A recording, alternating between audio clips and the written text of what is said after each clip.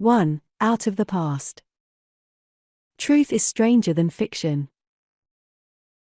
If this tale should seem in part incredible, please bear this axiom in mind.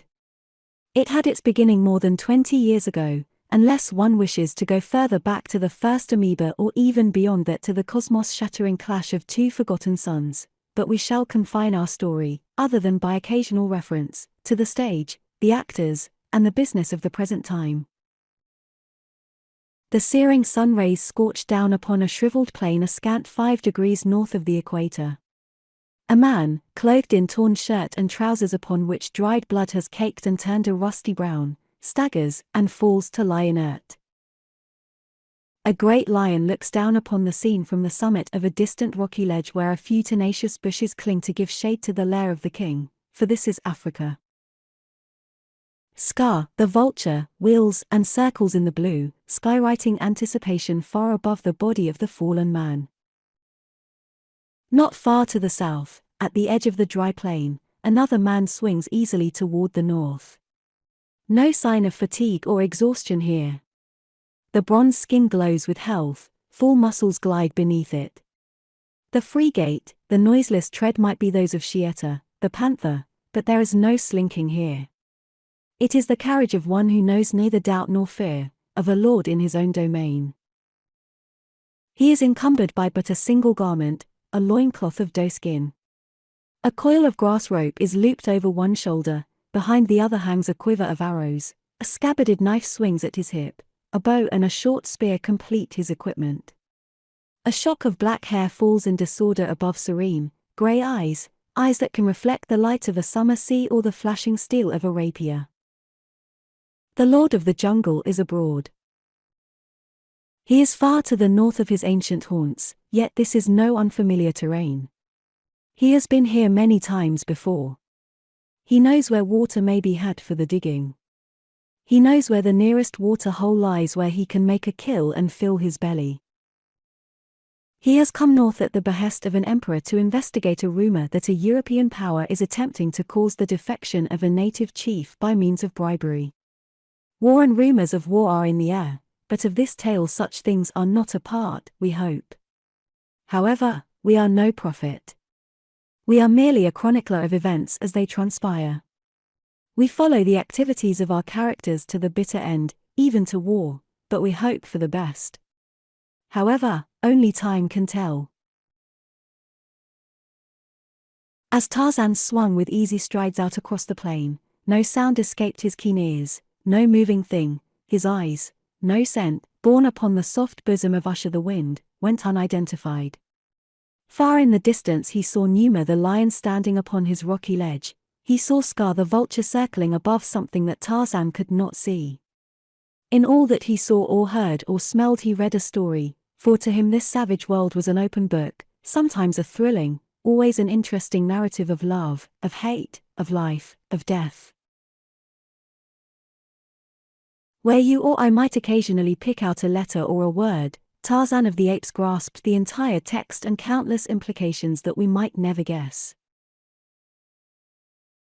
Presently, ahead of him, he saw something white shining in the sunlight, a human skull, and as he came closer his eyes picked out the skeleton of a man, the bones only slightly disarranged. From among them grew a low desert shrub proclaiming that the skeleton had lain there for a long time.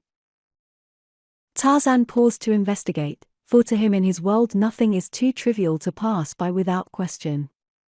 He saw that the skeleton was that of a Negro and that it had lain there for a long time, years probably, which was entirely possible in this hot, dry plain. He could not tell how the man had come to his death, but he guessed that it might have been from thirst. Then he saw something lying by the bones of a hand, something half buried by shifting soil, and he stopped and picked it up, drawing it carefully out of the earth. It was a split stick of hardwood in the split end of which was wedged a thin parcel of oiled silk. The silk was stained and brittle and dry. It seemed that it might crumble to his touch, but that was only the outer layer. As he carefully unwrapped it, he found the inner layers better preserved. Inside the silk wrapper he found what he had expected, a letter. It was written in English in a small, extremely legible hand. Tarzan read it with interest, interest that was perhaps stimulated by the date at the top of the sheet. 20 years had elapsed since that letter had been written. For 20 years it had lain here beside the skeleton of its bearer in mute testimony to the loneliness of this barren plain. Tarzan read it. To whom this may come, I am dispatching this without much hope that it will even get out of this damnable country, still less that it will reach any white man, but if it does, please contact the nearest resident commissioner or any other authority that can get help to us quickly. My wife and I were exploring north of Lake Rudolph. We came too far. It was the old story. Our boys became frightened by rumors of a fierce tribe inhabiting the country in which we were. They deserted us. Where the Marfa River empties into the Nubari, we turned up the gorge of the former as though drawn by some supernatural power, and were captured by the wild women of Kaji, when we reached the plateau. A year later our daughter was born and my wife died. The she-devils of Kaji killed her because she did not bear a son. They want white men. That is why they have not killed me and a dozen other white men captives. The Kaji country lies on a high plateau above the falls of the Marfa. It is almost inaccessible, but can be reached by following the gorge of the Marfa from the Nubari. It will require a strong expedition of white men to rescue me and my little daughter, as I doubt that blacks can be induced to enter the country. These Kaji women fight like devils, and they have strange, occult powers of some nature. I have seen things here that things that just can't be but are. No native tribes will live near this mysterious, ill-omened country, so little is known of the Kaji, but rumors of their terrifying practices have become part of the folklore of their nearest neighbors, and it is the hushed recital of these that frightens the bearers of any safari that comes within the sphere of their baneful influence. The white men may never know the cause of it, for the blacks fear to tell them, thinking that the black magic of the Kaji will reach out and destroy them, but the result is always the same. If the safari approaches too close to Kaji, the blacks all desert.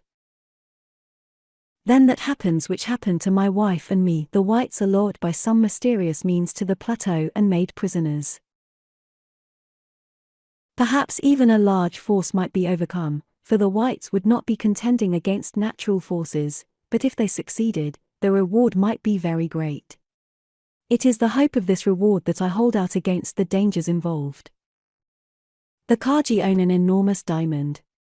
Where it came from, where it was mined, I have been unable to ascertain, but I suspect that it came from the soil of their own country.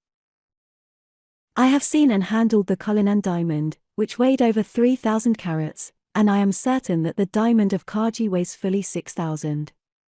Just what its value may be I do not know, but using the value of the Brazilian stone, Star of the South, as a measure, it must be worth close to £2 million, a reward well worth some risk. It is impossible for me to know whether I shall ever get this letter out of Kaji, but I have hopes of doing so by bribing one of their black slaves who occasionally leave the plateau to spy in the lowlands. God grant this be delivered in time. Mountford. Tarzan of the Apes read the letter through twice. Mountford. Almost ever since he could remember, it seemed, the mysterious disappearance of Lord and Lady Mountford had been recalled to the minds of men by rumors that they still lived, until they had become a legend of the wilderness. No one really believed that they lived, yet at intervals some wanderer from the interior would revive the rumor with more or less circumstantial evidence. He had had the story from the chieftain of a remote tribe, or perhaps from the lips of a dying white man, but there never came any definite clue as to the exact whereabouts of the Mountfords. They had been reported from a score of places all the way from the Sudan to Rhodesia. And now at last the truth had come, but too late. Lady Mountford had been dead for 20 years, and it was quite improbable that her husband still lived. The child must, of course, have died or been killed by the Kaji. It could scarcely have survived among those savage people through infancy. To the jungle-bred ape-man, death was a commonplace phenomenon of existence and far less remarkable than many other manifestations of nature, for it came eventually to all living things, so the possibility of the death of the man and the child induced no reaction of sorrow or regret. It simply meant nothing to him whatsoever. He would deliver the letter to the English authorities at the first opportunity, and that would be all that there would be to it. Or so Tarzan thought. He continued his way, putting the matter from his mind. He was more interested in the maneuvers of Scar the vulture, for they indicated that Scar was circling about some creature not yet dead and which, because of its size or nature, he hesitated to attack.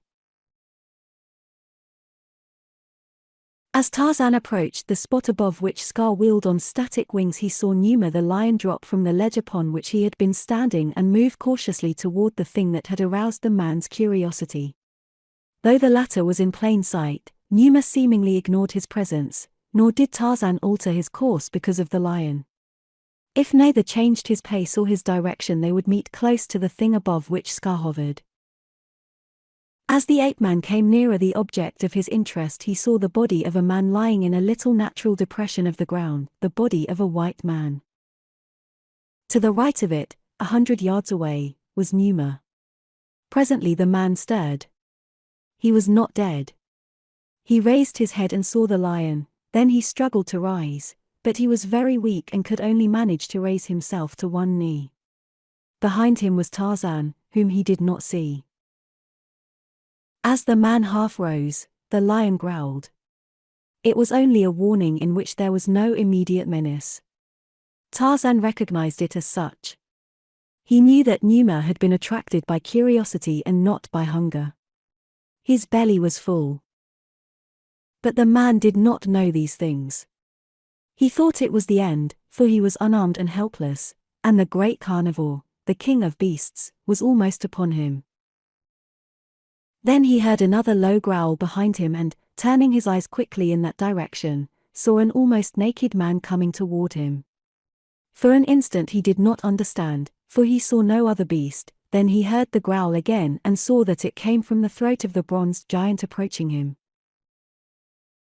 Numa heard the growl too and paused. He shook his head and snarled. Tarzan did not pause, he continued on toward the man.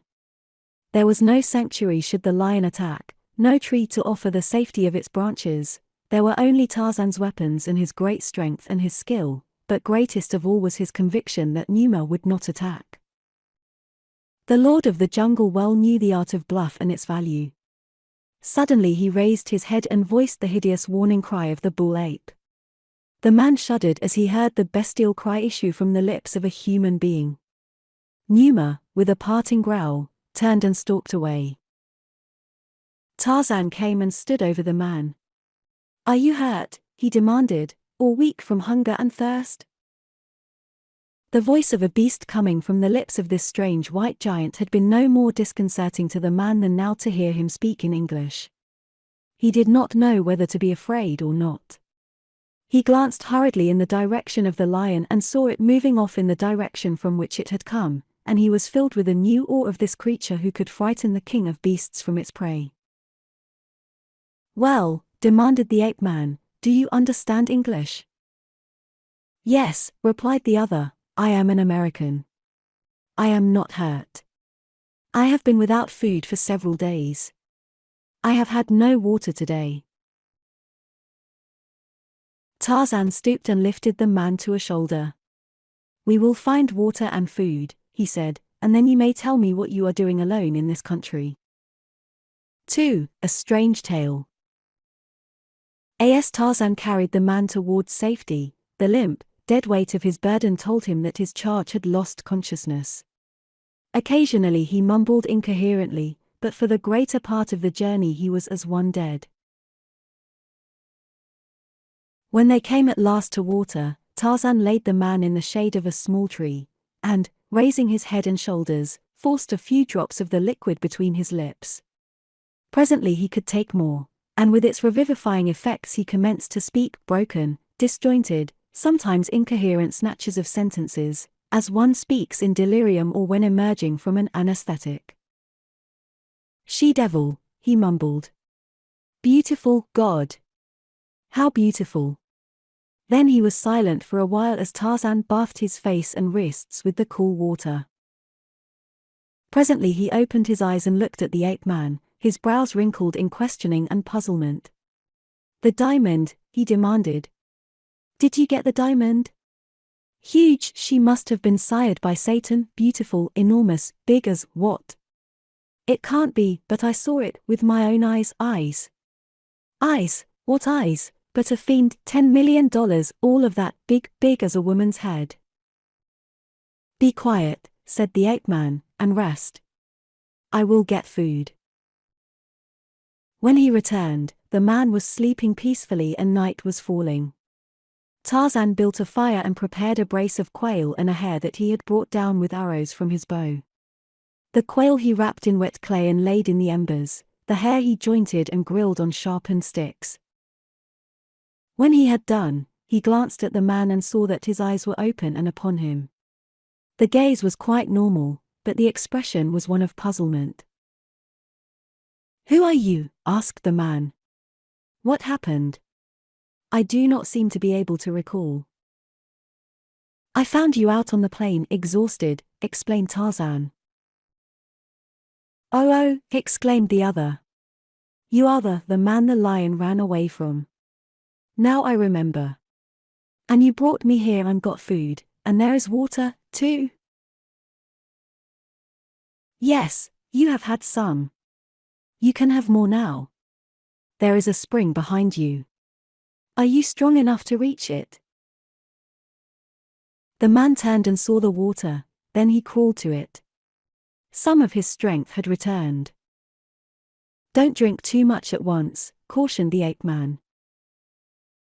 After the man had drunk, he turned again toward Tarzan.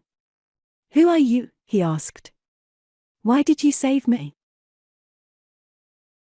"You will answer the questions," said the Lord of the Jungle. "Who are you? And what are you doing in this country alone? What are you doing here at all?" The voice was low and deep. It questioned, but it also commanded. The stranger felt that. It was the well-modulated, assured voice of a man who was always obeyed. He wondered who this almost naked white giant could be. A regular Tarzan, he thought. When he looked at the man, he could almost believe that such a creature existed outside of story and legend, and that this was, indeed, he. "Perhaps you had better eat first," said the ape-man, "then you may answer my questions." He took a ball of hard-baked clay from the fire, scraping it out with a stick, then with the hilt of his knife he broke it open, and the baked clay fell away from the body of the quail, taking the feathers with it. He impaled the bird on the stick and handed it to the man. "It is hot," he said. It was, but the half-famished stranger risked burning for an initial morsel. Without seasoning, as it was, no food had ever tasted better. Only its high temperature restrained him from wolfing it. He ate one quail and half the rabbit before he lay back, at least partially satisfied. "To answer your questions," he said, "my name is Wood. I am a writer, travel stuff. Thus I capitalize my natural worthlessness, which often finds its expression and its excuse in wanderlust. It has afforded me more than a competence, so that I am now able to undertake expeditions requiring more financing than a steamer ticket and a pair of stout boots. Because of this relative affluence you found me alone and on the point of death in an untracked wilderness, but though you found me deserted and destitute without even a crust of bread, I have here in my head material for such a travel book as has never been written by modern man. I have seen things of which civilization does not dream and will not believe, and I have seen, too, the largest diamond in the world. I have held it in my hands. I even had the temerity to believe that I could bring it away with me.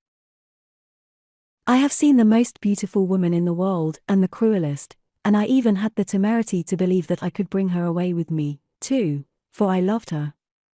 I still love her, though I curse her in my sleep, so nearly one are love and hate, the two most powerful and devastating emotions that control man, nations, life, so nearly one that they are separated only by a glance, a gesture, a syllable. I hate her with my mind, I love her with my body and my soul. Bear with me if I anticipate. For me she is the beginning and the end of everything, but I'll try to be more coherent and more chronological. To begin with, have you ever heard of the mysterious disappearance of Lord and Lady Mountford? Tarzan nodded. Who has not? And the persistent rumors of their survival even now, 20 years after they dropped from the sight and knowledge of civilized man. Well, their story held for me such a glamour of romance and mystery that for years I toyed with the idea of organizing an expedition that would track down every rumor until it had been proved false or true. I would find Lord and Lady Mountford, or I would learn their fate. I had a very good friend, a young man of considerable inherited means, who had backed some of my earlier adventures, Robert Van Eyck, of the old New York Van Eycks. But of course that means nothing to you. Tarzan did not comment. He merely listened, no shadow of interest or emotion crossed his face. He was not an easy man in whom to confide, but Stanley Wood was so full of pent emotion that he would have welcomed the insensate ears of a stone Buddha had there been no other ear to listen. Well, I gabbled so much about my plans to Bob Van Eyck that he got all hepped up himself, and insisted on going along and sharing the expenses, which meant, of course, that we could equip much more elaborately than I had planned to, and therefore more certainly ensure the success of our undertaking. We spent a whole year in research, both in England and Africa, with the result that we were pretty thoroughly convinced that Lord and Lady Mountford had disappeared from a point on the Newbury River somewhere northwest of Lake Rudolph. Everything seemed to point to that, although practically everything was based on rumor. We got together a peach of a safari and picked up a couple of white hunters who were pretty well familiar with everything African, although they had never been to this particular part of the country. Everything went well until we got a little way up the Newbury. The country was sparsely inhabited, and the farther we pushed in the fewer natives we saw. These were wild and fearful. We couldn't get a thing out of them about what lay ahead, but they talked to our boys. They put the Pharaoh god into em. Pretty soon we commenced to have desertions. We tried to get a line on the trouble from those who remained, but they wouldn't tell us a thing. They just froze up, scared stiff, didn't even admit that they were scared at first, but they kept on deserting. It got mighty serious. There we were in a country we didn't know the first thing about, a potentially hostile country, with a lot of equipment and provisions and scarcely enough men to carry on with. Finally one of the headmen told me what they were scared of. The natives they had talked with had told them that there was a tribe farther up the Newbury that killed or enslaved every black that came into their territory, a tribe with some mysterious kind of magic that held you, wouldn't let you escape, or, if you did escape, the magic followed you and killed you before you got back to your own country, maybe many marches away. They said you couldn't kill these people because they were not human, they were demons that had taken the form of women.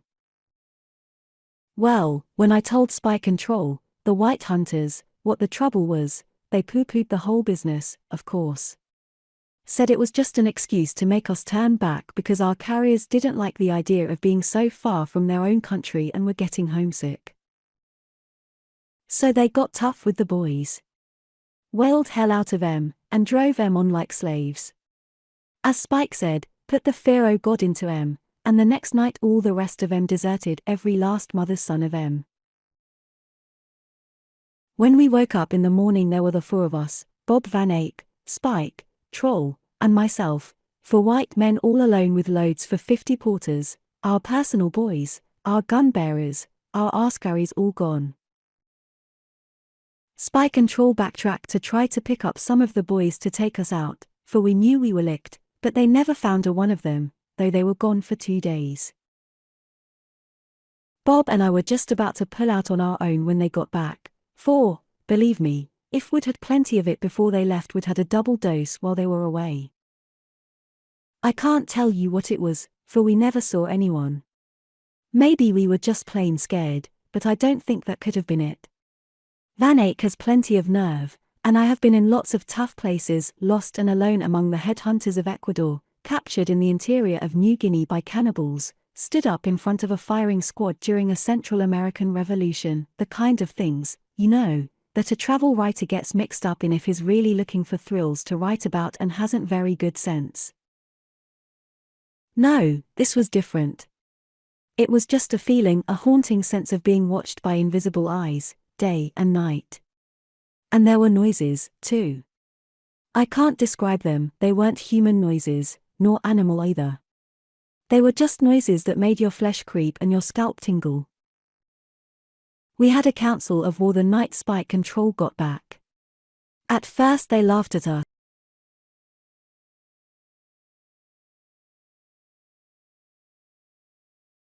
But pretty soon they commenced to feel and hear things.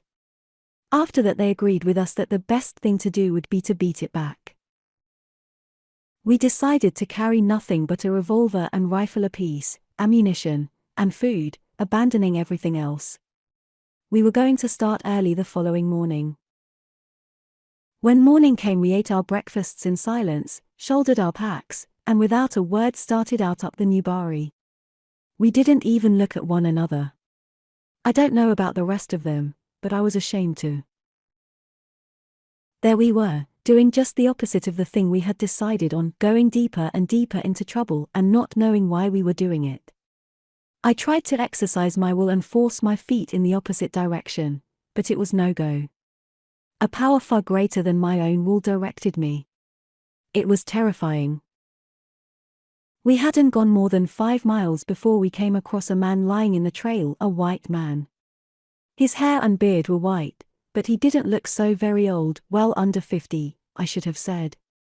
He seemed pretty well done in, notwithstanding the fact that he appeared in good physical condition, no indication of starvation, and he couldn't very well have been suffering from thirst, for the Nubari River was less than 50 yards from where he lay. When we stopped beside him, he opened his eyes and looked up at us. "Go back," he whispered. He seemed very weak, and it was obviously an effort for him to speak. I had a little flask of brandy that I carried for emergencies, and I made him drink a little. It seemed to revive him some. "For God's sake turn back," he said. "There are not enough of you. They'll get you as they got me more than 20 years ago, and you can't get away, you can't escape. After all these years I thought I saw my chance, and I tried it. But you see, they've got me. I'm dying. His power. He sends it after you, and it gets you. Go back and get a big force of white men, blacks won't come into this country. Get a big force and get into the country of the Kaji. If you can kill him you'll be all right. He is the power, he alone." "Whom do you mean by he?" I asked. "Mafka," he replied. "He's the chief?" I asked. "No, I wouldn't know what to call him. He's not a chief, and yet he's all-powerful. He's more like a witch doctor. In the Dark Ages he'd have been a magician. He does things that no ordinary witch doctor ever dreamed of doing. He's a devil. Sometimes I have thought that he is the devil. And he is training her, teaching her his hellish powers." "Who are you?" "I'm Mountford," he replied. "Lord Mountford?" I exclaimed. He nodded.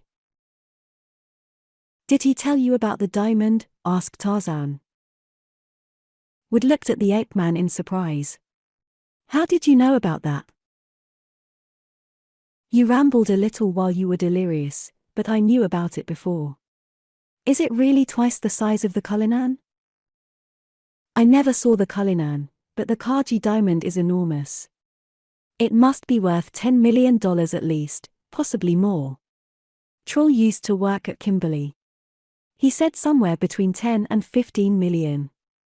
Yes, Mountford told us about it, and after that Troll and Spike were keen on getting into this Kaji country, hoping to steal the diamond. Nothing Mountford said could deter them. But after all it made no difference. We couldn't have turned back if we'd wanted to." "And Mountford?" asked Tarzan. "What became of him?" "He was trying to tell us something about a girl.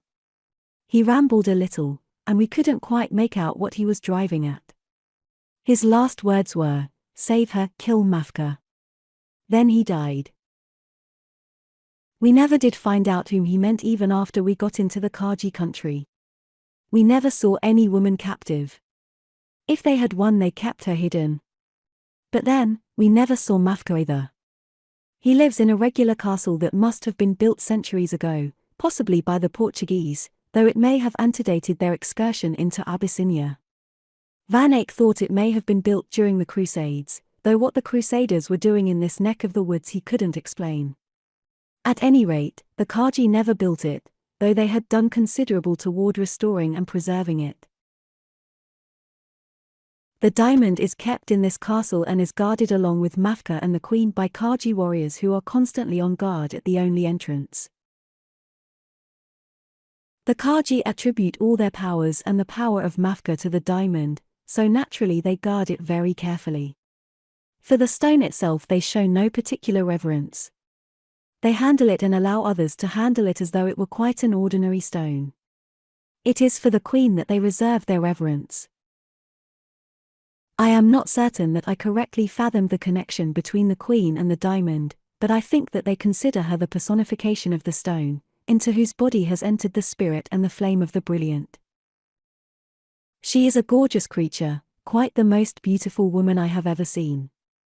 I do not hesitate to say that she is the most beautiful woman in the world, but a creature of such radical contradictions as to cast a doubt upon her sanity.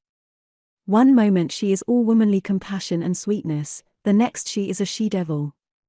They call her Gonfala, and the diamond Gonfal. It was during a moment of her femininity that she helped me to escape, but she must have repented it, for it could have been only Mafka's power that reached out and dragged me down. Only she knew that I had gone, so she must have told him. "What became of the other 3 men?" asked Tarzan. "They are still prisoners of the Kaji. When Gonfala helped me to escape, I planned to come back with a force of whites large enough to rescue them," Wood explained. "Will they be alive?" "Yes, the Kaji will protect them and marry them. The Kaji are all women. Originally they were blacks who wished to turn white, so they married only white men. It became a part of their religion. That is why they lure white men to Kaji and frighten away the blacks. This must have been going on for generations, as there is not an unmixed black among them. They range in color all the way from brown to white. Gonfala is a blonde. Apparently there is not a trace of Negro blood in her veins. If a baby is born black it is destroyed, and all male babies are destroyed. They believe that the color of the skin is inherited from the father. If they kill all the males, where do they get their warriors? The women are the warriors. I have never seen them fight, but from what I heard I imagine they are mighty ferocious. You see, we walked right into their country like long-lost friends, for we didn't want to fight them. All 2 of us wanted was their diamond. Bob Van Eyck wanted adventure, and I wanted material for another book. If we could make friends, so much the better. That was 6 months ago. Bob has had adventure and I have material for a book, though much good it will ever do me. Spike and Troll haven't the diamond, but they each have 7 Kaji wives, all properly married, too, by Gonfala in the presence of the great diamond. You see, Gonfala, as queen, selects the wives for all captured whites, but she herself is not allowed to marry. This allotting of the whites is more or less of a racket. The women make offerings to Gonfala, and the ones who make the most valuable offerings get the husbands. Well, we saw a lot of Gonfala. She seemed to take a liking to Bob and me, and I sure took a liking to her. In fact, I fell in love with her, and even after I guessed the truth I didn't care. She liked to hear about the outside world, and she'd listen to us by the hour. You know how people are. Seeing so much of her and being near her broke down my revulsion for her cruelties, so that I was always mentally making excuses for her. And all the time I kept on loving her more and more, until finally I told her. She looked at me for a long time without saying a word. I didn't know whether she was sore or not. If you knew what a big shot the Queen of the Kaji is, you'd realize how presumptuous I was in declaring my love. She's more than a queen, she's a sort of deity that they worship, all mixed up with their worship of the diamond. Love, she said in a little, low voice. Love. So that is what it is. Then she straightened up and became suddenly very regal. Do you know what you have done? She demanded. I have fallen in love with you, I said.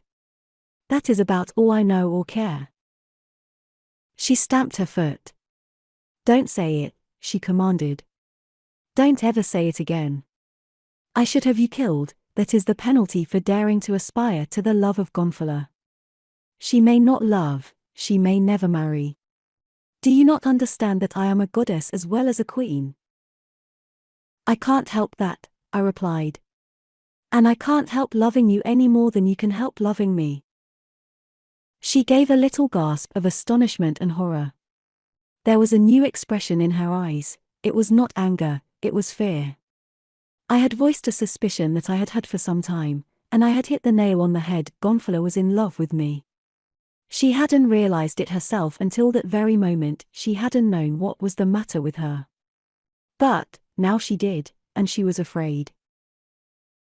She didn't deny it, but she told me that we would both be killed, and killed horribly, if Mafka suspected the truth. And what she was afraid of was that Mafka would know because of his uncanny powers of magic. It was then that she decided to help me escape. To her it seemed the only way to ensure our safety. To me it presented an opportunity to effect the rescue of my friends with the possibility of persuading Gonfala to come away with me if I was successful. With her help, I got away. The rest you know. 3. The Power of Mafka. The ape-man had listened patiently to Stanley Wood's recital. How much he could believe of it, he did not know, for he did not know the man, and he had learned to suspect that every civilized man was a liar and a cheat until he had proved himself otherwise. Yet he was favorably impressed by the man's personality, and he had something of the wild beast's instinctive knowledge of basic character, if it may be called that. Perhaps it is more an intuitive feeling of trust for some and distrust of others. That it is not infallible, Tarzan well knew, so he was cautious, always. And in that again the beast showed in him. And what do you propose doing now? He asked. Wood scratched his head in perplexity. To be perfectly frank, I don't know. I am confident that Mafka found out that I had escaped and that it was his magic that followed and brought me down. Perhaps Gonfala told him. She is a Jekyll and Hyde sort of person. In one personality she is all sweetness and tenderness, in another she is a fiend.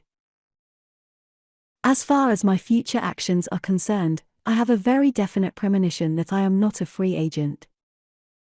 What do you mean? Demanded the ape-man. Since it commenced to get dark, haven't you felt an invisible presence near us? Haven't you sensed unseen eyes upon us, and heard things, and almost seen things? These are the manifestations of Mafka. We are in his power. Where he wills us to go, we'll go, and you can lay to that. A shadow of a smile moved the lips of the Lord of the Jungle. I have seen and heard and sensed many things since we stopped here, but none of them was Mafka. I have identified them all either through my ears or my nose. There is nothing to fear. You do not know Mafka, said Wood. I know Africa, and I know myself, replied the ape-man, simply. There was no bravado in his tone, but absolute assurance. It impressed the American. You are a regular Tarzan, he said. The other shot a quick glance at him, appraising.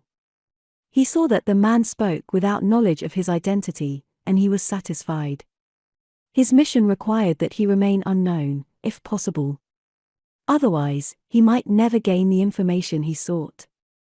He had felt safe from recognition, for he was unknown in this district. By the way, continued Wood, you have not told me your name. I have seen so many unbelievable things since I came into this country that not even the sight of an evidently highly civilized man wandering almost naked and alone in a wilderness surprised me as much as it otherwise might have. Of course, I don't want to pry into your affairs, but naturally my curiosity is aroused. I wonder who you are and what you are doing here. He stopped suddenly and looked intently at Tarzan. His eyes registered suspicion and a shadow of fear. Say, he exclaimed. Did Mafka send you? Are you one of his creatures? The ape-man shook his head. You are in a most unfortunate situation, he said.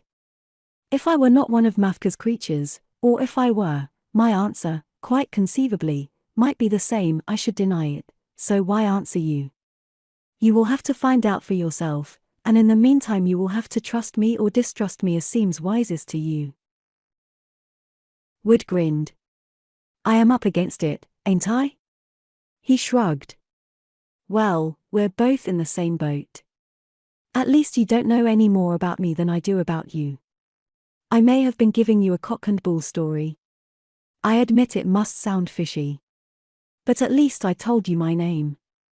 You haven't told me that much about yourself yet. I don't know what to call you.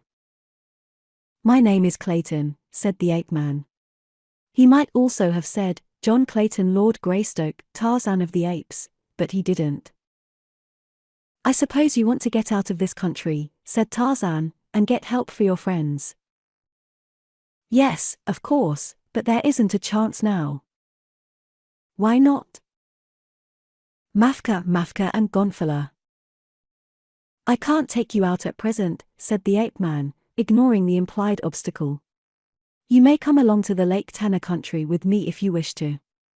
You'll get a story there, a story that you must never write. You'll have to give me your word as to that. My only alternative is to leave you here. You will have to decide. I'll come with you, said Wood, but neither of us will ever reach Lake Tana. He paused and strained his eyes into the lowering dusk of the brief twilight. There, he said in a whisper. It's back, it's watching us. Don't you hear it? Can't you feel it? His voice was tense, his eyes slightly dilated. There is nothing, said Tarzan. Your nerves are upset. You mean to tell me you don't hear it, the moaning, the sighing? I hear the wind, and I hear Shieta the panther a long way off, replied the ape-man. Yes, I hear those, too, but I hear something else. You must be deaf. Tarzan smiled. Perhaps, he said. But go to sleep, you need rest. Tomorrow you will not hear things. I tell you I hear it. I almost see it. Look. There, among those trees, just a shadow of something that has no substance. Tarzan shook his head. Try to sleep, he said. I will watch.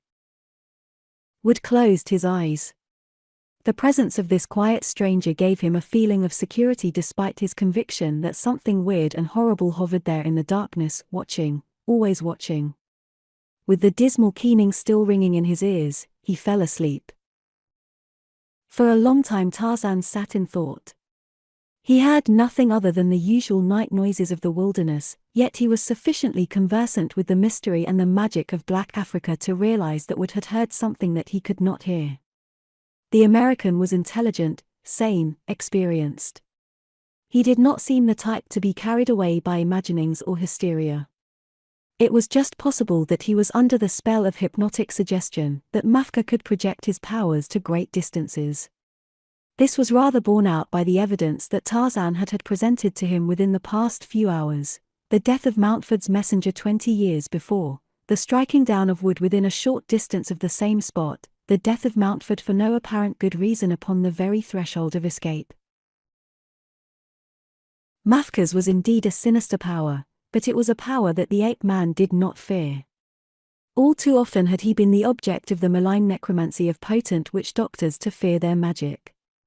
Like the beasts of the jungle, he was immune. For what reason he did not know. Perhaps it was because he was without fear, perhaps his psychology was more that of the beast than of man. Dismissing the matter from his mind, he stretched and fell asleep. The sun was half a handbreadth above the horizon when Wood awoke. He was alone. The strange white man had disappeared. Wood was not greatly surprised. There was no reason why this stranger should wait and be burdened by a man he did not know, but he felt that he might at least have waited until he was awake before deserting him and leaving him prey for the first lion or leopard that might chance to pick up his scent. And then there was Mafka. The thought aroused questions in the mind of the American. Might not this fellow who called himself Clayton be a tool of the magician of the Kaji? The very fact that he denied that he had heard any strange sounds or sensed any unusual presence lent color to this suspicion. He must have heard, he must have sensed. Then why did he deny it? But perhaps he was not Mafka's spy. Perhaps he had fallen a victim to the sorcery of the old devil. How easy it would have been for Mafka to lure him away. Everything seemed easy for Mafka. He could have lured him away to captivity or destruction, leaving Wood to die as Mafka intended, alone by starvation. Wood had never seen Mafka. To him he should have been no more than a name, yet he was very real. The man even conjured an image of him that was as real and tangible as flesh and blood. He saw him as a very old and hideous black man, bent and wrinkled. He had filed, yellow teeth, and his eyes were close set and bloodshot. There! What was that? A noise in the trees. The thing was coming again. Wood was a brave man, but things like these can get on the nerves of the bravest. It is one thing to face a known danger, another to be constantly haunted by an unseen thing, a horrible, invisible menace that one can't grapple with. The American leaped to his feet, facing the direction of the rustling among the foliage. "Come down," he cried, "come down, damn you, and fight like a man." From the concealing foliage a figure swung lightly to the ground.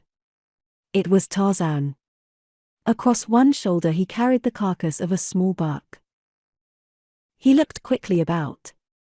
"What's the matter?" he demanded. "I don't see anyone." Then a faint smile touched his lips.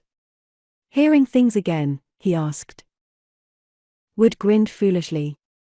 "I guess it sort of got me," he said. "Well, forget it for a while," counseled the ape man. "We'll eat presently, then you'll feel better." "You killed that buck?" demanded Wood. Tarzan looked surprised. "Why, yes. You must have killed it with an arrow.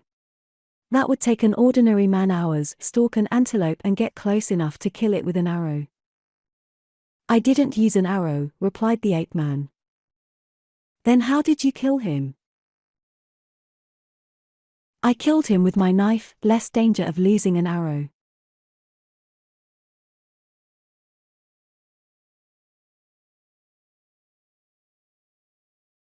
"And you brought him back through the trees on your shoulder? Say, that bird Tarzan has nothing on you. How did you ever come to live this way, Clayton? How did you learn to do these things?" "That is a long story," said Tarzan. "Our business now is to grill some of this meat and get on our way." After they had eaten, Tarzan told the other to carry some of the meat in his pockets. "You may need food before I can make another kill," he said. "We'll leave the rest for Dango and Ungo." "Dango and Ungo? Who are they?" "The hyena and the jackal." "What language is that?" "I never heard them called that before, and I am a little bit familiar with a number of native dialects." "No natives speak that language," replied the ape man. "It is not spoken by men." "Who does speak it, then?" demanded Wood, but he got no reply, and he did not insist. There was something mysterious about him, and that in his mien and his manner of speech that discouraged inquisitiveness.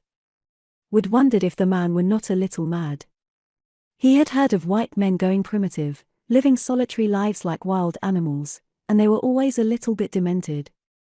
Yet his companion seemed sane enough. No, it was not that, Yet undeniably the man was different from other men. He reminded Wood of a lion. Yes, that was it, he was the personification of the strength and majesty and the ferocity of the lion. It was controlled ferocity, but it was there. Wood felt it. And that, perhaps, was why he was a little afraid of him. He followed in silence behind the bronzed white savage back up the valley of the Nubari, and as they drew closer to the country of the Kaji he felt the power of Mafka increasing, drawing him back into the coils of intrigue and sorcery that made life hideous in the land of the women who would be white. He wondered if Clayton felt it too. They came at length to the junction of the Marfa and the Nubari. It was here, where the smaller stream emptied into the larger, that the trail to the Kaji country followed up the gorge of the Marfa. It was here that they would have to turn up the Marfa. Tarzan was a few yards in advance of Wood. The latter watched him intently as he came to the well-marked forking of the trail to the right leading to the crossing of the Nubari and up the Marfa. Here, regardless of his previous intentions, he would have to turn toward Kaji. The power of Mafka would bend his will to that of the malign magician, but Tarzan did not turn. He continued upon his way, unperturbed, up the Nubari. Could it be that Mafka was ignorant of their coming? Wood felt a sudden sense of elation. If one of them could pass, they could both pass. There was an excellent chance that they might elude Mafka entirely. If he could only get by, if he could get away somewhere and organize a large expedition, he might return and rescue Van Eyck, Spike, and Troll. But could he get by? He thought of the invisible presence that seemed to have him under constant surveillance. Had that been only the fruit of an overwrought imagination, as Clayton had suggested? He came then to the forking of the trails. He focused all his power of will upon his determination to follow Clayton up the Nubari, and his feet turned to the right toward the crossing that led up the Marfa. He called to Clayton, a note of hopelessness in his voice. "It's no go, old man," he said. "I've got to go up the Marfa. Mafka's got me. You go on if you can." Tarzan turned back. "You really want to go with me?" he asked. "Of course, but I can't. I tried to pass this damnable trail, but I couldn't. My feet just followed it." "Mafka makes strong medicine," said the ape man, "but I think we can beat him." "No," said Wood, "you can't beat him. No one can." "We'll see," said Tarzan, and lifting Wood from the ground he threw him across a broad shoulder and turned back to the Nubari trail. "You don't feel it?" demanded Wood. "You don't feel any urge to go up the Marfa?" "Only a strong curiosity to see these people, especially Mafka," replied the ape man. "You'd never see him, no one does. They're afraid someone will kill him, and so is he. He's pretty well guarded all the time. If one of us could have killed him, most of the Kaji's power would be gone. We'd all have had a chance to escape. There are about 50 white prisoners there. Some of them have been there a long time. We could have fought our way out, if it hadn't been for Mafka, and some of us would have come through alive." But Tarzan did not yield to his curiosity. He moved on toward the north with an easy grace that belied the weight of the burden across his shoulder. He went in silence, his mind occupied by the strange story that the American had told him. How much of it he might believe, he did not know, but he was inclined to credit the American with believing it, thus admitting his own belief in the mysterious force that enslaved the other mentally as well as physically, for the man seemed straightforward and honest, impressing Tarzan with his dependability. There was one phase of the story that seemed to lack any confirmation, the vaunted fighting ability of the Amazonian Kaji. Wood admitted that he had never seen them fight and that they captured their prisoners by the wiles of Mafka's malign power. How, then, did he know that they were such redoubtable warriors? He put the question to the American. "Whom did they fight?" "There is another tribe farther to the east," explained Wood, "across the divide beyond the headwaters of the Marfa. They are called Zuli. Once the Kaji and the Zuli were one tribe with 2 medicine men, or witch doctors, or whatever you might call them. One was Mafka, the other was a chap called Wara. Jealousy arose between the two, causing a schism. Members of the tribe took sides, and there was a battle. During the fracas, Wara swiped one of the holy fetishes and beat it, telling some of his followers where he was going and to join him when the fight was over. You see, like the people who cause civilized wars, he was not taking part in it personally.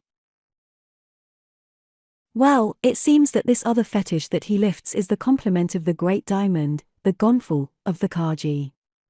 United, their power is supreme, but separated, that of each is greatly reduced. So the Kaji and the Zuli are often battling, each seeking to obtain possession of the fetish of the other.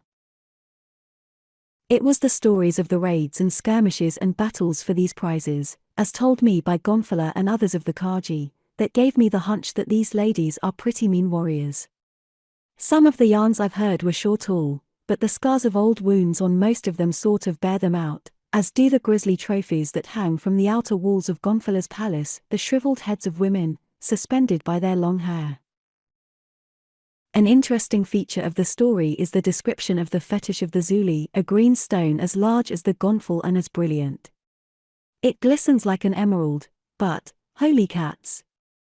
Think of an emerald weighing 6,000 carats. That would be something worth battling for, and they don't know the value of it. Do you? Asked Tarzan. Well, no, not exactly, perhaps $20 million at a rough guess. What would that mean to you? Luxuries and power? The Kaji probably know little of luxuries, but, from what you have told me, power is everything to them, and they believe that this other fetish would give them unlimited power, just as you think that $20 million would give you happiness. Probably you are both wrong, but the fact remains that they know quite as well the value of it as you, and at least it does less harm here than it would out in the world among men who would steal the pennies from the eyes of the dead. Wood smiled. This was the longest speech that his strange companion had vouchsafed. It suggested a philosophy of life that might make an uninhabited wilderness preferable to contacts of civilization in the eyes of this man. For an hour Tarzan carried the American, then he lowered him to his feet. Perhaps you can go it on your own now, he said. I'll try. Come on. Tarzan started again along the trail toward the north. Wood hesitated. In his eyes and the strained expression of his face was reflected the stupendous effort of his will. With a groan of anguish he turned and started briskly toward the south. The ape-man wheeled and hastened after him. Wood glanced back and broke into a run. For an instant Tarzan hesitated. The fellow meant nothing to him, he was a burden. Why not let him go and be relieved of him? Then he recalled the terror in the man's face and realized, also, the challenge that Mafka was hurling at the Lord of the Jungle. Perhaps it was the latter that motivated him more strongly than aught else when he started in pursuit of the fleeing American. Mafka's power might be unquestionably great, but it could not lend sufficient speed to the feat of Stanley Wood to permit him to outdistance the ape-man. In a few moments Tarzan overhauled and seized him. Wood struggled weakly to escape at the same time that he was thanking Tarzan for saving him. It's awful, he groaned. Don't you suppose I can ever escape from the will of that old devil? Tarzan shrugged. Perhaps not, he said. I have known ordinary witch doctors to kill men after a period of many years at distances of hundreds of miles, and this Mafka is evidently no ordinary witch doctor. That night they camped beside the Nubari, and in the morning when the ape-man awoke Stanley Wood had disappeared. 4. Sentenced to death. With the realization that the American had gone, there came to Tarzan a fuller realization of the potency of Mafka's necromancy, for he did not for a moment doubt that it was the influence of the Kaji magician that had forced the desertion of the unwilling Wood. The ape-man conceded admiration to the cunning and the power that had stolen the man from him, for he had taken particular pains to circumvent just such a possibility. When they had lain down to sleep, Tarzan had fastened one end of his grass rope securely to an ankle of the man he had taken under his protection and the other end to one of his own wrists, but that upon which he had depended most was his own preternatural keenness of sense, which ordinarily functioned only a little less actively when he slept than when he was awake. That Wood had been able to free himself and escape could have been due to no powers of his own, but must have been attributable solely to the supernatural machinations of Mafka, constituting in the eyes of the ape-man a direct challenge to his own prowess. Perhaps this motivated him in part, but it was also a desire to save the young American from an unknown fate that prompted him to turn back in pursuit. He did not follow the back trail to the Marfa River, but struck out in a southeasterly direction into the mountainous country that forms an almost impregnable protection for the stronghold of the Kaji. Deep gorges and precipitous cliffs retarded the progress of the ape-man, so that it was over 3 days before he reached his objective, a point near the headwaters of the Marfa, a full day's march to the east of the city of Kaji. He had foreseen that Mafka might expect him to follow Wood, which would offer the magician an opportunity to have Tarzan waylaid and destroyed at some point upon the trail, where he would be helpless against the onslaught of a well-placed detachment of Kaji warrior women. And so he had elected to come upon Kaji from an unexpected direction and depend upon his animal cunning and his great strength and agility to carry him into the very presence of the malign power, the destruction of which appeared to be the only means whereby Wood and his companions might be set at liberty permanently. But above all, his success depended upon the verity of his conviction that he was immune to the supernatural powers of Mafka, though upon this point there was one thing that troubled him. It seemed to him that Mafka must have known of his befriending of Wood. The very fact that he had taken Wood from him suggested that. Yet this might have been accomplished by means of spies, which the American had specifically stated were employed by the Kaji. There was also the possibility that Mafka's power over his victims was so great that he could read their minds even at great distances and thus see through their eyes the things that they saw, so that while Tarzan had been in the company of the American, Mafka had been as well aware of him and his activities as though he had been present in person. But when Wood was no longer with him, the magician could not exercise his telepathic surveillance over him. This was the premise upon which the ape-man based his strategy. It was late in the afternoon of the 3rd day after Wood's disappearance that Tarzan paused upon a lofty mountain ridge and surveyed the country about him. In a canyon below and to the south of him raced a turbulent mountain stream. With his eyes he followed its meanderings toward the west where, in the dim and hazy distance, he saw a cleft in the serried range that he knew must be the gorge of the Marfa leading down to its confluence with the Nubari. He stood, then, near the headwaters of the former stream between the countries of the Kaji and the Zuli. A west wind blew gently from the lower country toward the summit of the range, carrying to the nostrils of the ape-man evidence of things unseen, of Tongani the baboon, Shieta the leopard, of the red wolf, and the buffalo, but of the east he had no knowledge except that which his eyes and his ears furnished, and so, facing the west, he was unaware of the eyes that watched him from behind the summit of the ridge above him, eyes that disappeared when the ape-man turned in their direction. There were a dozen pairs of them, and their owners formed a motley crew of unkempt, savage warriors. Of them, 7 were bearded white men and 5 were blacks. All were similarly garbed in well-worn loincloths of the skins of wild beasts. They carried bows and arrows and short, heavy spears, and all the blacks and some of the whites wore barbaric ornaments, necklaces of the teeth of animals and armlets and anklets. Upon their backs were small shields of the hide of the buffalo. They watched Tarzan as he descended into the gorge of the Marfa and slaked his thirst. They saw him take a piece of meat from his quiver and eat, and every move that he made they watched.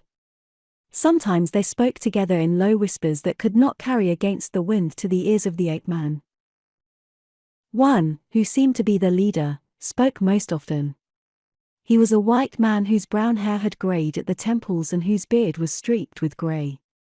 He was well built, with the hard leanness of the athlete. His forehead and his eyes denoted intelligence. His companions called him Lord. Tarzan was tired. For 3 days he had scaled cliffs and crags, descended into abysses, and clambered to lofty summits, and the previous night his rest had been broken by hunting leopards that had caught his scent and stalked him. He had killed one that had attacked him, but others had kept him constantly on the alert, precluding the possibility of continued rest. The sun was still an hour high when he lay down to sleep behind a bush on the slope above the marfa. That he was dog-tired must account for that which followed, for ordinarily nothing could have approached without arousing him. When he did awaken, it was still daylight, and a dozen warriors formed a close circle about him, the points of their spears directed at his unprotected body. He looked up into the savage, unfriendly eyes of a black man, then he glanced quickly around the circle and noted the composition of the group.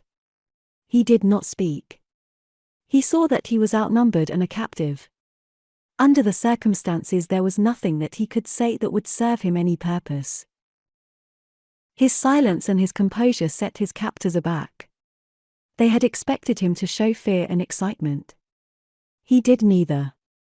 He just lay there and appraised them through steady, grey eyes. "Well, Kaji," said Lord at last, "we've got you." The truth of the statement was too obvious to require comment, so Tarzan remained silent. He was interested less in what the man said than in the language in which he said it. The fellow appeared definitely Anglo-Saxon, yet he spoke a bastard tongue the base of which was Gala but so intermixed with other tongues that it would have been unintelligible to one less versed in African dialect and European languages than Tarzan. In his brief speech, that could be translated into 6 English words, he had used as many tongues. Lord shifted his weight from one foot to the other. "Well, Kaji," he said after a brief silence, "what have you got to say?" "Nothing," replied the ape-man. "Get up," directed Lord. Tarzan arose and stretched with the easy indifference of a lion in its own lair. "Take his weapons," snapped Lord, and then, half to himself and in English, "By Jove, but he's a rum UN." Then, indeed, was Tarzan interested. Here was an Englishman. There might be some reason to speak now, to ask questions. "Who are you?" he demanded. "What makes you think that I'm a Kaji?" "For the same reason that you know that we are Zuli," replied Lord. "Because there are no other people in these mountains." Then he turned to one of his fellows. "Tie his hands behind his back."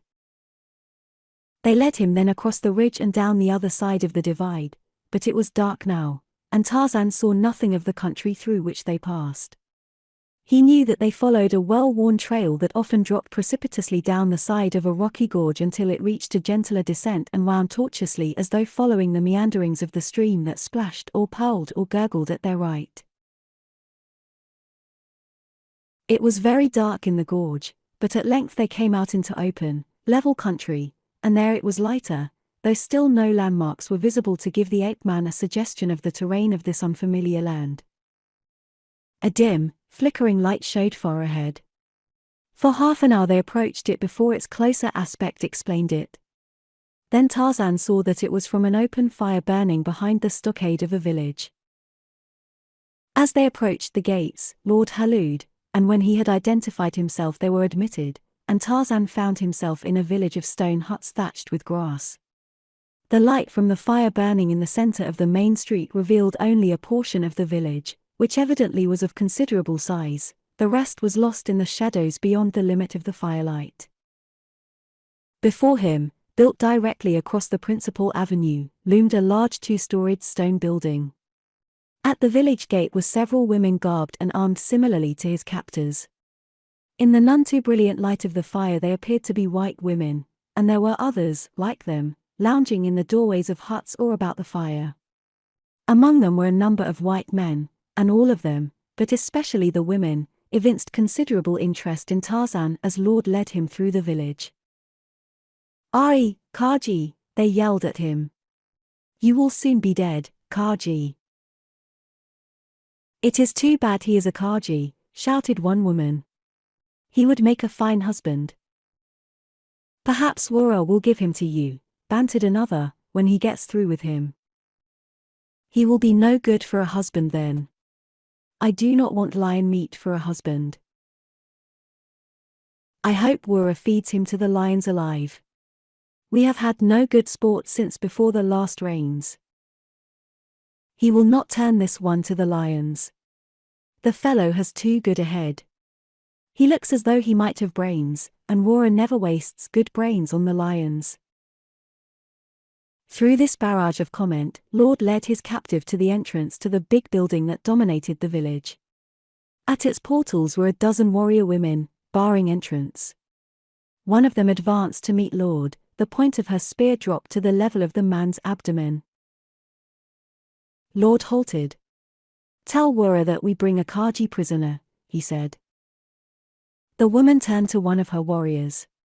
"Tell Wara that Lord brings a Kaji prisoner," she directed, then her eyes traveled over the ape man appraisingly. "A good specimen, eh?" said Lord. "What a fine mate he'd make for you, Loro." The woman spat reflectively. Yes," she agreed, "he has good conformation, but he is a little too dark.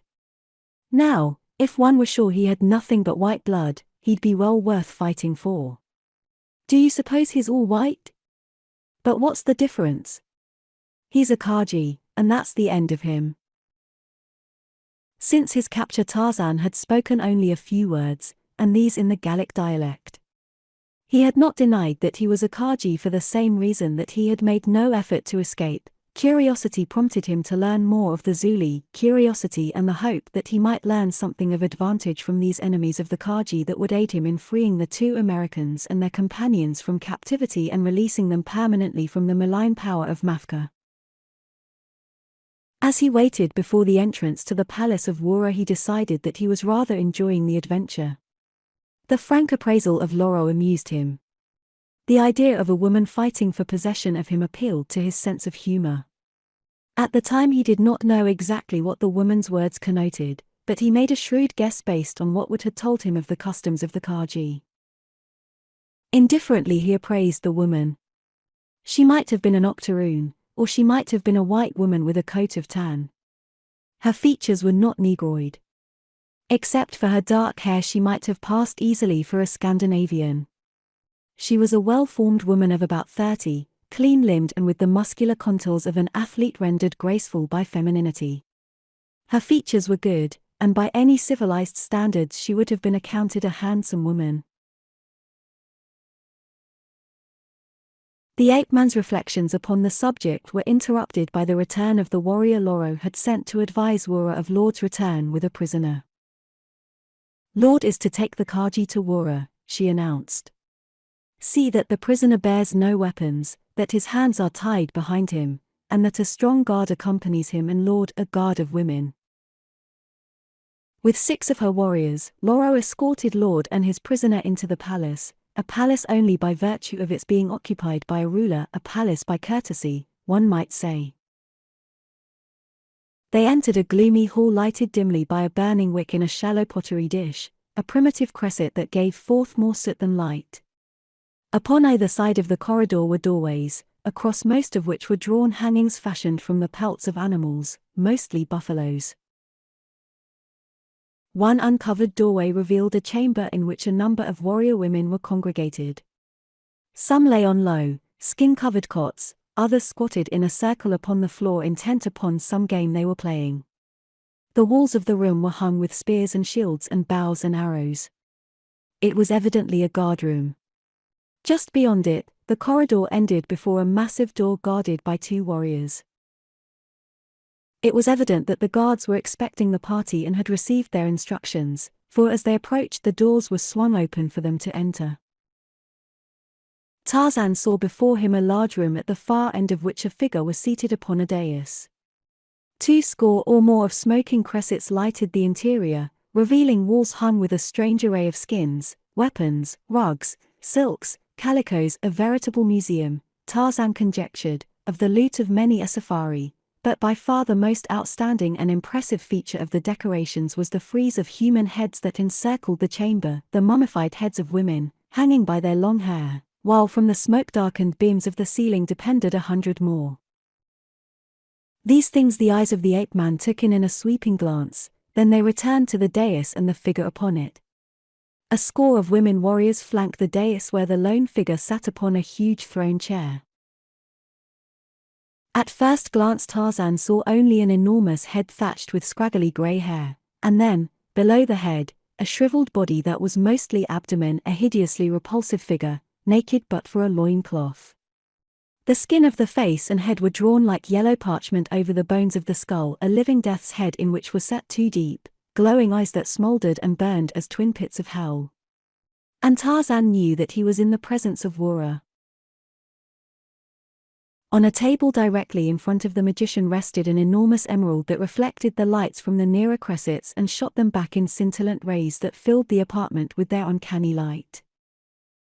But it was the man rather than the emerald that interested Tarzan. Wura was no black man, yet it was difficult to determine to what race he might belong.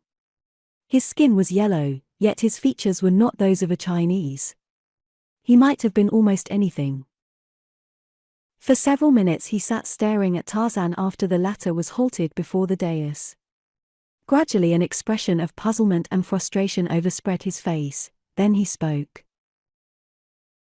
"How is my brother?" he demanded, the words squeaking like a rusty hinge. The expression on Tarzan's face revealed no emotion, though inwardly he was greatly puzzled by the question. "I do not know your brother," he replied. "What?" demanded Wura. "You mean to tell me, Kaji, that you do not know that prince of liars, that thief, that murderer, that ingrate, my brother?" The ape-man shook his head. "I do not know him," he repeated, "and I am no Kaji." "What?" screamed Wura, glaring at Lord. "This is no Kaji. Didn't you tell me you were bringing a Kaji?" "We captured him near the headwaters of the Marfa, O Wura, and what other kind of man would be there but a Kaji?" "He is no Kaji, fool," said Wura. "I guessed as much the moment I looked into his eyes. He is not as other men. My putrid brother could have no power over this one. You are a fool, Lord, and I have no wish to breed more fools among the Zuli, there are enough already. You will be destroyed. Take his weapons from him, Loro. He is a prisoner." Then he turned to the ape-man. "What were you doing in the country of the Zuli?" he demanded. "Searching for one of my people who is lost." "You expected to find him here?" "No, I was not coming here. I was going into the country of the Kaji." "You are lying," snapped Wura.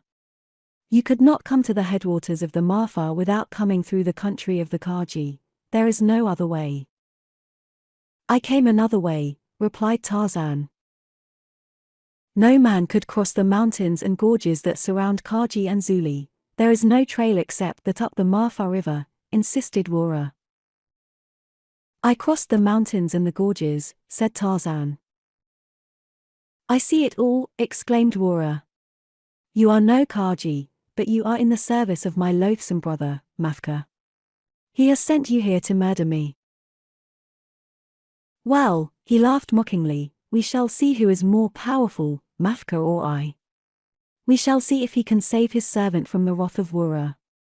And we'll give him time." He turned to Loro. "Take him away with the other prisoner," he directed, "and see that neither of them escapes, especially this one. He is a dangerous man. But he will die even as Lord will." 5. The Black Panther. Tarzan and Lord were confined in a room on the second floor of the palace of Wura. It was a small room with a single window heavily barred with wooden bars.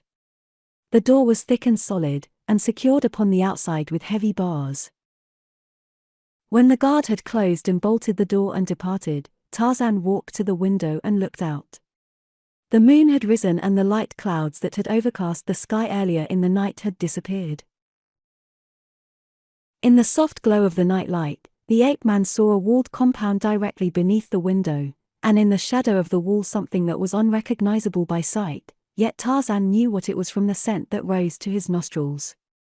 He took hold of the bars and tested them, then he turned back and faced Lord. "If you had asked me," he said, "I should have told you that I was not a Kaji, then you wouldn't have been in this mess." Lord shook his head. It was only an excuse to kill me, he said. Wura has been waiting for one. He is afraid of me. The men are more important here than they are in the Kaji country. We are allowed to bear arms and be warriors. That is because Wura knows that we cannot escape, as the only route to the outer world lies through the country of the Kaji. They would make slaves of us or kill us. Wura has heard that some of the men have banded together for the purpose of escaping. The plan included assassinating Wura and stealing the Great Emerald, which is supposed to be the source of his magic power. With this emerald, which Mafka craves more than anything in the world, we hope to bribe our way through and out of the Kaji country. Wura believes that I am the instigator of the plot, and so he wants to destroy me. Of course, he could do that at any time he wishes, but he is a wily old devil and is trying to hide the fact that he has any suspicions. In this way he hopes to trap all of the plotters eventually, killing them one by one on one pretext or another. How can you know so much of his plans? Demanded the ape man. Even in this land of horror and iniquity there is sometimes love, replied Lord, and there is always lust. A woman close to Wura is honestly in love with one of us. Wura has talked too much to her, that is all. He is supposed to be above temptations of the flesh, but he is not. But now everything is spoiled. The others will be afraid. They will stay on until they die. You are an Englishman, aren't you? Asked Tarzan. Lord nodded. Yes, he said, I was an Englishman, but God only knows what I am now. I've been here 20 years here and in Kaji. The Kaji caught me originally, then the Zuli got me in one of their raids. I thought Wura killed the Kaji he caught, said the ape man. He was going to have me killed because he thought I was a Kaji, or at least I assumed he was from what I heard after we reached the city. Yes, he kills them all now because we have all the men we need, but in those days there were not enough men. We can only support a limited number of people. There's plenty of meat, for game is plentiful, but fruits and vegetables are scarce. As it is, we breed more than enough to keep up the population, in fact, too many. Most of the babies are killed. Then, too, the women are pretty white. That is what they have been breeding for God knows how many generations, so there isn't much need for new white blood. It's very rare now that a baby is born with Negroid characteristics, but of course occasionally there is a throwback. Why do they want to be white? Asked Tarzan. The Lord only knows. They never see anyone but themselves and never will. The original reason is lost in the past, dead with those who conceived it. Unless, perhaps, Wura and Mafka know. It is said they have been here forever, that they are deathless, but of course that is not true. I have a theory about them that is based upon various snatches of information that I have picked up during the past 20 years. They are identical twins who came from Colombia many years ago bringing with them the Great Emerald, which they probably stole. How they came into possession of the gonfal of the Kaji, I don't know. Doubtless they murdered someone who was trying to get out of the country with it. That they have uncanny occult powers there is no doubt, and the very fact that they believe these dependent upon the great diamond of the Kaji and the emerald of the Zuli may very probably have caused this to be true, so if either Mafka or Wura were deprived of his stone his power would be lost. But killing them would make it surer. We were taking no chances, we were going to kill Wura. But now, as far as I am concerned, the dream is over. I'll go to the lions, you'll be tortured to death. Why the difference? Asked Tarzan. I'll furnish sport for Wura in the lion yard, but he won't risk you. They might tear you to pieces, head and all, and Wura wants your brain. I'm sure of that. Why does he want it? You heard him guessing, I could see that, and he figures that anyone who can do that must have a pretty good brain, so he wants it. But why? Insisted the ape man. To eat. Oh, I see, said Tarzan. He believes that if one eats the part in which another excels one acquires a measure of this excellence. I have seen it before, often. A warrior eats the heart of a brave enemy to increase his own courage, or the soles of the feet of a swift runner to accelerate his own speed, or the palms of the hands of a clever artisan. It is all rot, said Lord. I do not know, admitted Tarzan. I have lived in Africa all my life, and there are many things that I have learned not to deny simply because I do not understand them. But there is one thing that I guess. What is that? That Wura will not eat my brain, nor will you go to the lions if you care to escape. Escape, scoffed Lord. There is no escape. Perhaps not, admitted the ape-man. I said only that I guessed, I did not say that I knew. How can we escape? Demanded Lord. Look at that door, see the bars on that window, and below the window. The panther, Tarzan concluded for him. How did you know a panther was there? Lord's tone bespoke incredulity. The scent of Shieta is strong, replied the ape-man. I noticed it the instant I came into this room, and when I went to the window I knew that he was in the compound beneath a male panther. Lord shook his head. Well, I don't know how you did it, but you're right. Tarzan walked to the window and examined the bars and the casing in which they were set. Stupid, he said. What is stupid? Asked Lord. Whoever designed this. Look. He seized two of the bars close to the sill and surged backward with all his strength and all his weight. There was a rending of wood as the entire window frame was torn from its seat, then he laid the frame with all its bars upon the floor of the room. Lord whistled. Man, he exclaimed. You're strong as a bull, but don't forget the panther, and the noise will probably bring the guard. We'll be ready for them, Tarzan assured him. He had seized the window frame again, and a moment later he had torn it apart. The bars fell from their sockets. Tarzan picked up two of them and handed one to Lord. These will make fair weapons, he said. They waited in silence for a while, but no guard came. Apparently only the panther had been disturbed. He was growling now, and when they went to the window, they saw him standing in the center of the compound looking up at them. He was a large beast and coal-black. Tarzan turned to his companion. Could you get away if we got outside the city? He asked. Or has Wura the same power to direct the movements of his victims at a distance that Mafka has? There's the rub, admitted Lord. That's the reason we'd planned on killing him. How does he stand with the Zuli? Are they loyal to him?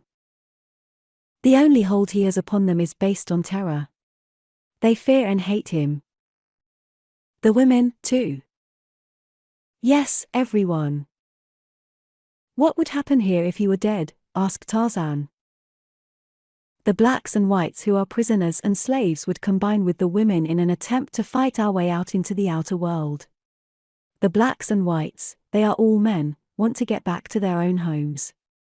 The women, the true Zuli, have heard so much about the world they have never seen that they want to get out, too.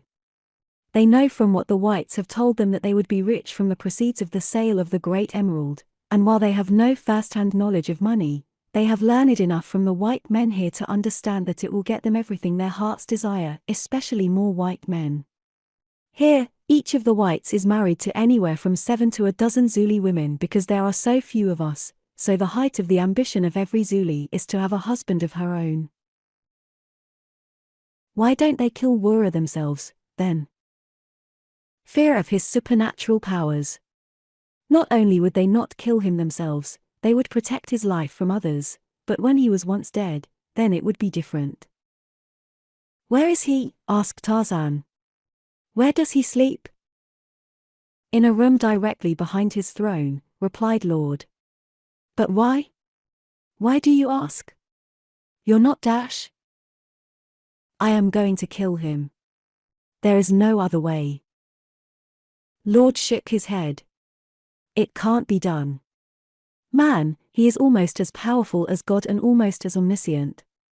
But anyway, why are you doing it? One of my countrymen is a prisoner among the Kaji. With the help of the Zuli, I can set him free with all the rest of the Kaji prisoners. I am not so sure that I could do it alone. It would be difficult to get into Mafka's presence. He is more afraid and more careful than Wara. You haven't got into Wara's presence yet, except with your hands tied behind you, Lord reminded him. Is there any way to get into his room except from the throne room? There is a way, but you can't get in. Wara's room has a window looking onto this compound below us. The panther is there to guard Wara as well as to keep prisoners from escaping. You would have to pass through the compound to get to the window. That is not so good, mused the ape-man. I'd have to make too much noise. I'd certainly arouse Wara by breaking the bars at his window. There are no bars there. But the panther? What's to keep him from entering and killing Wara? Wara has even greater power over the panther than he has over us humans. He can control the beast's every act. You are sure there are no bars at the window? Demanded Tarzan. Absolutely sure, and the window is always open so that Wara can call the panther to him if he is ever in danger of attack. Excellent. I'll go in by the window. You insist on forgetting the panther. I have not forgotten him. Tell me something of Wara's habits. Who is with him? When does he arise? Where does he eat? When does he first go into the throne room? No one is with him in his sleeping room, ever. No one, as far as we know, has ever been in it, other than himself. His breakfast is handed in to him through a small opening near the floor on the side of the room opposite the throne room. He gets up shortly after sunrise and eats immediately thereafter. He has a suite of 3 rooms. What he does there, only the devil knows. Sometimes he has one of the women warriors come into one of his rooms. They never tell what they see there, or what happens. They are too terrified. What would be perhaps an hour after his breakfast, he comes into the throne room. By this time many of the Zuli have congregated there. Charges are heard, punishments are meted out, the business of the day is attended to. That is, hunting parties and raiding parties are sent out, directions are given for the planting, cultivation, or harvesting of crops. Reports and complaints are listened to by Wara. Then he goes back to his apartments and remains there until the evening meal which he takes in the throne room. That is his day, unless something unforeseen occurs such as the examination of a captive brought in unexpectedly, as you were. Good, exclaimed the ape-man. Everything can be made to conform to my plan. Except the panther, said Lord. Perhaps you are right, conceded Tarzan, we'll see. He stepped to the window. The panther had quieted down and was lying once more in the shade of the compound wall. Tarzan listened. Presently he turned to his companion. He is asleep, he said, then he threw a leg over the sill. You are not going down there. Lord exclaimed. Why not? It is the only avenue to Wara, and the panther sleeps. He will not be asleep for long. I do not expect him to be. I only ask him to stay asleep until I am squarely on my feet below there. It is suicide, said Lord, and nothing to be gained by it. Maybe, but let's wait and see. He threw the other leg over the sill, then he turned upon his belly. In his right hand was one of the heavy bars he had taken from the window. Cautiously, silently, he slipped down until he hung from the sill by one hand. Lord watched him, breathless. He saw the fingers slip gradually from their hold on the sill, then he looked out. The man had alighted erect and then turned like lightning to face the panther, but the beast had not moved. It still slept. Tarzan crept toward it, silent as the shadow of Usher the wind. The ape-man had covered half the distance to the panther when the beast awoke, then, before it could gather its wits, the man leaped toward it. In the window above, Lord held his breath. He could not but admire the courage of his fellow prisoner, but he thought him foolhardy. Just then the panther charged. 6. Trapped.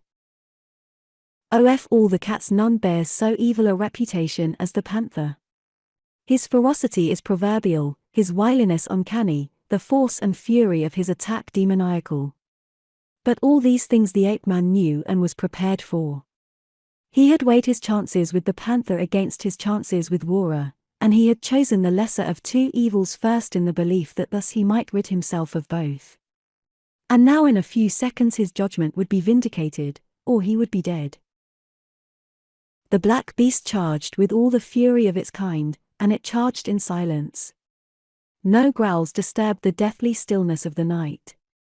A serene moon looked down upon the village of the Zuli, and beyond the confines of the compound there was no warning of death. Lord looked down upon the swift tragedy with something of contempt for the stupidity that would permit a man to throw his life away uselessly, and from another window two deep-set, glowing eyes watched above snarling lips, watched from the window of the room that was Wara's. Grasping the hardwood rod in both hands, Tarzan swung it above his head in a great circle that started low at his right side, timing it to the fraction of a second so that it met the panther with its full momentum, backed by the strength of the ape-man's giant thews, at the height of the beast's speed. Full upon the fierce, flat skull it fell before the protracted talons or bared fangs could reach the flesh of the panther's intended prey. There was the sound of splintering wood and bone, the thud of the heavy body upon the hard ground, then silence. Lord drew in his breath in a quick gasp. Although he had seen the thing with his own eyes, he could scarcely believe. The eyes at Wara's window were filled with a sudden fear, with fear and cunning. They watched intently to see what the next move of the strange prisoner would be. Tarzan placed a foot upon the carcass of his kill and raised his face to Goro the moon. Just for an instant he stood thus, but no victory cry of the bull ape shocked the silence of the night to warn his enemies that he was abroad. Then he moved in the direction of the window that opened into the room of Wara, the magician, and as he did so, the eyes receded into the darkness of the interior. The ape-man paused at the open window while his ears and his nostrils searched the dark chamber. His ears heard a faint rustling sound as of the scuffing of sandaled feet upon a floor and the almost silent closing of a door. His nostrils caught clearly the scent of Wara. Placing a hand upon the sill, Tarzan vaulted silently into the room. He stood in silence, listening, in one hand the splintered remains of the hardwood rod. He heard no sound, not even the faintest sound of breathing that his ears would have detected had there been another in the room.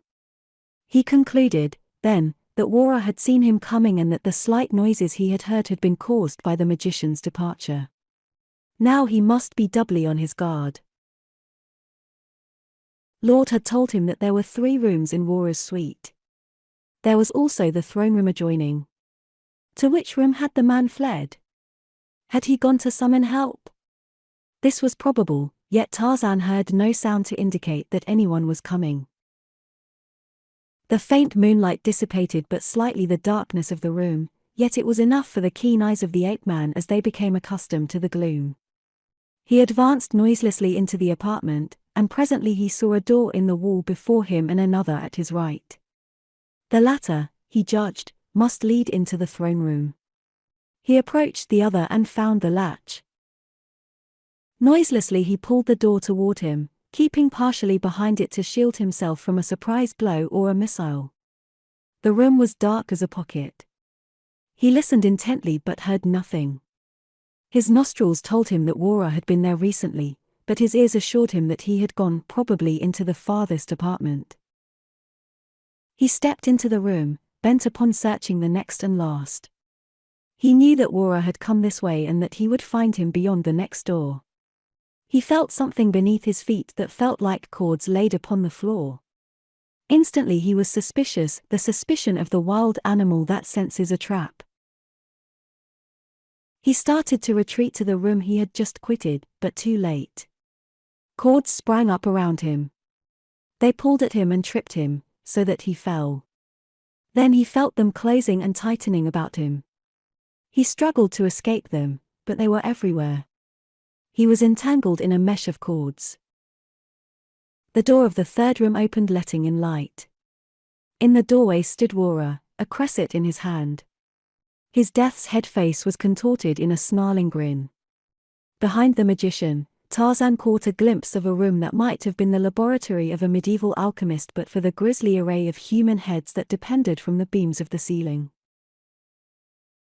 The apartment was lighted by several cressets, and upon a table in the center lay the great emerald of the Zuli, radiating its weird and baleful light, so that the entire chamber was filled with a seemingly palpable essence that was, in some way, mysteriously malign. "You caught an earlier and more horrible death than we had planned for you," squeaked Wara. The ape-man made no reply. He was examining the trap that had caught him. It was a heavy net of rawhide, the mouth of which could be pulled from the floor and closed by a cord that ran through a block depending from a ceiling beam and thence through a hole near the ceiling into the room where Wara had waited to snare his prey. It was plain to Tarzan that this room was devoted solely to the purposes of the net, forming the magician's final protection against an assassin who sought his life. In this he was only partially right, as previously all of its victims had been invited to his innermost sanctum by the magician and, rendered helpless in the net, easily murdered.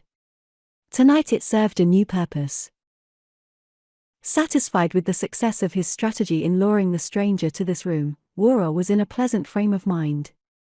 The fear and the anger had left his eyes.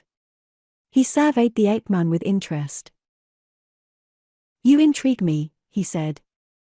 "I shall keep you here for a while to examine you. Perhaps you will get hungry and thirsty, but one who is shortly to die has no need of food or drink. But you shall watch me eat and drink, and you shall meditate upon the various slow and torturing deaths that man may die. I promise you that I shall select something novel and protracted for you, if only to avenge the killing of my pet, the one creature in all the world that I really loved. You shall die many deaths for that and not a few for seeking to destroy me or steal the great emerald. I do not know which you plan doing, nor do I care. Either warrants the direst punishment of which I can conceive. In the meantime, I shall show you that Wara can be kind even to an enemy. It is well for you that I am neither cruel nor vindictive. I would save you from unnecessary suffering, from mental anguish induced by the sight of horrible or suggestive objects. Watch me closely." As he ceased speaking, he stepped into the adjoining room where he busied himself lighting the charcoal in a brazier. It took some time to produce a hot fire, but when this was accomplished, he fetched a long metal rod with a sharpened point and a wooden handle. The point he inserted among the hot coals, then he turned his attention once more to the ape-man. "The human heads upon the walls of my apartment, the paraphernalia of my profession, the preparations that I must make for your torture and death, the sight of these things would prove most depressing to you and add unnecessarily to your suffering, therefore I am going to burn out your eyes so that you cannot see them." And yet the ape-man did not speak. His level gaze remained fixed upon the repulsive figure of the old magician and the weird setting in which he wrought his villainies, all bathed in the unholy green light of the great emerald. What his thoughts were only he knew, but it is safe to assume that they were not of death, not of his own death. Probably they were of escape. He tested the strength of the rawhide net. It gave, but it did not break. Wara saw him and laughed. "A bull elephant could not break that," he said. With his grotesque head cocked upon one side he stared intently at his victim. The laugh died on his lips, leaving a snarl. He was angry because the ape-man showed no fear. He looked to the iron, muttering and mumbling to himself. It had grown hot, the point glowed. "Take a last look, my guest," cackled Wara, "for after a moment you will never again see anything." He withdrew the iron from the coals and approached his prisoner. The strands of the net closed snugly about the ape-man, confining his arms, so that though he could move them neither quickly nor far. He would have difficulty in defending himself against the glowing point of the iron rod. Wara came close and raised the red-hot iron to the level of Tarzan's eyes, then he jabbed suddenly at one of them. The victim warded off the searing point from its intended target. Only his hand was burned. Again and again Wara jabbed, But always Tarzan succeeded in saving his eyes, yet at the expense of his hands and forearms. At his repeated failures to blind his victim, Waziri became convulsed with rage. He screamed and cursed as he danced about, foaming at the mouth. Then, quite suddenly, he gained control of himself. He carried the iron back to the brazier and inserted it among the coals. Then he stepped to another part of the room that was not in line with the doorway, and therefore outside the range of Tarzan's vision. He was gone for but a moment, and when he returned he carried a rope in his hand. He was chuckling again as he approached Tarzan. "The iron will be hotter this time," he said, "and this time it will reach your eyes." He passed the rope around the net and Tarzan and made a slip noose and drew it tight. Then he walked around and around the ape-man, binding his hands and his arms with many coils of rope until Tarzan had no use of them for protection. Now he went to the brazier and withdrew the iron. It glowed strangely red in the weird green light of the chamber. With it, Waziri crept slowly toward his victim as though he were trying to prolong the agony of suspense, but Tarzan gave no evidence of fear. He knew that he was helpless, and he awaited the inevitable with stoic indifference. Suddenly Waziri was seized by another spasm of fury. "You pretend that you are not afraid," he screamed, "but I'll make you shriek for mercy yet. First the right eye." And he came forward again, holding the red point on a level with the ape-man's eyes. Tarzan heard the door behind him open. He saw Waziri shrink back, a new expression of fury writ upon his face. Then a man leaped past him carrying a stout wooden bar in his hand.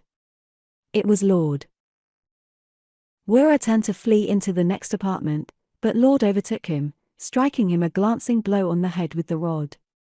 The magician turned then and sought to defend himself with the hot iron. He screamed for mercy and for help, but there was no mercy in Lord's attack, and no help came.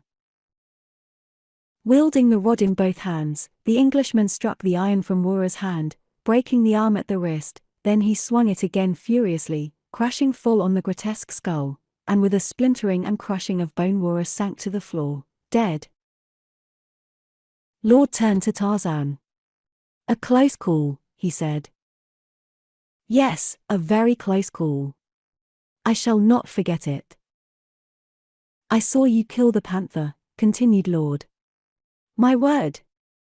I'd never have thought it possible. Then I waited. I didn't know just what to do. Presently I commenced to worry. I knew what a wily old devil Waziri was, so I followed you, and it was a good thing that I did." While he talked, the Englishman found a knife and cut the bonds and the net that held the ape-man. Then the two men examined the contents of the inner room. There was a small furnace in one corner, several retorts and test tubes on a long table, shelves with bottles and vials stored upon them, a small library of occultism, black magic, voodooism. In a little niche, before which stood a chair, there was a crystal sphere. But, dominating all, the center of everything, was the great emerald. Lord looked at it, spellbound, fascinated. "It is worth over £2 million sterling," he said, "and it is ours for the taking. There are still several hours of darkness, and it may be hours more, perhaps days, before anyone discovers that Waziri is dead and the emerald gone. They could never overtake us." "You forget your friends here," Tarzan reminded him. "Any one of them would do the same if he had the chance," argued Lord. "They will have their freedom. We have given them that. The emerald should be ours. You have also forgotten the Kaji. How will you pass through their country?" Lord gestured his disgust. "There is always something, but you're right, we can't escape except with a large force." "There is a question whether you can escape Mafka even then," said Tarzan. "I've seen some evidence of his power. By comparison, Waziri's didn't amount to much." "Well, then, what?" "I'll go ahead and try to dispose of Mafka," said Tarzan. "Good. I'll go with you." The ape-man shook his head. "I must go alone. Mafka's occult powers are such that he can control the actions of his victims even at great distances, but for some reason he has no power over me. He might have over you. That is the reason I must go alone. He might sense the presence of another with me and through him learn my plans. His powers are most uncanny. As he ceased speaking, Tarzan picked up the great emerald, and wrapped it in a bit of cloth he had torn from a banging on the wall. Lord's eyes narrowed. "What are you doing that for?" he demanded. "I'm taking the emerald with me. It will ensure my getting an audience with Mafka." Lord gave a short, ugly laugh. "And you think you can get away with that?" he demanded. "What do you take me for, a fool?" Tarzan knew the greed of men. That was one of the reasons he liked beasts so well. "If you try to interfere," he said, "I'll know that you are a fool. You saw what I did to the panther and how easily." "What do you want with £2 million? Maybe 3 million, God alone knows what it's worth. There's plenty for both of us." "I don't want any of it," replied the ape man. "I have all the wealth I need. I'm going to use it to get some of my people away from Mafka. When that is done, I won't care what becomes of it." He tied 2 cords to the package holding the emerald. One he looped over his head, the other he tied around his waist holding the package close to his body. He picked up the knife that Lord had laid on the table and stuck it in his own scabbard. Then he found a long piece of rope which he coiled and slung across a shoulder. Lord watched him sullenly. He remembered the panther and knew that he was helpless to prevent the stranger taking the emerald. "I'm going now," said Tarzan. "Wait a day, and then follow with all those who want to get out. No matter whether I'm successful or not, you may have to fight your way through the Kaji, but with Mafka out of the way you'll stand a much better chance. If I get through, I'll cache the emerald on the Nubari near the mouth of the Marfa and go on about my business. In about 3 weeks I shall be back again, then I'll turn the emerald over to the Zuli." "To the Zuli?" exclaimed Lord. "Where do I come in? The emerald belongs to me, and you're trying to cheat me out of it. Is this what I get for saving your life?" Tarzan shrugged. "It is none of my business," he said. "I do not care who gets the emerald. You told me there was a plan afoot to take it and with the proceeds finance all the Zuli in their desire to go and live in civilization. I did not know that you planned to betray your comrades." Lord's eyes could not meet those of the ape man, and he flushed as he replied. "I'll see that they get theirs," he said, "but I want to control it. What do they know about business? They'd be cheated out of everything in a month. On the Nubari in 3 weeks, then," said the ape man, as he turned and quit the apartment. As Tarzan vaulted the sill of the window in the outer room and started across the compound where lay the dead body of the Black Panther, Lord opened the door leading to the throne room and hastened at a run to the guardroom, his mind busy with a plan based on the belief that the stranger intended to make off with the great emerald and keep it for himself. 7. Green Magic. Tihi guards in the corridor outside the throne room were so surprised to see anyone coming from the throne room at that time in the night that Lord was past them before they recovered their wits. They pursued him, shouting commands to halt, to the doorway of the guardroom where, by this time, all the women warriors were aroused and leaping to arms. Laura was the first to recognize the Englishman. "What is it, Lord?" she demanded. "What are you doing here? How did you get out of the cell? What has happened?" "The great emerald," cried Lord. "The Kaji has killed Wara and stolen the great emerald." "Killed Wara," exclaimed half a dozen of the women in unison. "You mean that Wara is dead?" "Yes, yes," replied Lord impatiently. "But the emerald stolen. Can't you understand that?" "Wara is dead," screamed the women, as with one accord they rushed for the village street to spread the happy tidings. Out in the night, a short distance beyond the village, Tarzan heard the commotion, followed by the hoarse notes of a primitive trumpet. He recognized the call to arms to which now was added the throbbing of the war drums, and guessed that Lord had spread the alarm and was organizing a pursuit. The ape-man increased his speed, moving unerringly along the trail that he had passed over but once before, and that at night, and behind him came the entire tribe of Zulu warrior women with their white men and their black slaves. Lord had at last succeeded in impressing on the minds of the Zulu that the death of Wura was an empty beneficence without possession of the emerald that was to have given them wealth and independence in the outer world, so that it was an angry, bloodthirsty mob that pursued the Lord of the Jungle through the soft African night. Plain to the ears of the ape-man came the sounds of the pursuit, and he guessed the temper of the pursuers. If they overtook him, he could hope for neither victory nor quarter. There were too many of them for the one, and they were too angry and too savage to accord the other. Only the cunning of the wild beast that environment and training had implanted within him could avail him against such odds. As he trotted along the winding trail that led up the course of the rivulet toward the divide, he became acutely aware of a presence that he could not see. His acute senses told him that he was alone, yet the feeling persisted that he was not alone. Something moved with him, clinging as closely as his shadow. He stopped to listen. The thing seemed so near that he should have heard it breathe, but there was no sound. His keen nostrils sought a clue, there was none. As he trotted on, he sought to reason out the mystery.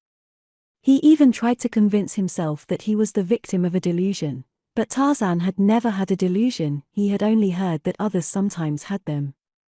And always the presence was with him, haunting him like a ghost. He smiled. Perhaps that was it, the ghost of Wura. And then, quite suddenly, the truth dawned upon him. It was the great emerald. It seemed impossible, yet it could be nothing else. The mysterious stone had some quality in common with life and aura that was, perhaps, mesmeric. It was conceivable that it was this very thing that had imparted to Wura the occult powers that had made him so feared, so powerful. This would account in part for the care with which the stone had been guarded. If this were true, then the same conditions might obtain with the Gonfal, the great diamond of the Kaji. Without it, the power of Mafka would be gone. The ape-man wondered. He also wondered if Mafka's power would be doubled if he possessed both the diamond and the emerald. How would these stones affect the power of others? Did the mere possession of one of them impart to any mortal such powers as those wielded by Wura and Mafka? The idea intrigued Tarzan. He let his mind play with it for a while as he trotted up toward the divide, then he reached a decision.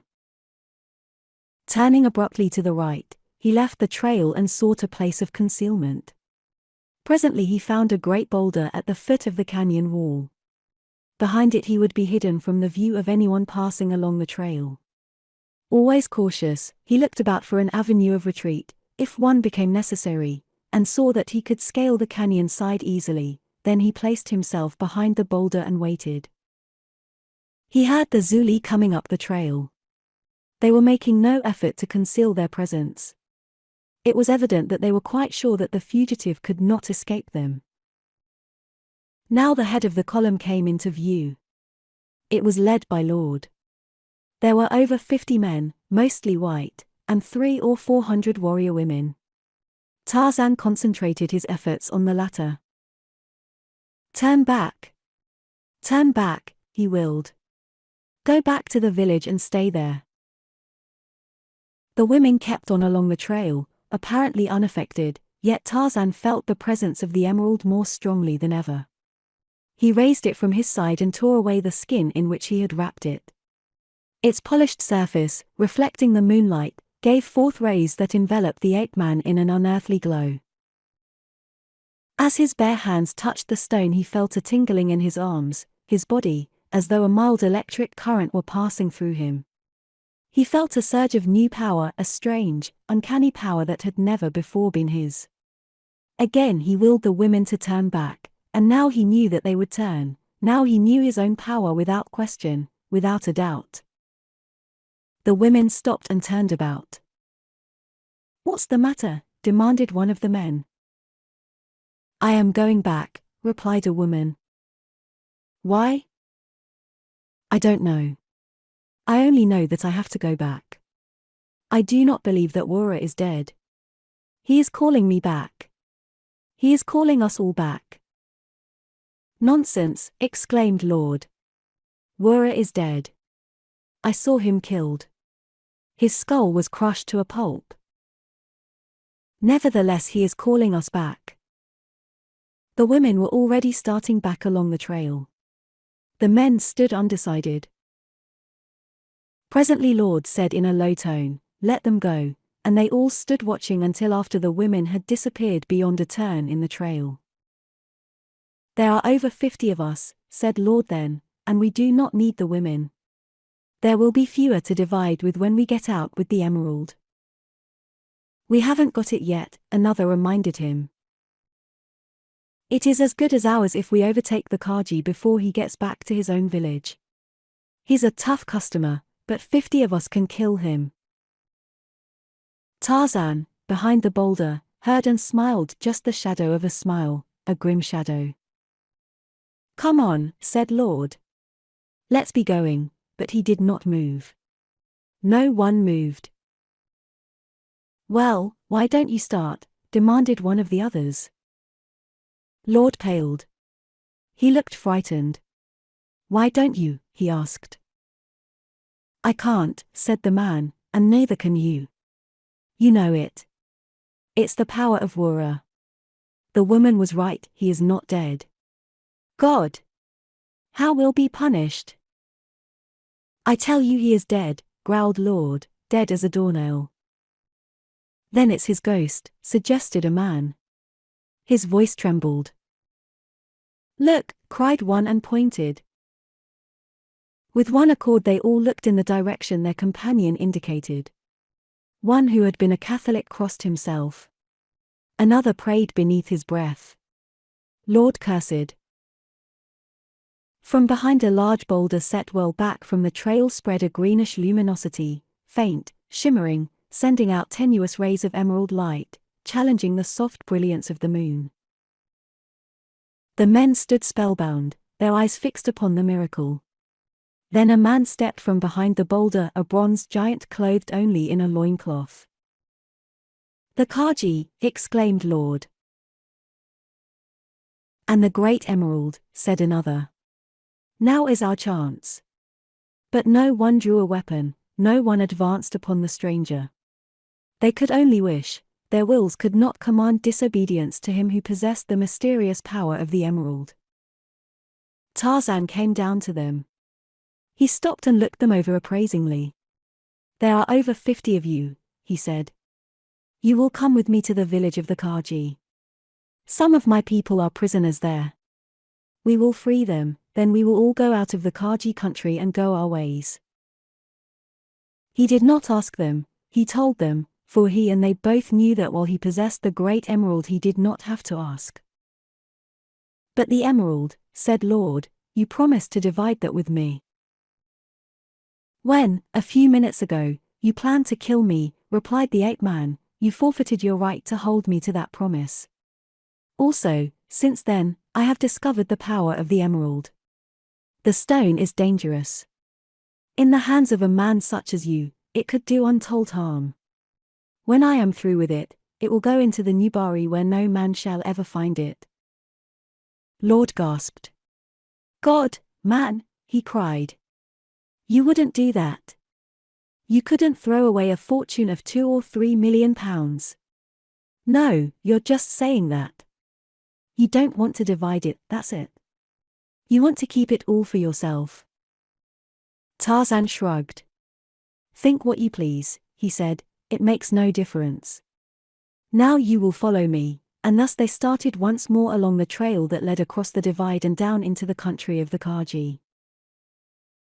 It was dusk of the following day when, from a slight eminence, Tarzan saw for the first time the city of Kaji and the stronghold of Mafka. It was built at the side of a valley close to the face of a perpendicular limestone cliff. It appeared to be a place considerably larger than the Zuli village from which he had just escaped. He stood gazing at it for a few moments, then he turned to the men grouped behind him. "We have traveled far and eaten little," he said. "Many of you are tired. It will not be well to approach the city until well after dark, therefore we will rest.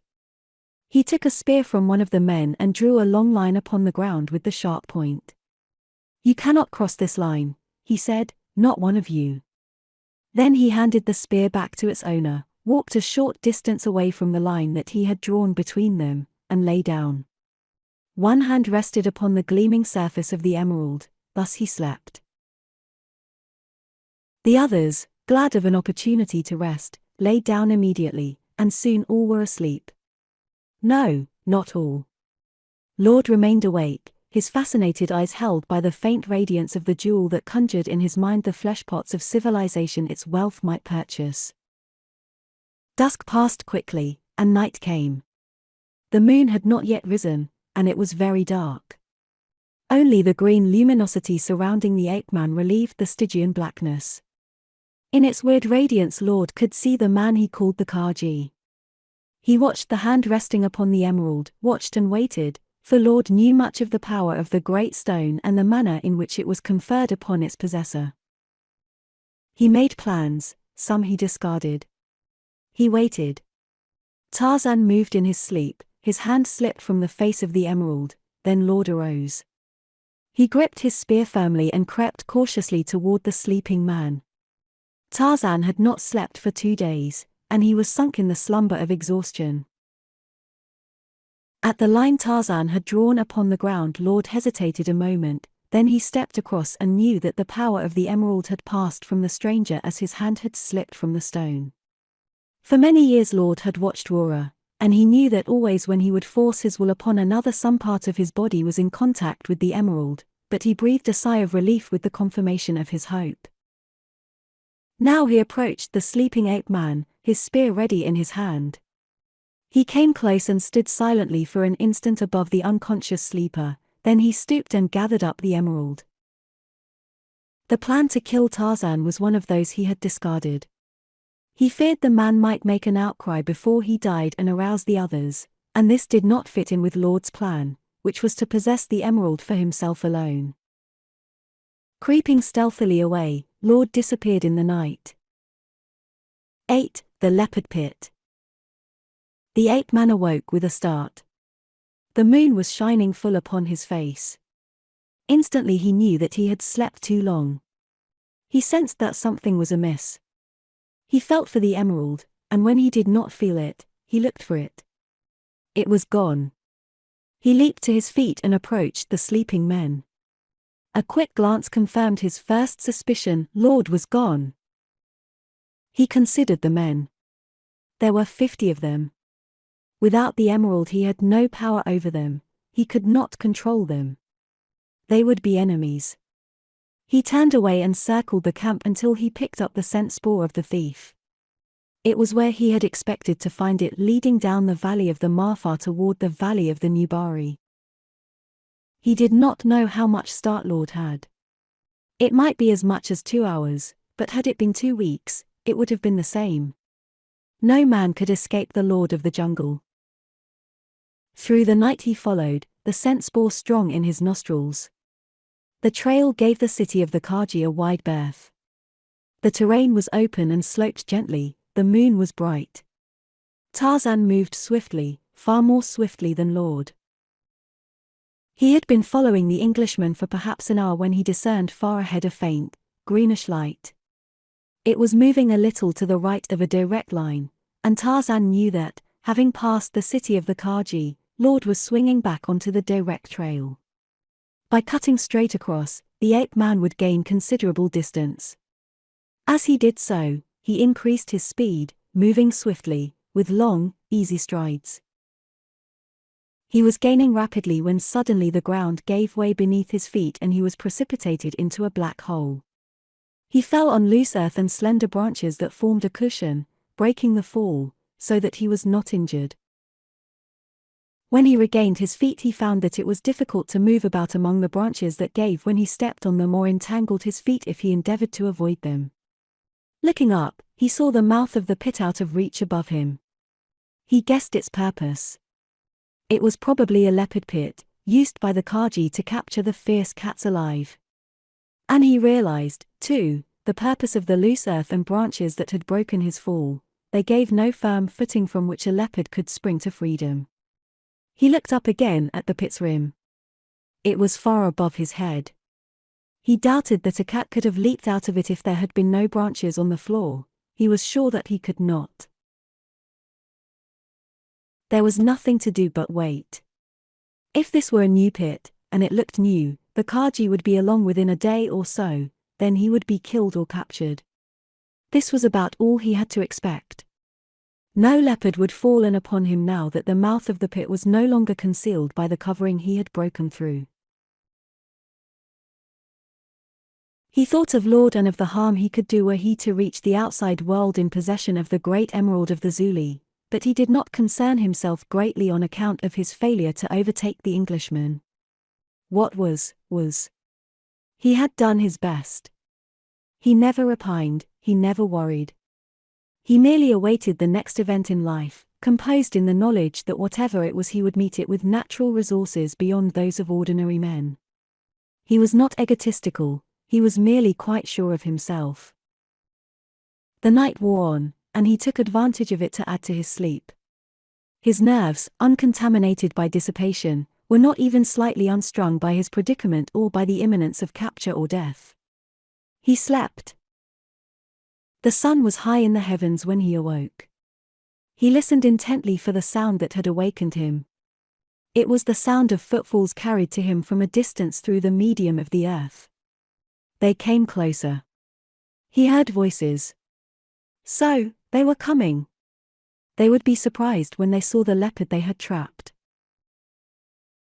They came closer, and he heard them exclaim with satisfaction when they discovered that the covering of the pit had been broken through. Then they were at the pit's edge looking down at him. He saw the faces of several warrior women and some men. They were filled with astonishment. "A fine leopard," exclaimed one. "Mafka will be glad to have another recruit."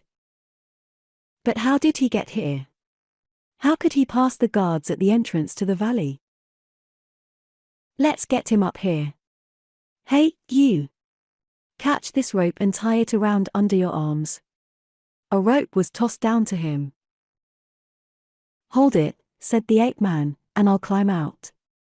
He had long since decided to go into captivity without a struggle for two reasons.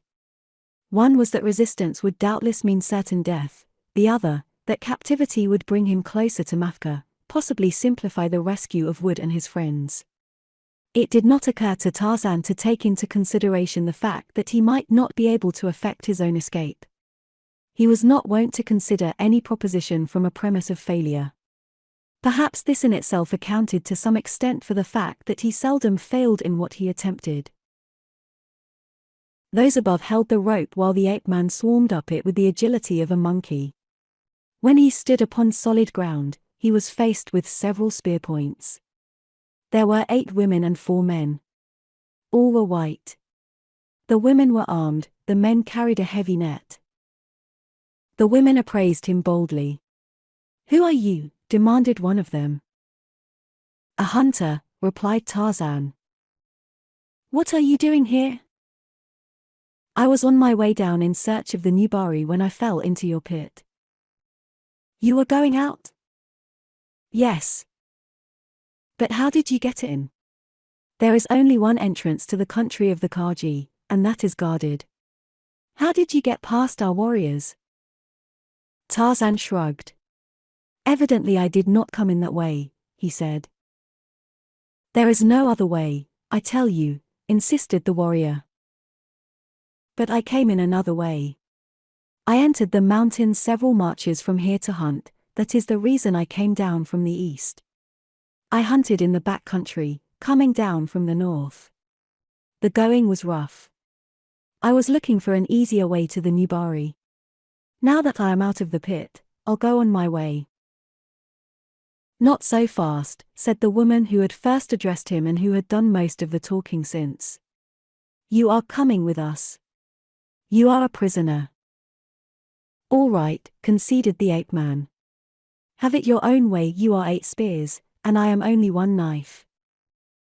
Presently, Tarzan was not even a knife, for they took it away from him.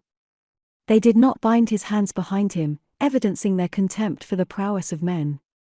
Some of them marched ahead, some behind Tarzan and the 4 other men, as they started back toward the city that could be seen in the near distance. At any time the ape-man could have made a break for escape had he wished to, and with the chances greatly in his favor because of his great speed, but it pleased him to go to the city of the Kaji. His captors talked incessantly among themselves. They discussed other women who were not with them, always disparagingly. They complained of the difficulties they experienced in the dressing of their hair. They compared the cut and fit and quality of the pelts that formed their loincloths, and each of them expatiated upon the merits of some exceptionally rare skin she hoped to acquire in the future. The 4 men marching with Tarzan sought to engage him in conversation. One was a Swede, one a Pole, one a German, and one an Englishman. All spoke the strange tongue of the Kaji, a mixture of many tongues. Tarzan could understand them, but he had difficulty in making them understand him unless he spoke in the native tongue of the one he chanced to be talking to or spoke in French, which he had learned from Dianet before he acquired a knowledge of English. The Swede alone understood no French, but he spoke broken English, a language the German understood but not the Pole. Thus a general conversation was rendered difficult. He found it easier to talk to the Englishman, whose French was sketchy, in their common language. He heard this man addressed as Troll, and recalled that Stanley Wood had told him that this was the name of one of their white hunters. The man was short and stocky, with heavy, stooped shoulders and long arms that gave him a gorilla-esque appearance. He was powerfully muscled. Tarzan moved closer to him. "You are with Wood and Van Eyck?" he asked. The man looked up at Tarzan in surprise. "You know them?" he asked. "I know Wood. They recaptured him." Troll nodded. "You can't get away from this damned place. Mafka always drags you back, if he doesn't kill you. Wood nearly got away. A fellow," he paused. "Say, are you Clayton?" "Yes. Wood told me about you. I ought to have known you right away from his description of you." "Is he still alive?" "Yes. Mafka hasn't killed him yet, but is mighty sore. No one ever came so near escaping before. I guess it made the old duffer shake in his pants, only he don't wear pants.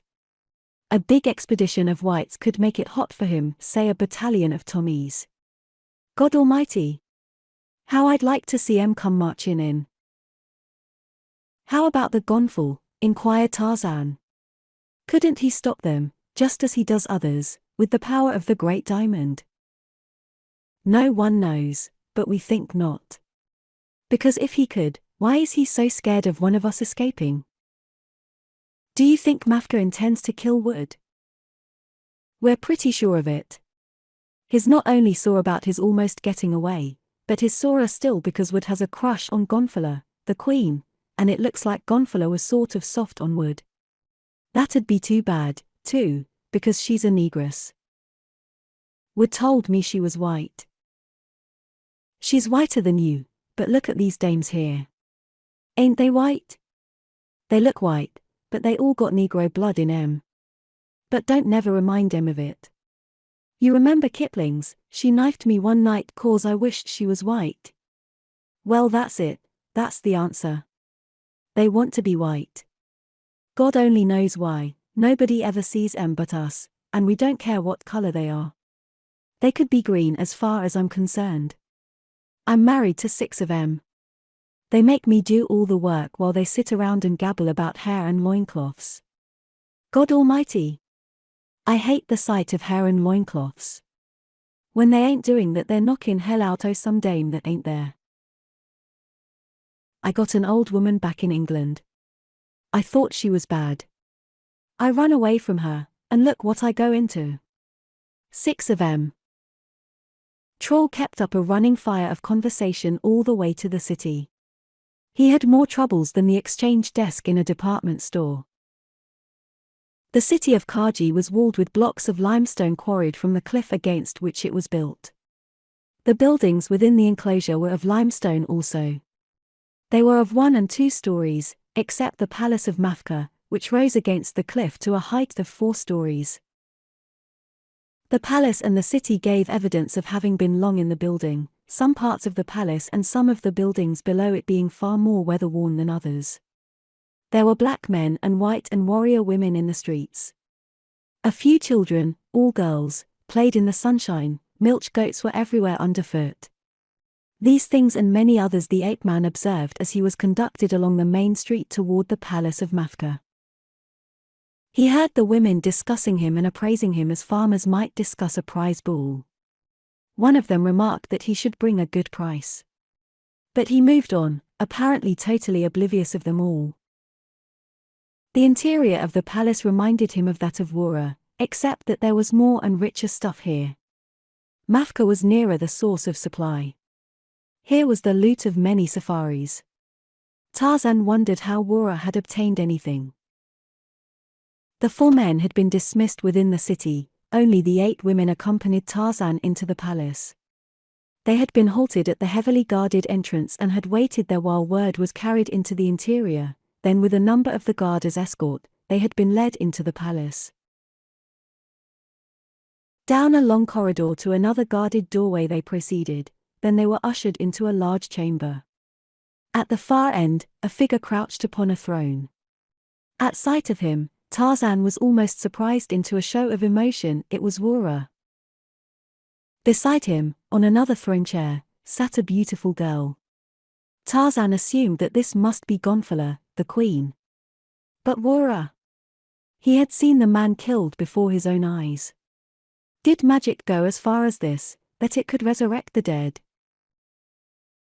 As he was led forward and halted before the thrones, he waited for Wura to recognize him, to show the resentment he must feel because he had been thwarted and the great emerald stolen from him, but the man gave no indication that he ever had seen Tarzan before. He listened to the report of the leader of the party that had captured the ape-man, but all the time his eyes were upon the prisoner. They seemed to be boring through him, yet there was no sign of recognition. When the report had been completed, the magician shook his head impatiently. He appeared baffled and troubled. "Who are you?" he demanded. "I am an Englishman. I was hunting." "For what?" "Food." While the magician questioned Tarzan, he kept a hand upon an immense diamond that rested on a stand beside him. It was the Gonfal, the great diamond of the Kaji, that endowed its possessor with the same mysterious powers that were inherent in the great emerald of the Zuli. The girl upon the second throne chair sat silent and sullen, her eyes always on the ape-man. She wore breastplates of virgin gold and a stomacher covered with gold sequins. Her skirt was of the skins of unborn leopards, soft and clinging. Dainty sandals shod her, and upon her upper arms and her wrists and her ankles were many bands of copper and gold. A light crown rested upon her blonde head. She was the symbol of power, but Tarzan knew that the real power lay in the grotesque and hideous figure at her side, clothed only in an old and dirty loincloth. Finally the man motioned impatiently. "Take him away," he commanded. "Am I not to choose wives for him?" demanded Gonfala. "The women would pay well for this one." "Not yet," replied her companion. "There are reasons why I should observe him for a while. It will probably be better to destroy him than give him to the women. Take him away." The guard took the ape-man to an upper floor and put him in a large chamber. There they left him alone, bolting the door behind them as they departed. The apartment was absolutely bare except for 2 benches. Several small windows in the wall overlooking the city gave light and ventilation. In the opposite wall was an enormous fireplace in which, apparently, no fire had ever been built. Tarzan investigated his prison. He found the windows too high above the ground to offer an avenue of escape without the aid of a rope, and he had no rope. The fireplace was the only other feature of the apartment that might arouse any interest whatsoever. It was unusually large, so deep that it resembled a cave, and when he stepped into it he did not have to stoop. He wondered why such an enormous fireplace should be built and then never used. Entering it, he looked up the flue, thinking that here he might find a way out if the flue were built in size proportionate to the fire chamber. However, he was doomed to disappointment. Not the faintest glimmer of light shone down to indicate an opening that led to the outside. Could it be possible that the fireplace had been built merely as an architectural adornment to the chamber, that it was false? This seemed highly improbable, since the room had no other embellishment, nor was the fireplace itself of any architectural beauty, being nothing more than an opening in the wall. What then could its purpose have been? The question intrigued the active imagination of the Lord of the Jungle. It was, of course, possible that there was a flue but that it had been closed, and this would have been the obvious explanation had the fireplace shown any indication of ever having been used. However, it did not. There was not the slightest discoloration of the interior, no fire had ever burned within it. Tarzan reached upward as far as he could but felt no ceiling, then he ran his fingers up the rear wall of the fire chamber. Just at his fingertips he felt a ledge. Raising himself on his toes, he gripped the ledge firmly with the fingers of both hands, then he raised himself slowly upward. Even when his arms were straight and he had raised himself as far as he could, his head touched no ceiling. He inclined his body slowly forward until at length he lay prone upon the ledge. The recess, then, was at least several feet deep. He drew his legs up and then rose slowly to his feet. He raised a hand above his head, and a foot above he felt the stone of a ceiling. There was plenty of headroom. Laterally, the opening was about 3 feet wide. He reached ahead to discover its depth, but his hand touched nothing. Then he moved forward slowly a few steps, still nothing. Moving cautiously, he groped his way forward. Soon he was convinced of what he had suspected. He was in a corridor, and the secret of the fireplace was partially revealed. But where did the corridor lead? It was very dark. He might be on the verge of a pitfall without suspecting it.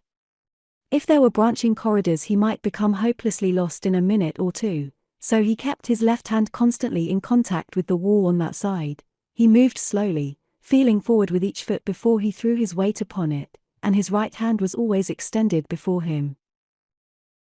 Thus he moved along for a considerable distance, the corridor turning gradually to the left until he was moving at right angles to his original course. Presently he saw a faint light ahead, coming apparently from the floor of the corridor. When he approached it more closely, he saw that it came from an opening in the floor. He stopped at the brink of the opening and looked down. Some 7 feet below he saw stone flagging. It was the floor of a fireplace. Evidently this secret passage led from one false fireplace to another. He listened intently but could hear nothing other than what might have been very soft breathing, almost too faint a sound to register even upon the keen ears of the ape-man, but his nostrils caught the faint aroma of a woman. For a moment Tarzan hesitated, then he dropped softly to the floor of the fireplace. He made no sound. Before him lay a chamber of barbarous luxury. At a window in the opposite wall, looking down upon the city, stood a golden-haired girl, her back toward the fireplace. Tarzan did not have to see her face to know that it was Gonfala. 9. The end of the corridor. Noiselessly he stepped into the chamber and moved toward the end of the room, nearer to the doorway. He sought to reach the door before she discovered him. He would rather that she did not know how he gained entrance to the room. A heavy wooden bolt fastened the door from the inside. He reached the door without attracting the girl's attention and laid a hand upon the bolt. He slipped it back quietly, then he moved away from the door toward the window where the girl still stood absorbed in her daydream. He could see her profile. She no longer looked sullen but, rather, ineffably sad. The man was quite close to her before she became aware of his presence. She had not heard him. She was just conscious, suddenly, that she was not alone, and she turned slowly from the window. Only a slight widening of the eyes and a little intake of her breath revealed her surprise. She did not scream, she did not exclaim. "Don't be afraid," he said, "I'm not here to harm you." "I am not afraid," she replied, "I have many warriors within call." But how did you get here? She glanced at the door and saw that the bolt was not shot. I must have forgotten to bolt the door, but I can't understand how you got by the guard. It is still there, isn't it? Tarzan did not answer. He stood looking at her, marveling at the subtle change that had taken place in her since he had seen her in the throne room just a short time before. She was no longer the queen, but a girl, soft and sweet, appealing. "Where is Stanley Wood?" he asked. "What do you know of Stanley Wood?" she demanded. "I am his friend." "Where is he? What are they going to do with him?" "You are his friend?" she asked, wonderingly, her eyes wide. "But no, it can make no difference. No matter how many friends he has, nothing can save him." "You would like to see him saved?" "Yes." "Then why don't you help me? You have the power." "No, I can't. You don't understand. I am queen. It is I who must sentence him to death." "You helped him escape once," Tarzan reminded her. "Hush! Not so loud," she cautioned. "Mafka suspects that already. If he knew, I don't know what he would do to him and to me. But I know he suspects. That is the reason I am kept in this room with a heavy guard. He says it is for my protection, but I know better. Where is this Mafka? I'd like to see him." "You have seen him. You were just brought before him in the throne room." "That was Wara," objected Tarzan. She shook her bead. "No. What put that idea in your head? Wara is with the Zuli." "So that was Mafka," said the ape man, and then he recalled Lord's theory that Mafka and Wara were identical twins. "But I thought no one was allowed to see Mafka." "Stanley Wood told you that," she said. "That is what he thought, that is what he was told. Mafka was very ill for a long time. He dared not let it be known. He was afraid someone would take advantage of it to kill him. But he wanted to see you. He wished to see a man who could get into our country and so close to the city as you did without his knowing it. I do not understand it myself, and I could see that he was disturbed when he talked with you. Who are you? What are you? How did you get into my apartment? Have you such powers as Mafka has?" "Perhaps," he said. It would do no harm if she thought he possessed such powers. He spoke in a low tone now and watched her closely. "You'd like to see Stanley Wood escape, you'd like to go with him. Why don't you help me?" She looked at him eagerly. He could read the longing in her eyes. "How can I help you?" she asked. "Help me to see Mafka alone. Tell me where I can find him." She trembled, and the fear that was in her was reflected in her expression. "Yes," she said, "I can tell you. If you..." She paused. Her expression changed, her body stiffened. Her eyes became hard and cold, cruel. Her mouth sagged into the sullen expression it had worn when he had first seen her in the throne room. He recalled Wood's statement that she was sometimes an angel, sometimes a she-devil. The metamorphosis had occurred before his eyes. But what caused it? It was possible, of course, that she suffered from some form of insanity, yet he doubted it. He believed there was some other explanation. "Well," he queried. "You were saying." "The guard! The guard!" she cried. "Help!" Tarzan sprang to the door and shot the bolt. Gonfala whipped a dagger from her girdle and leaped toward him. Before she could strike, the ape-man seized her wrist and wrenched the weapon from her. The guard were pounding upon the door and shouting for admittance. The ape-man seized Gonfala by the arm, he held her dagger ready to strike. "Tell them you are all right," he whispered. "Tell them to go away." She snarled and tried to bite his hand. Then she screamed louder than ever for help.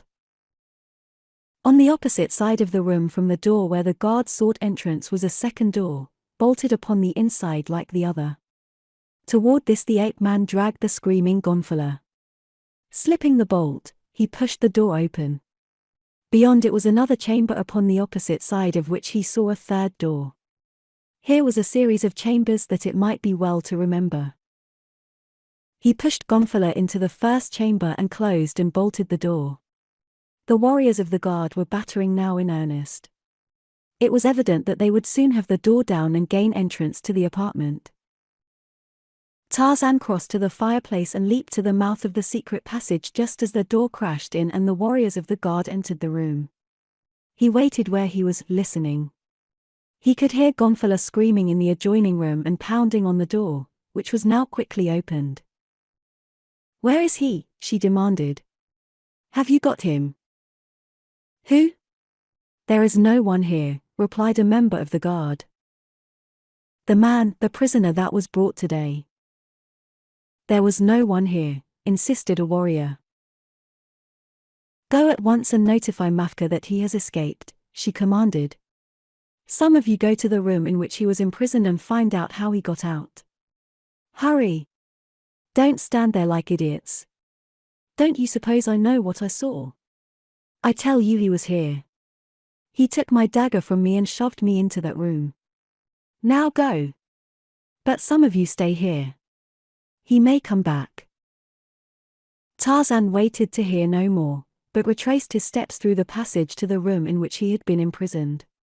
He left Gonfala's dagger on the high ledge inside the fireplace, and had barely seated himself on one of the benches in the room when he heard footsteps in the corridor outside. Then the door was swung open and half a dozen warrior women pushed their way in. They showed their surprise when they saw him sitting quietly in his cell. "Where have you been?" demanded one. "Where could I go?" countered the ape-man. "You were in the apartment of Gonfala, the queen." "But how could I have been?" demanded Tarzan. "That is what we want to know." Tarzan shrugged. "Someone is crazy," he said, "but it is not I. If you think I was there, why don't you go ask the queen?" The warriors shook their heads. "What is the use?" demanded one. "He is here, that is all we have to know. Let Mafka solve the riddle." Then they left the room. An hour passed during which Tarzan heard nothing, then the door was opened and a warrior woman ordered him to come out. Escorted by a dozen warriors, he was taken through a long corridor to an apartment on the same floor of the palace. His sense of direction told him that the room was one of the suite which adjoined the queen's. Mafka was there. He stood behind a table on which rested something covered with a cloth. Also on the table was the great diamond of Karji, the gonfal. Mafka's left hand rested upon it. The ape-man's keen nostrils scented blood, and his eyes saw that the cloth that covered the object on the table was stained with blood. Whose blood? Something told him that whatever was beneath the blood-stained cloth he had been brought to see. He stood before the magician, his arms folded across his deep chest, his level, unwavering gaze fixed upon the grotesque figure facing him. For minutes the two stood there in silence, waging a strange battle of minds. Mafka was attempting to plumb that of his prisoner, and Tarzan knew it, but his defense was passive. He was sure that the other could not control him. Mafka was annoyed. To be frustrated was a new experience. The mind of the man before him was a sealed book. He felt a little bit afraid of him, but curiosity compelled him to see him. It kept him from ordering his destruction. He wished to fathom him, he wished to break the seal. Inside that book was something strange and new. Mafka was determined to learn what it was. "How did you get to the apartment of the queen?" he demanded suddenly. "If I were in the apartment of the queen, who should know it better than Mafka?" demanded Tarzan. "If I were there, who should know better than Mafka how I got there?" The magician appeared discomfited. He shook his head angrily. "How did you get there?" he demanded. "How do you know I was there?" countered the ape-man. "Gonfala saw you."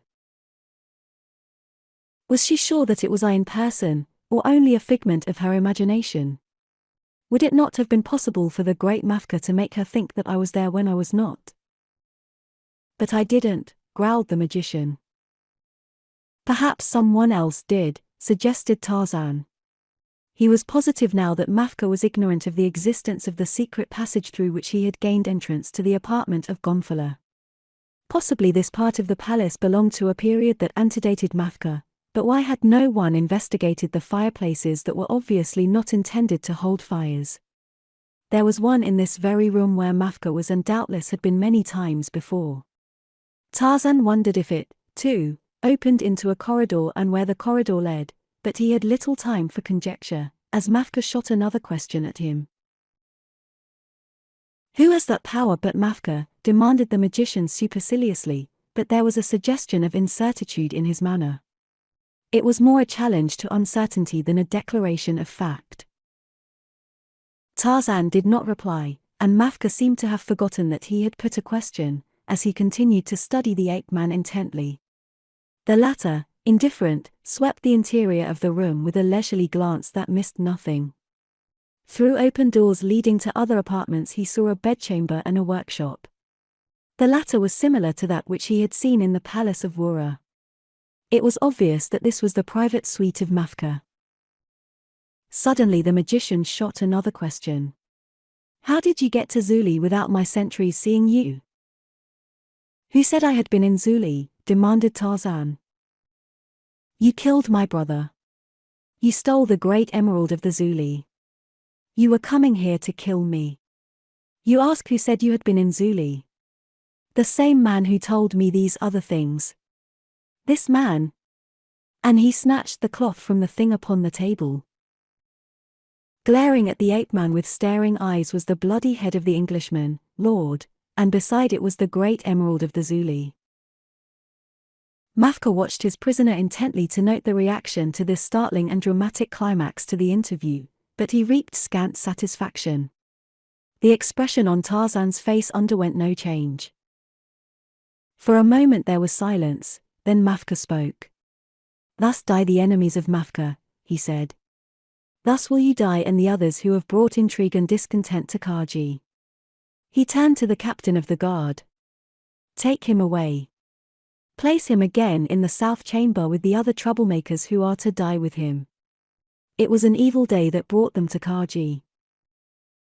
Heavily guarded, Tarzan was returned to the room in which he had been confined.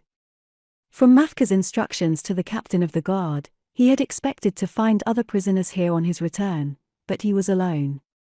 He wondered idly who his future companions were to be, and then he crossed to one of the windows and looked out across the city and the broad valley of the Kaji. He stood there for a long time trying to formulate some plan by which he might contact Wood and discuss means by which the escape of the American could be assured. He had a plan of his own, but he needed the greater knowledge that Wood possessed of certain matters connected with Mafka and the Kaji before he could feel reasonably certain of its success.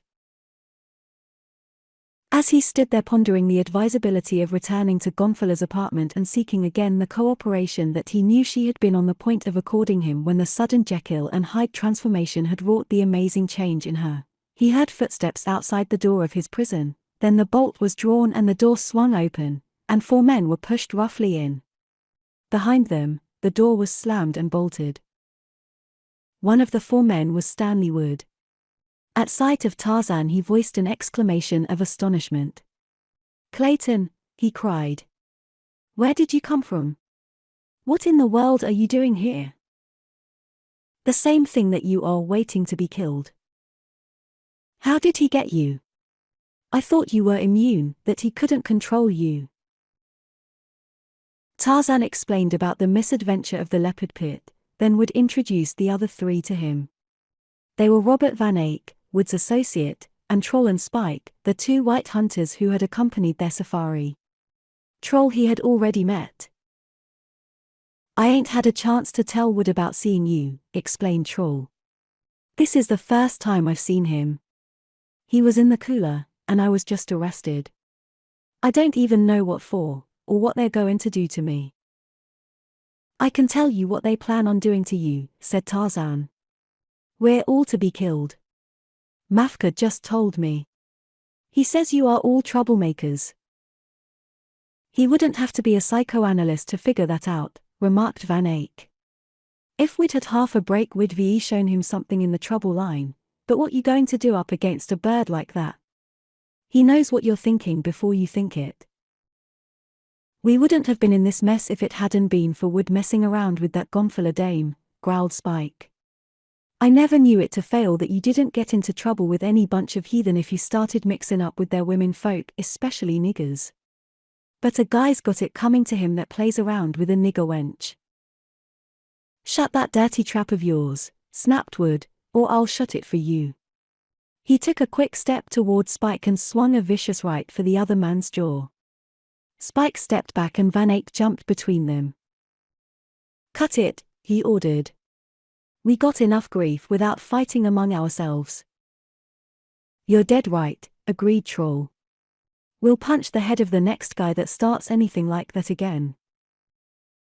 That's all right, too, said Wood, but Spike's got to apologize or I'll kill him for that the first chance I get.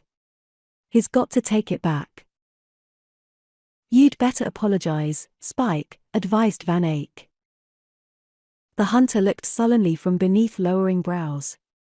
Troll went over and whispered to him. All right, said Spike, finally, I take it back. I didn't mean nothing. Wood nodded. Very well, he said, I accept your apology, and turned and joined Tarzan, who had been standing by a window a silent spectator of what had transpired. He stood for a time in silence, then he shook his head dejectedly. The trouble is, he said in low tones, I know Spike is right. She must have Negro blood in her, they all have, but it doesn't seem to make any difference to me. I'm just plain crazy about her, and that's all there is to it. If you could only see her, you'd understand. I have seen her, said the ape man. What? Exclaimed Wood. You've seen her? When? Shortly after I was brought here, said Tarzan. You mean she came here to see you? She was on the throne with Mafka when I was taken before him, explained Tarzan. Oh, yes, I see. I thought maybe you talked with her. I did afterward, in her apartment. I found a way to get there. What did she say? How was she? I haven't seen her since I got back. I was afraid something had happened to her. Mafka suspects her of helping you to escape. He keeps her locked up under guard. Did she say anything about me? Demanded Wood, eagerly. Yes, she wants to help you. At first she was eager and friendly, then, quite abruptly and seemingly with no reason, she became sullen and dangerous, screaming for her guard. Yes, she was like that, sweet and lovely one moment, and the next, a regular she-devil. I never could understand it. Do you suppose she's, well, not quite right mentally? The ape man shook his head. No, he said, I don't think that. I believe there is another explanation. But that is neither here nor there now. There is just one matter that should concern us, getting out of here. We don't know when Mafka plans on putting us out of the way nor how. Whatever we are going to do we should do immediately, take him by surprise. How are we going to surprise him, locked up here in a room, under guard? Demanded Wood. You'd be surprised, replied Tarzan, smiling faintly, so will Mafka. Tell me, can we count on any help beyond what we can do ourselves, the 5 of us? How about the other prisoners? Will they join with us? Yes, practically all of them if they can. But what can any of us do against Mafka? We're beaten before we start. If we could only get hold of the gonfal. I think that's the source of all his power over us. We might do that, too, said Tarzan. Impossible, said Wood. What do you think, Bob? He asked Van Eyck, who had just joined them.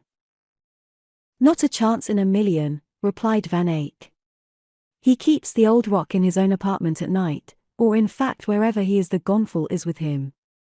His apartment is always locked and guarded, warriors at the door all the time. No, we never could get it. Tarzan turned to Wood. I thought you told me once that they seemed very careless of the gonfal, that you had handled it. Wood grinned. I thought I had, but since I came back I learned differently. One of the women told me. It seems that Mafka is something of a chemist. He has a regular lab and plays around in it a lot, ordinary chemistry as well as his main line of black magic. Well, he learned how to make phony diamonds, so he makes an imitation of the gonfal, and that's what I handled.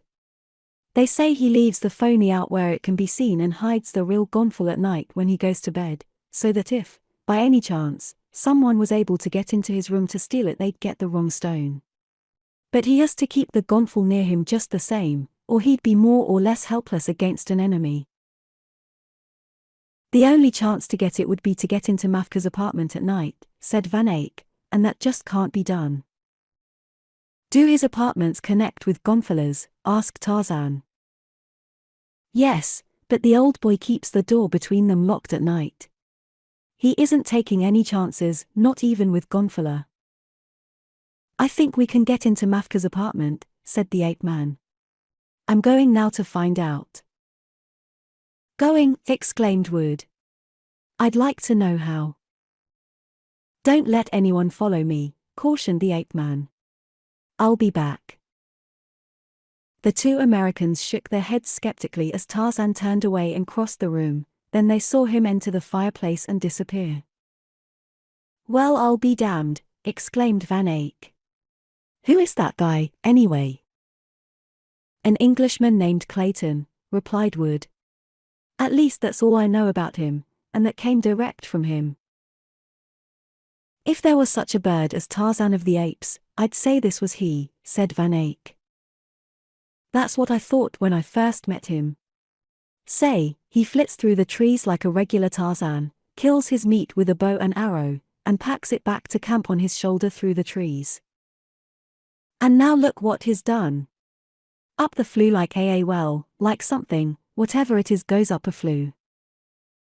Smoke, suggested Wood, only his coming back, and smoke doesn't except occasionally. Tarzan followed the corridor as he had before until he came to the opening into Gonfala's chamber, then he retraced his steps a short distance and felt his way back again with his right hand touching the side of the passageway instead of his left as before, nor was he surprised to discover that the tunnel ran on past the apartment of Gonfala. It was what he had expected, what he had been banking his hopes upon. Now, past the opening that led to Gonfala's room, he touched the left-hand wall again and, pacing off the distance roughly, came to another opening that he judged would be about opposite the center of the next apartment, which was one of Mafka's suite. He did not stop here, but went on until he had located 3 more openings. Here the corridor ended. He stepped to the edge of the flue and looked down into the fireplace. It was night now, but a faint illumination came from the opening below him. It was a greenish glow, now all too familiar. He listened. He heard the snores of a heavy sleeper. Was there another in the apartment below, or was the sleeper alone? His sensitive nostrils sought an answer.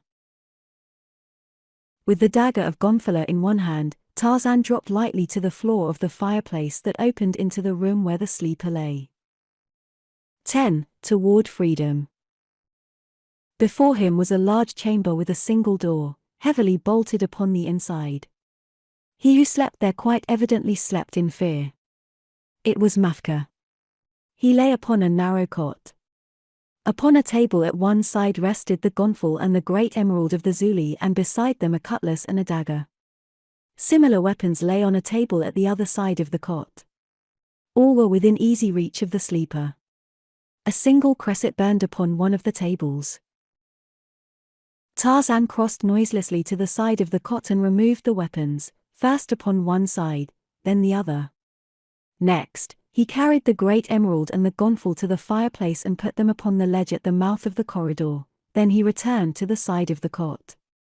Mafka slept on, for the ape-man moved as silently as a ghost in the night. He laid a hand upon the shoulder of the magician and shook him lightly. Mafka awoke with a start. Keep still and you will not be harmed. Tarzan's voice was low, but it was the voice of authority that knew its power. Mafka looked wildly about the apartment as though searching for help, but there was none. What do you want? His voice trembled. Tell me what you want and it is yours, if you will not kill me. I do not kill old men or women or children unless they force me to. As long as my life is safe, yours is. Then why have you come here? What do you want? Nothing that you can give me. What I want, I take.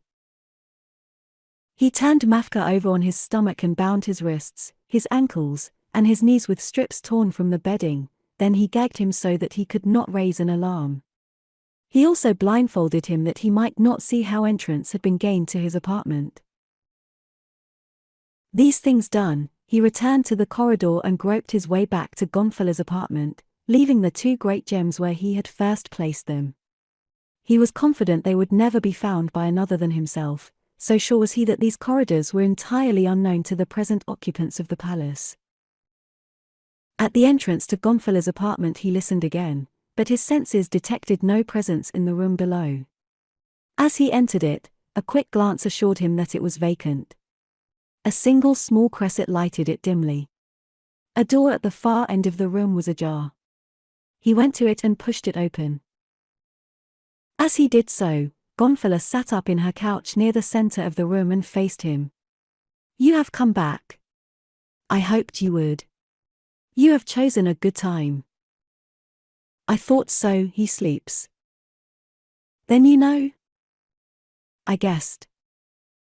But why have you come back?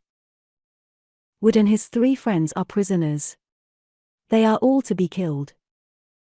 Yes, I know. It is by my orders. A qualm of pain and self-disgust was registered in her expression. You can help them to escape.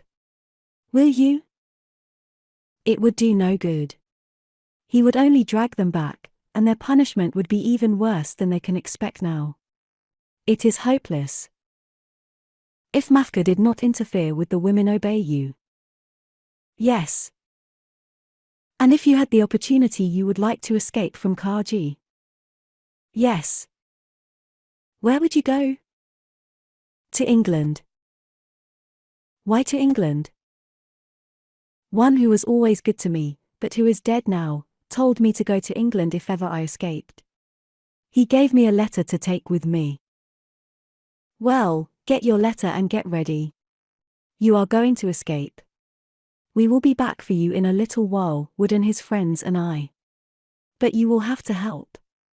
You will have to give the necessary orders to the women to let us all pass. She shook her head emphatically. It will do no good, I tell you. He will get us all. Don't worry about that. Just give me your promise that you will do as I ask.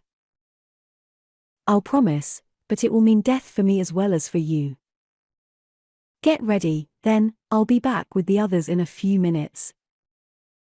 He left her room, closing the door after him, and went at once to the corridor. A moment later he dropped into the room where Wood and his companions were imprisoned. It was very dark. He spoke to them in low tones, directing them to follow him.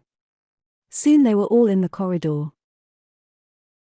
Tarzan led the way to Mafka's room, the glow from the great gems lighting their way as they approached the end of the corridor. Spike drew in his breath in astonishment. Gripes! The big rock, he exclaimed. Troll halted before the radiant stones and gazed at them in fascinated silence for a moment. This other, it must be the great emerald of the Zuli. Both of them. Lord! They must be worth millions. He started to touch them, but drew back in terror. He knew the power that lay in them, and feared it. Tarzan dropped over the ledge into the fireplace then, and the others followed him. As they gathered around Mafka's couch, Wood and his companions were speechless with astonishment when they saw the old magician lying bound and helpless. How did you do it? Exclaimed Wood. I took the gems away from him first. I think all his power lies in them. If I am right, we can get away from here. If I'm wrong, the ape man shrugged. Van Eyck nodded. I think you're right. What are we going to do with this old devil? Troll seized one of the cutlasses that lay beside the cot. I'll show you what we're going to do with him. Tarzan grasped the man's wrist. Not so fast. You are taking orders from me. Who said so? Tarzan wrenched the weapon from Troll's hand and slapped the man across the side of the face with an open palm. The blow sent him reeling across the room to fall in a heap against the wall. Troll staggered to his feet, feeling his jaw. I'll get you for this. His voice trembled with rage. Shut up and do as you're told. The ape man's voice showed no emotion. It was, however, a voice that commanded obedience. Then he turned to Wood. You and Van Eyck get the gems. Troll and Spike will carry Mafka. Where are we going? Van Eyck put the question apprehensively. He knew that there was a guard of warrior women in the corridor outside Mafka's suite. We are going first to Gonfala's apartments. They adjoin Mafka's. She'll give the alarm, and we'll have the whole bloomin' bunch of 'em on us, objected Spike. Don't worry about Gonfala, just do as I say. However, you may as well take these weapons. Something might happen, of course. Wood and Van Eyck got the great emerald and the gonfal from the ledge in the fireplace, then Troll and Spike picked up Mafka, who was trembling in terror, and all followed Tarzan to the door of the apartment. They passed through the adjoining room and the next, coming then to the door leading into Gonfala's suite. Like the other doors, it was barred on the inside. Slipping the bars, the ape man pushed the door open. Gonfala was standing in the center of the room as the party entered. She was clothed as for a journey, with a long robe of leopard skins and heavy sandals. A narrow fillet of beaded doeskin bound her golden hair. At sight of Mafka, bound, gagged, and blindfolded, she gasped and shrank away. Then she saw Wood and ran to him. He put an arm about her. Don't be afraid, Gonfala. We're going to take you away. That is, if you want to come with us. Yes, anywhere with you. But him? What are you going to do with him? She pointed at Mafka. He'll drag us all back, no matter where we go, and kill us, or he'll kill us there. He kills them all, who escape. Spike spat venomously. We'd ought to kill him now. Van Eyck looked at Tarzan. I agree with Spike. Why shouldn't we, when it's his life or ours? The ape man shook his head. We don't know the temper of the Kaji women. This man must be something of a deity to them. He represents their power, he is their power. Without him, they would be just a tribe of women upon which any other tribe could prey. He means most to us alive, as a hostage. Wood nodded. I think Clayton's right. The discussion was interrupted by a commotion in the outer corridor upon which the apartments of Mafka and Gonfala opened. There was pounding upon the door of Mafka's apartment and loud cries for the magician. Tarzan turned to Gonfala. Call some warrior in authority and see what they want. We'll wait in the next room. Come. He motioned the others to follow him, and led the way into the adjoining apartment. Gonfala crossed the room and struck a drum that stood upon the floor near the doorway leading into the corridor. 3 times she struck it, then she drew the bolt that secured the door upon the inside. A moment later the door was swung open, and a warrior woman entered the apartment. She bent to one knee before the queen. What is the meaning of the noise in the corridor? Why are they calling Mafka at this hour of the morning? The Zuli are coming, Gonfala. They are coming to make war upon us. They sent a slave to demand the return of their great emerald. There are many of them. We invoke the power of Mafka to make the Zuli weak so that we can kill many of them and drive them away. They have no power. Wura is dead, and we have the great emerald. Tell the warriors that I, Gonfala the queen, command them to go out and slay the Zuli. The Zuli are already at the gates of the city. Our warriors are afraid, for they have no power from Mafka. Where is Mafka? Why does he not answer the prayers of the Kaji? Gonfala stamped her foot. Do as I command. You are not here to ask questions. Go to the gate and defend the city. I, Gonfala, will give my warriors power to defeat the Zuli. Let us see Mafka, insisted the woman sullenly. Gonfala reached a quick decision. Very well. See that my orders for the defense of the city are obeyed, then come to the throne room, and you shall see Mafka. Bring the captains with you. The woman withdrew, and the door was closed. Immediately, Tarzan stepped into the room. I overheard. What is your plan? Merely to gain time. Then you didn't intend to have Mafka in the throne room to meet them? No. That would be fatal.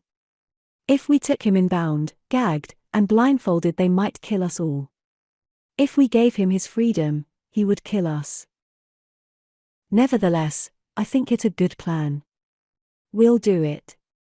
A grim smile touched the lips of the ape man. You are mad. Perhaps, but if we try to leave now, we can't get out of Kaji without a fight, and I do not relish fighting women. I think there is another way. Do you know where the imitation gonfal is kept? Yes. Get it, and bring it here at once. Wrap a skin around it so that no one can see it. Tell no one. Only you and I must know. What are you going to do? Wait and see. Do as I tell you. You forget that I am queen. She drew herself up proudly. I know only that you are a woman who would like to escape from Kaji with the man she loves.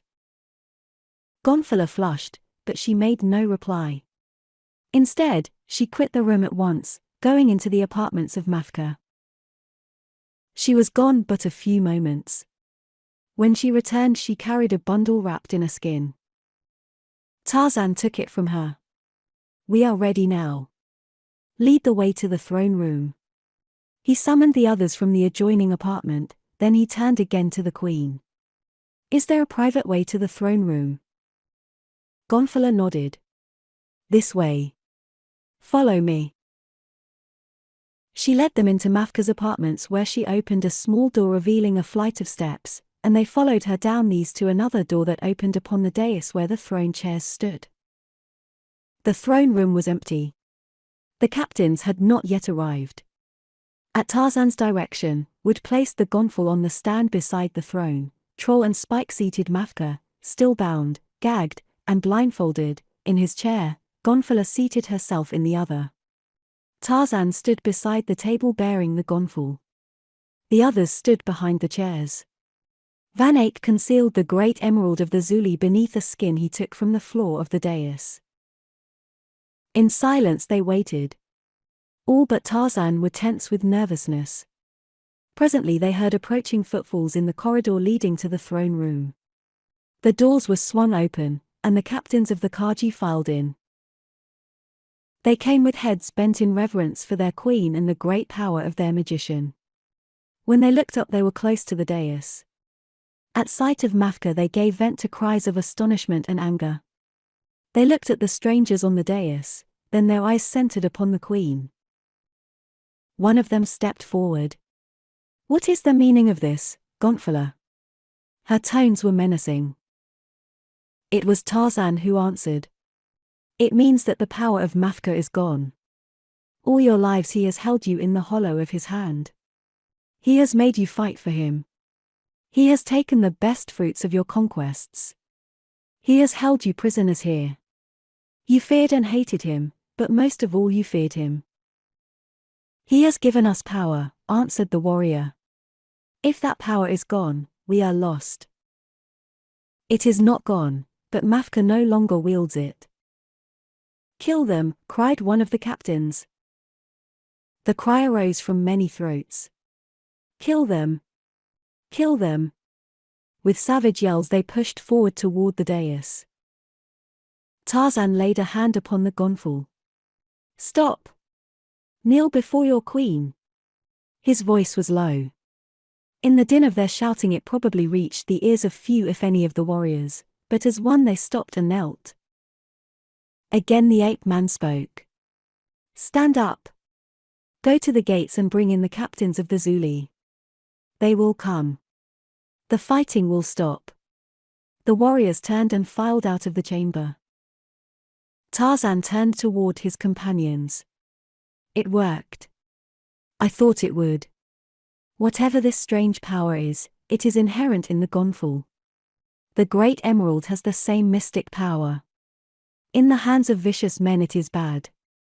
Perhaps, though, it may be used for good. Gonfalor was listening intently.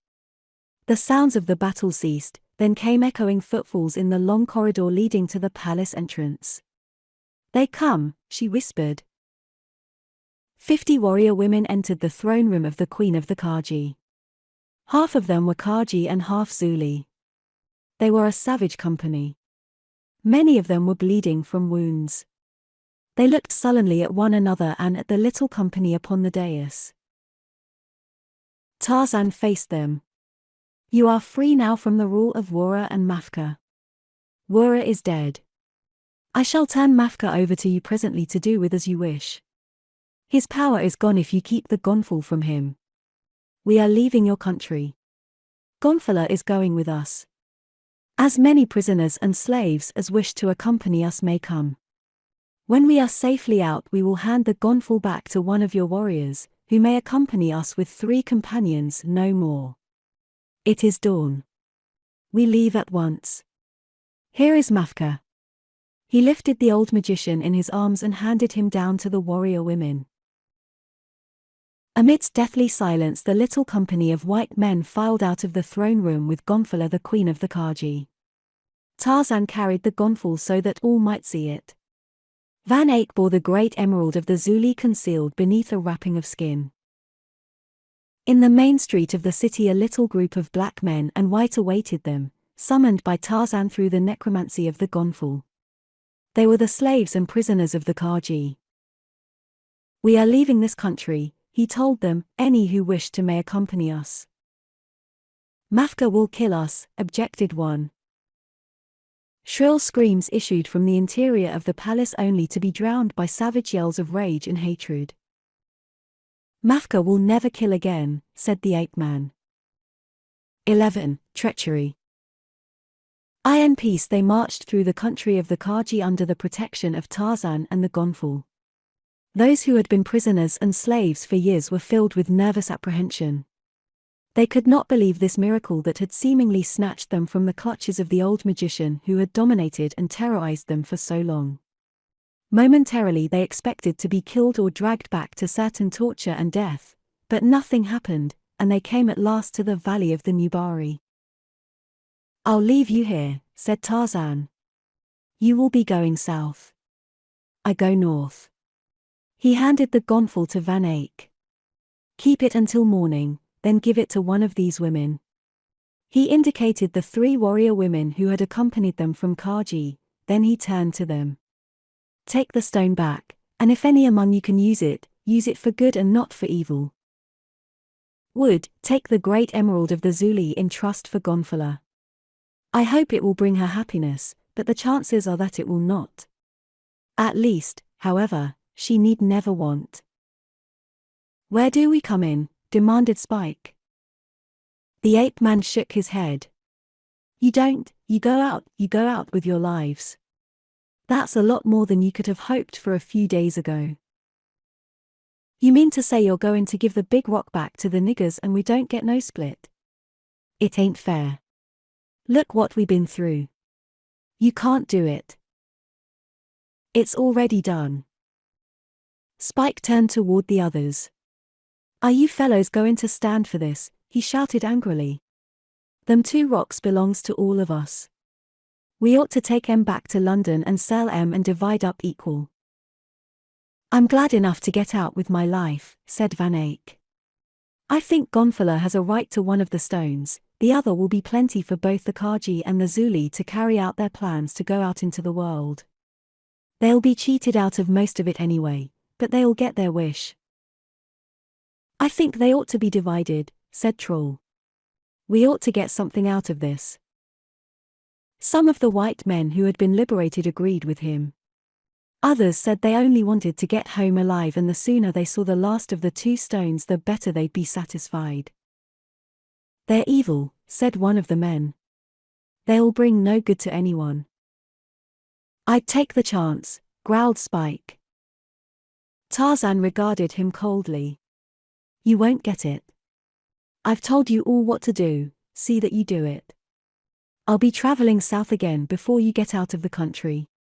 I'll know if you've pulled anything crooked. See that you don't. Night had fallen. The little band of fugitives, perhaps 100 strong, were making camp, such as it was, and preparing the food they had brought from Kaji. The blacks, who had been slaves, fell naturally into positions of porters and personal servants to the whites. There had been some slight attempt toward organization, Wood and Van Eyck acting as lieutenants to the man they knew only as Clayton, who had assumed the leadership as naturally as the others had accepted the arrangement. He stood among them now, noting the preparations for the night, then he turned to Wood. You and Van Eyck will take charge. You will have no trouble unless it be from Spike. Watch him. 3 marches to the south you will find friendly villages. After that it will be easy. That was all. He turned and was gone into the night. There were no farewells, long-drawn and useless. Well, said Van Eyck, that was casual enough. Wood shrugged. He is like that. Gonfala strained her eyes out into the darkness. He has gone. You think he will not come back? When he finishes whatever business he is on, perhaps. By that time we may be out of the country. I felt so safe when he was with us. The girl came and stood close to Wood. I feel safe with you, too, Stanley, but he seemed a part of Africa. The man nodded and put an arm about her. We'll take care of you, dear, but I know how you feel. I felt the same way when he was around. I had no sense of responsibility at all, not even for my own welfare. I just took it for granted that he'd look after everything. I often wonder about him, said Van Eyck musingly, who he is, where he comes from, what he is doing in Africa. I wonder if there could be, If what? If there could be a Tarzan. Wood laughed. You know, the same thought came to me.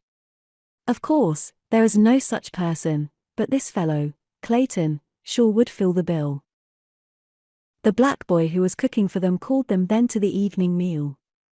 It was not much, and they decided that Spike and Troll would have to do some hunting the following day.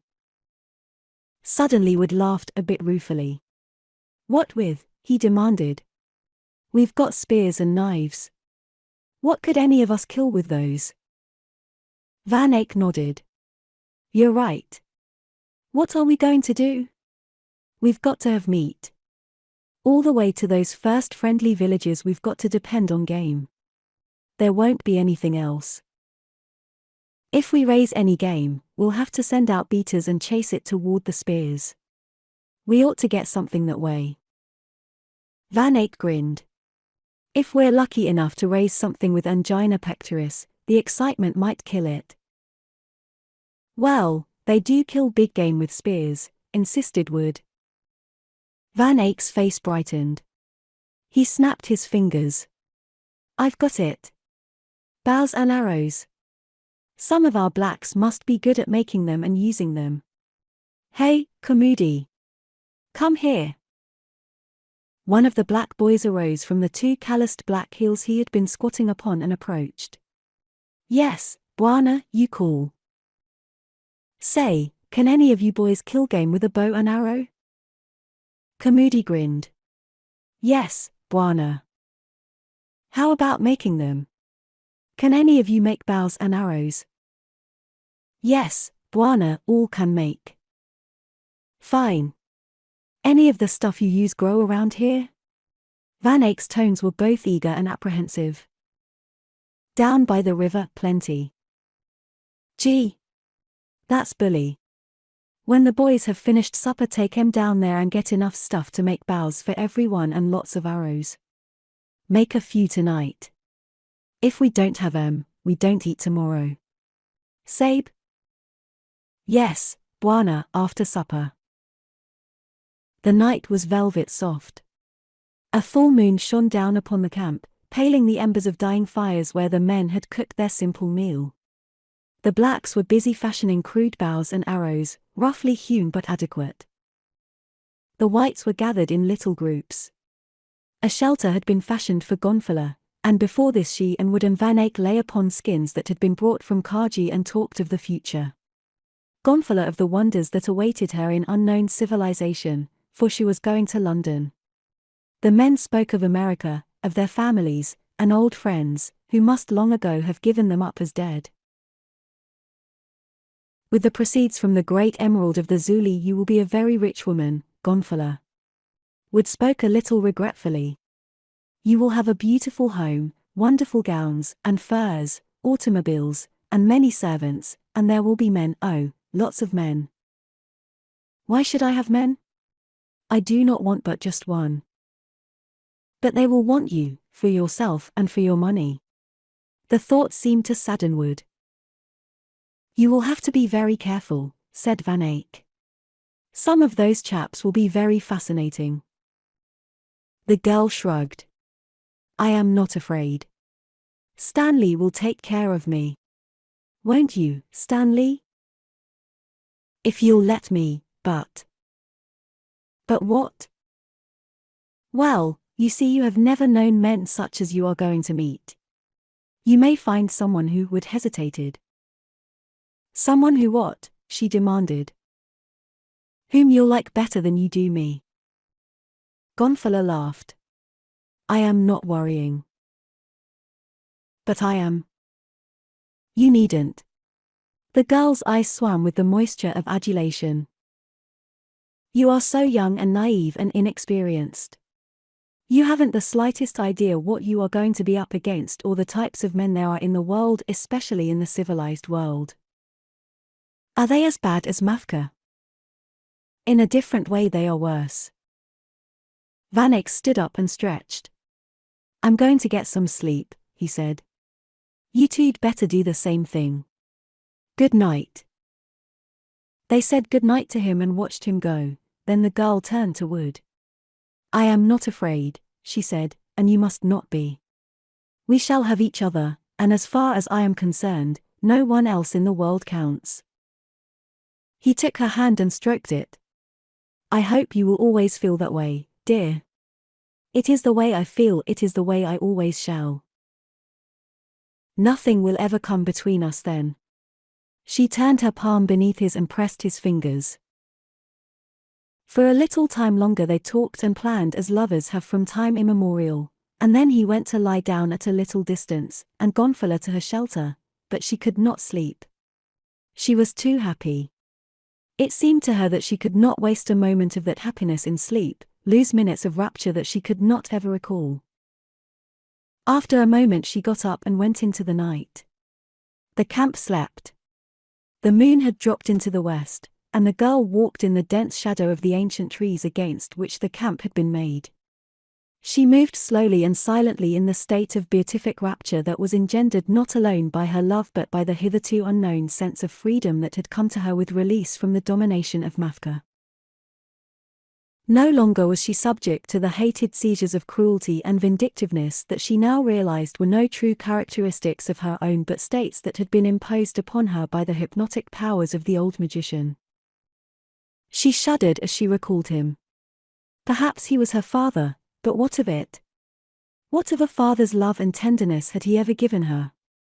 She tried to forgive him, she tried to think a kindly thought of him, but no, she could not. She had hated him in life, in death she still hated his memory. With an effort she shook these depressing recollections from her and sought to center her thoughts on the happiness that was now hers and that would be through a long future. Suddenly she became aware of voices near her. The bloke's balmy. The nerve of him, giving the gonfal back to them niggers. We ought to have it in the Emerald, too. Think of it, troll, nearly £5 million. That's what them two together would have brought in London or Paris. And he gives the emerald to that damn nigger wench. What'll she do with it?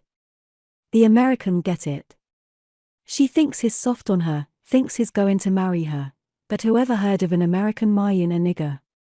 You're right, Spike, it's all wrong. Why? The girl did not wait to hear more. She turned and fled silently through the darkness, her dream shattered, her happiness blasted. Wood awakened early and called Kamudi. Wake the boys, he directed, we're making an early start. Then he called Van Eyck, and the two busied themselves directing the preparations for the day's march. We'll let Gonfalon sleep as long as we can, he said, this may be a hard day. Van Eyck was groping around in the dim light of early dawn, feeling through the grasses on which he had made his bed. Suddenly he ripped out an oath. What's the matter? Demanded Wood. Stan, the gonfal is gone. It was right under the edge of these skins last night. Wood made a hurried search about his own bed, then another, more carefully. When he spoke he seemed stunned, shocked. The emerald's gone, too, Bob. Who could have? The Kaji. Van Eyck's voice rang with conviction. Together the two men hurried to the part of the camp where the warrior women had bedded down for the night, and there, just rising from the skins upon which they had slept, were the three. Without preliminaries, explanation, or apology the two men searched the beds where the women had lain. What are you looking for? Demanded one of them.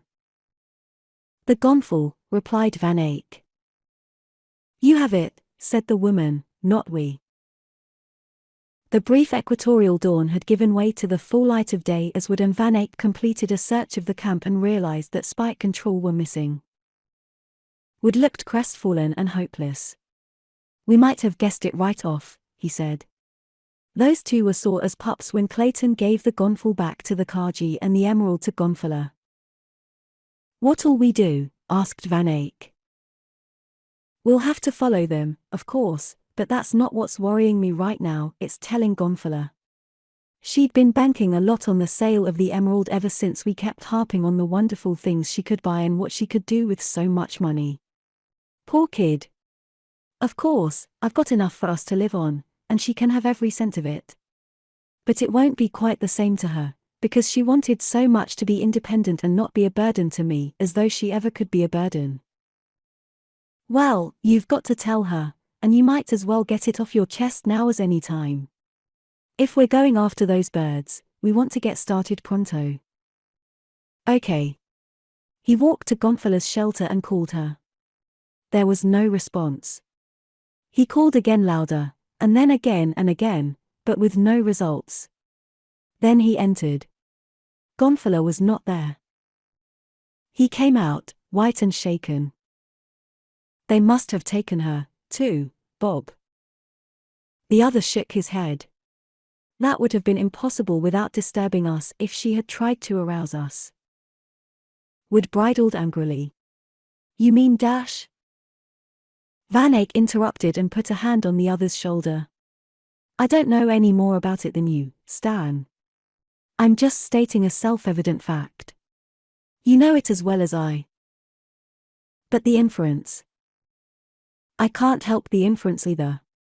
They couldn't have taken Gonfalon by force without waking us, therefore either she went with them willingly, or she didn't go with them at all.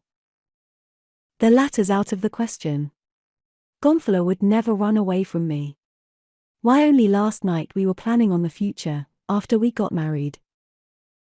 Van Eyck shook his head. Have you ever really stopped to think about what that would mean, Stan? What it would mean to you both in the future in America? I'm thinking just as much of her happiness as yours, old man. I'm thinking of the hell on earth that would be your lot, hers and yours. You know as well as I what one drop of colored blood does for a man or woman in the great democracy of the USA. You'd both be ostracized by the blacks as well as the whites. I'm not speaking from any personal prejudice, I'm just stating a fact. It's hard and cruel and terrible, but it still remains a fact. Wood nodded in sad acquiescence. There was no anger in his voice as he replied. I know it as well as you, but I'd go through hell for her. I'd live in hell for her, and thank God for the opportunity. I love her that much. Then there's nothing more to be said. If you feel that way about it, I'm for you. I'll never mention it again, and if you ever do marry, it'll never change me toward either of you. Thanks, old man, I'm sure of it. And now let's get busy and start after them. You still think they took her? I have a theory. They have both the gonfal and the great emerald of the Zuli. You saw how Clayton used that mysterious power to bend the Kaji and Zuli to his will. They used it to compel Gonfala to accompany them without making any disturbance. You know the experience I had. Mafka dragged me away from Clayton in the same way. I guess you're right. I hadn't thought of that, but why did they want Gonfala? Van Eyck looked uncomfortable, and the other noticed it. You don't mean Dash, he exclaimed. Van Eyck shrugged helplessly. They are men, he said, and not very high types. We've got to find her, we've got to hurry. Wood was almost frantic. Some of the blacks picked up the trail of the two men, leading toward the south, and the manhunt was on. 12. Reunion. TWO weeks rolled by. Tarzan was returning from the north with the information he sought. Sometimes he thought of the two Americans and Gonfala and the prisoners he had released from the Kaji and wondered how they fared. There had been enough of them to make their way in safety to the friendly tribes, and after that it would have been very simple to reach the outposts of civilization. He imagined that they were well on their way by this time with a good safari of trained bearers and ample provisions. He knew that the Americans were amply able to bear the expense even if they were unable to finance themselves on the security of the great emerald of the Zuli. It was late afternoon as the Lord of the Jungle swung along a game trail at the edge of a forest. A light wind was blowing in his face, waving his black hair. It brought to his nostrils evidence of things unseen that lay ahead. Presently it brought the acrid scent of Numa the lion. It was an old lion, for the odor was stronger than that of a cub or a young lion in its prime. To Tarzan it was just another lion. He gave it little thought until the wind brought faintly to his nostrils another scent, the scent spoor of a Tarmangani, a white woman. This scent came from the same direction as that of Numa. The two, in conjunction, spelled tragedy. Tarzan took to the trees. Game trails are winding. Through the trees he could move in a straight line, shortening the distance to his destination, and through the trees he could move with incredible swiftness. They had been his natural element since infancy when he had been borne swiftly from danger by his foster mother, Kala the she-ape. The woman, haggard, unkempt, starving, exhausted, moved slowly and hopelessly along the trail. Her senses were dulled by fatigue and suffering. She heard nothing, yet some inner sense prompted her to turn a backward glance along the trail. Then she saw the lion. He was moving softly and slowly after her. When he saw that he was discovered, he bared his fangs and growled. The woman stopped and faced him. She had not the strength to climb a tree to safety. She knew that flight was useless. She just stood there, wide-eyed and hopeless, waiting for the end. She did not care. She had nothing to live for. She only prayed that death might come with merciful quickness. When she had stopped, the lion had stopped. He stood glaring at her, his eyes blazing. Suddenly he started toward her at a trot. A few steps and he would charge, that swift, merciless charge of the king of beasts that is the culmination of ferocity. He seemed to crouch lower, almost flattening himself against the ground, and now a horrid roar burst from his savage throat as he sprang forward.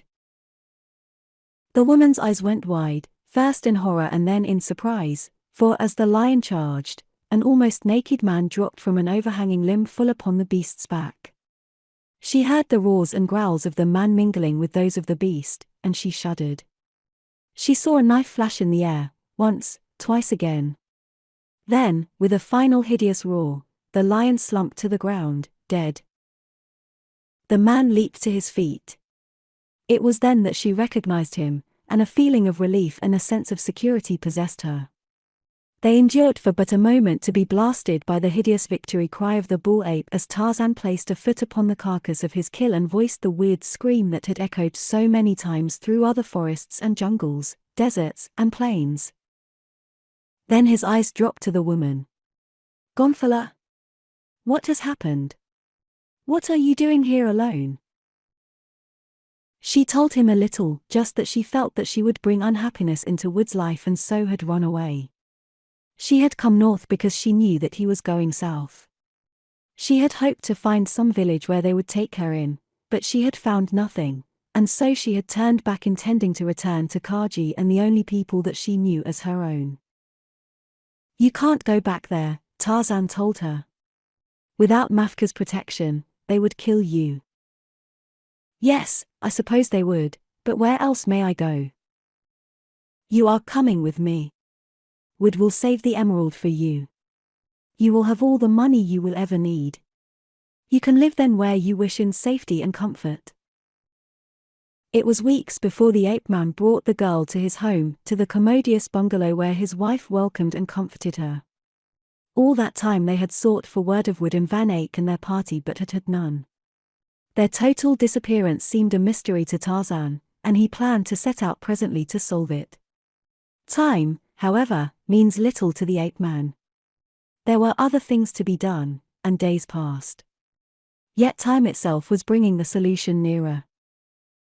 Two white men with a small safari trekked through a grim forest, damp, dark, depressing. It seemed endless. If ever two people were thoroughly and completely lost, we are they. Wood had stopped and removed his sun helmet to wipe the perspiration from his forehead. "We're no more lost than our guides," Van Eyck reminded him. "If we keep on going east we ought to strike some village where we can get guides." "All right, let's get going." Within half a mile they emerged from the forest at the edge of a wide, rolling plain. "What a relief!" exclaimed Van Eyck. "A little more of that forest and I'd have gone nuts." "Look!" Wood seized his companion by the arm and pointed. "Men! Looks like a war party. See those plumes? Maybe we'd better lay low." "Well, the responsibility is no longer ours. They've seen us. Here they come." The two men stood watching a party of a dozen warriors approaching them. "Gee, they're a good-looking bunch," commented Wood. "I hope they're also good." The blacks halted a dozen paces from the white men, then one who was evidently their leader approached closer. "What are the Bwanas doing in this country?" he asked in good English. "Are they hunting?" "We're lost," explained Wood. "We want to get guides to get us out of here." "Come," said the black. "I take you to the big Bwana." "What's his name?" asked Van Eyck. "Perhaps we know him." "He is Tarzan."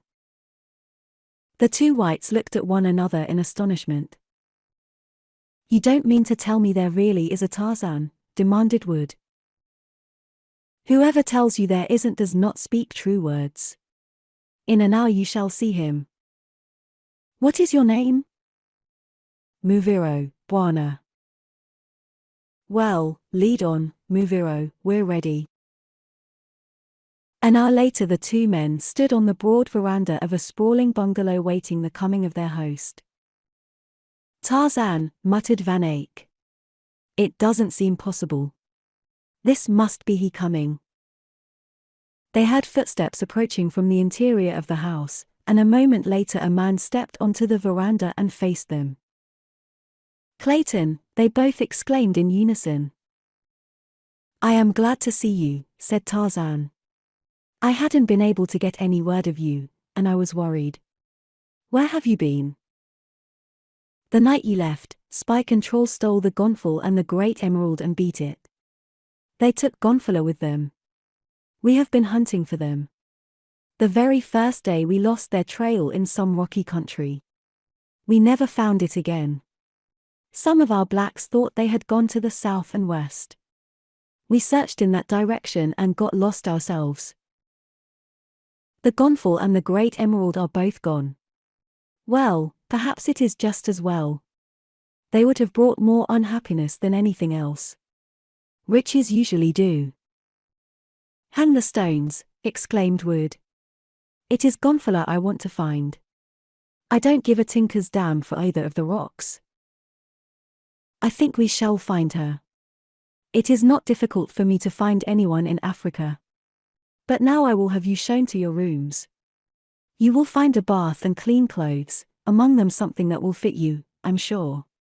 When you are ready, come to the patio, you will find us there.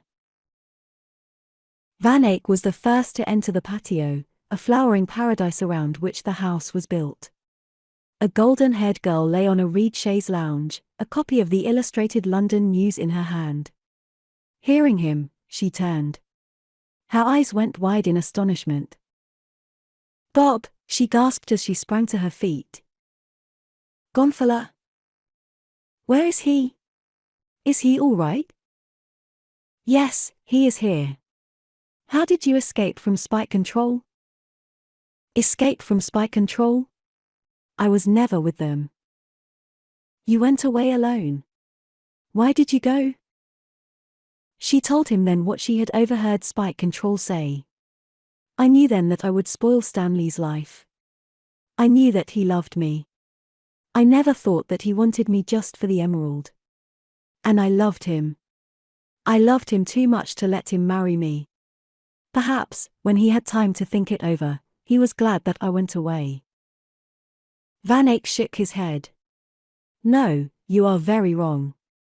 I spoke to him of the matter, and here is what he said, as nearly as I can recall his words. I'd go through hell for her. I'd live in hell for her, and thank God for the opportunity. That is how much I love her. I think those were about his very words. Tears came to the girl's eyes. May I see him soon? He'll be out in a minute.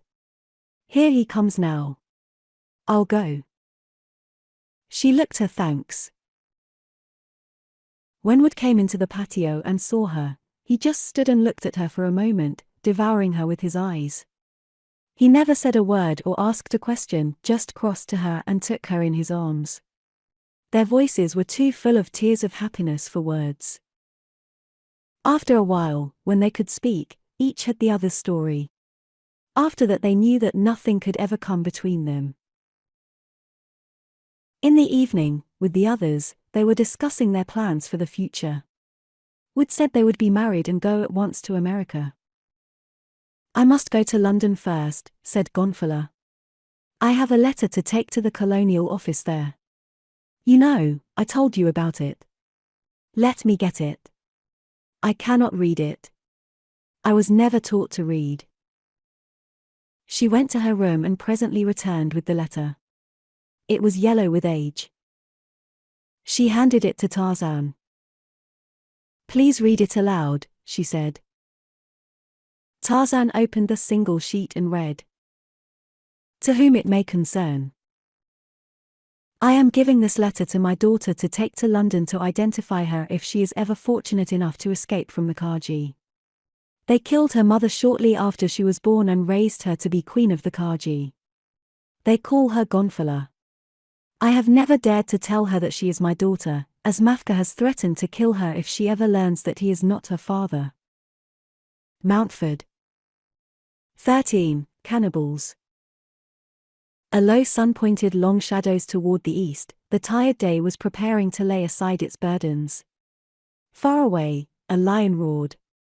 It was the prelude to another African night, majestic as the king of beasts and a savage. A party of 8 men laid down their few belongings and made camp beside a water hole. 2 of the men were white. Like their black companions, they were armed with bows and arrows and short spears. There was not a firearm among them all. Some of the men carried meat from the last kill, and there were 2 packages wrapped in skins. Beside their weapons, that was all. It was a poorly equipped safari, if it could be said to have been equipped at all. The blacks were quiet, speaking in whispers as they cooked the meat for their evening meal. The white men were glum and scowling. One of them nodded toward the blacks. "The beggars are scared stiff." The other nodded.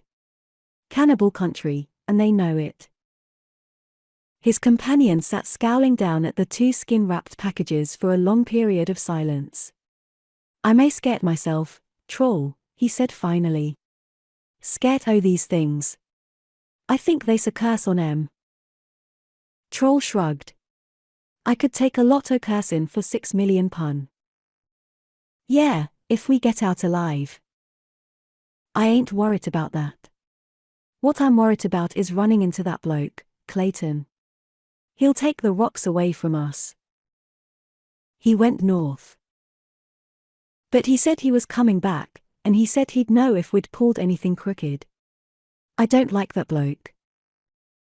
They lapsed into silence, chewing on the half-cooked meat of a tough old boar the blacks had killed the day before.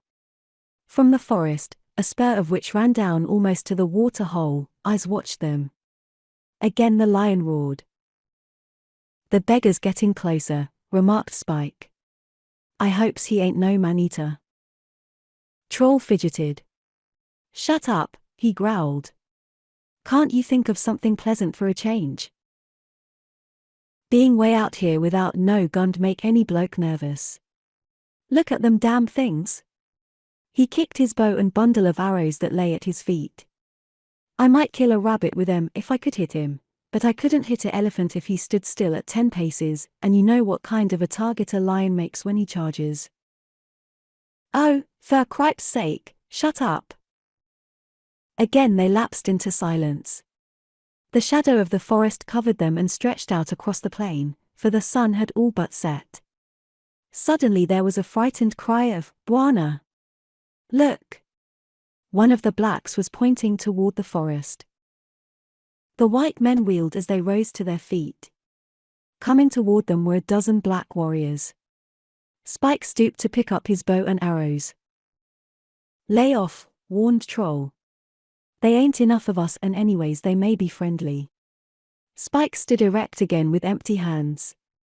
One by one the blacks of their party rose slowly to their feet. The strangers were approaching cautiously, their weapons ready. They halted a dozen paces from the camp, their grim-visaged leader in advance of the others. He surveyed the 2 white men and their 6 bearers arrogantly, contemptuously. Troll made the sign of peace. The leader strode forward followed by his warriors. "What you do here in the country of the Bantango?" he demanded. "We look for guides," replied Troll in the same dialect. "Big safari behind us, many guns, they come soon, then we go. We wait here, they come." "You lie," said the chief. "My man one he follow you 2 days, then he come me. No big safari. No guns. You lie." "What did I tell you?" demanded Spike. "They's a curse on us, and look at them filed teeth. You know what them filed teeth mean." "I told you it was cannibal country," observed Troll, lamely. "Gordamighty, I'd give both them rocks for a gun," moaned Spike. "The rocks!" exclaimed Troll. "That's it. Why didn't we think o' that before?" "Think o' what?" "The gonfal. We can use it like old Mafka did, just put a hand on it and make any bloke do whatever you wants him to do." "Slime! That's a idea. Make 'em get out o' here." He stopped and started to unwrap the gonfal, the great diamond of the Kaji. The chief took a step forward. "What you got?" he demanded. "Big medicine," said Troll. "You like see?" The chief nodded. Me like, me take. The swift equatorial night had fallen. Only the cooking fires of the little camp illuminated the tense scene. From the deep shadows a great lion watched. Spike undid the thongs that bound the wrappings to the gonfal, and with trembling hands threw back the skin, revealing the great stone shimmering and scintillating in the dancing lights of the cooking fires. The chief recoiled with a short gasp of astonishment. He did not know what the stone was, but its brilliance awed him. Troll dropped to one knee beside the gonfal and laid a hand on it. "Go away," he said to the chief. "Lay down your weapons, all of you, and go away." The chief and his warriors stood looking at the gonfal and at Troll. They did not lay down their weapons and they did not go away. As nothing happened, they regained confidence. "No lay down weapons, no go away," said the chief. "We stay. Me take." He pointed at gonfal. "You come our village. You belong me." "You better go away," insisted Troll. He tried to make his voice sound commanding, but it did not. "What's wrong with the gonfal?" demanded Spike. "It won't work." "Let me try it." Spike stooped and placed a palm on the stone. "You blokes drop your weapons and beat it before our big medicine kills you," he shouted threateningly. The chief stepped forward and kicked Spike in the face, bowling him over on his back. His warriors rushed in with loud war cries, brandishing their weapons. And then from the outer darkness came a thunderous roar that shook the earth, and a great lion charged into the savage melee. He leaped over the prostrate Spike and brushed past Troll, falling upon the terrified chief and his warriors. Troll was quick to grasp the opportunity for escape. He gathered up the great diamond, and shouted to Spike and the bearers to follow him and bring the other stone, then he ran for the forest. A few screams, mingled with savage growls, rang in their ears for brief moments, then silence. All night they followed close to the edge of the forest, nor did they stop until they came upon a small stream shortly after daylight. Then they threw themselves upon the ground, exhausted. As they chewed once more upon the flesh of the old boar, their spirits revived, and they spoke for the first time for hours. "I guess we don't know how to work the rock," ventured Troll. "Who says we?" demanded Spike. "I worked it." "You?" "Sure. Didn't I tell 'em they'd get killed if they didn't beat it?" "And what happens?" "The gonfal calls the old man-eater.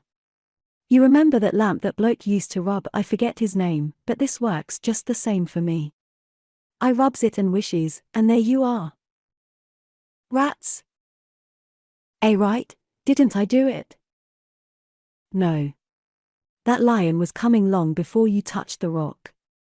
He smelled meat, that was what brought him, not you and your bloody rock." "I'll show you. Here, give it to me." Spike took the diamond from Troll, uncovered it, and placed a palm on its gleaming surface. He glowered fixedly at his companion. "Sit down," he commanded. Troll grinned derisively and advised Spike to go to L. The latter scratched his head in momentary confusion, then he brightened. He exclaimed, "I got a better idea." He scratched a line on the ground with a bit of stick. "I says now that you can't cross that line, and you can't." "Who says I can't?" demanded Troll, stepping across the line. "I guess maybe there's something I don't understand about this," admitted Spike. "That Clayton bloke worked it on the Kaji and the Zuli. You seen him yourself." "Gonfala was there," reminded Troll. "Maybe that's the answer. Maybe it won't work without her." "Maybe," admitted Spike, "but the Zuli medicine man done the same work with the emerald, and he didn't have no gonfala." "Well, try the emerald, then." "Let me have it." "I ain't got it." "One of the boys must have it." "I told you to bring it." "One of the boys always carries it," insisted Spike, turning to the bearers sprawled on the ground. "Hey, you! WICH10US got the green rock. They looked at him blankly, then they looked at one another. No got, said one. No bring. Hell, ejaculated Troll. You're a rare UN, you are, a leavin' maybe a 3 million pun stone back there in the cannibal country. 14. Kidnapped. Tired? Asked Wood. Gonfala shook her head. Not a bit. You're doing pretty well for a girl who never had to do anything more strenuous than sit on a throne, laughed Van Eyck. You'd be surprised. I can probably outrun and outlast either of you. You see, I used to hunt with the Kaji. Mafka insisted on it, lots of exercise. He was a great believer in exercise for everyone but Mafka. I'm glad, said Wood, for we've got 2 long marches between this camp and Railhead. I'll be glad when it's over. To tell you the truth, I'm fed up on Africa. I hope I never see it again. I don't blame you, Stanley, you came near staying here a long time. Yes, eternity is rather a long time. Wood grimaced. It's hard to realize, even now, that we escaped. It's incredible, agreed Gonfala. We're the first persons ever to escape from Mafka, and he'd been there, oh, no one knows how long, the Kaji said always. They believed that he created the world. The 3 were camped at the end of a day's march on their way out towards civilization. They had a dependable, well-equipped safari furnished by Tarzan. The men planned on devoting 1 day to hunting, as they were in excellent game country, then they would cover the 2 long marches to Railhead. The delay for hunting was Wood's concession to Van Eyck, an indefatigable Nimrod, who had obtained permission from the Lord of the Jungle to take out a few trophies for his collection. As night fell, the light of their beast fire cast dancing shadows through the camp and shone far out into the night, both attracting and repelling the great carnivores upon whose domain they trespassed, for this was lion country. It attracted also other eyes a mile or more to the north. I wonder what that might be, said Spike.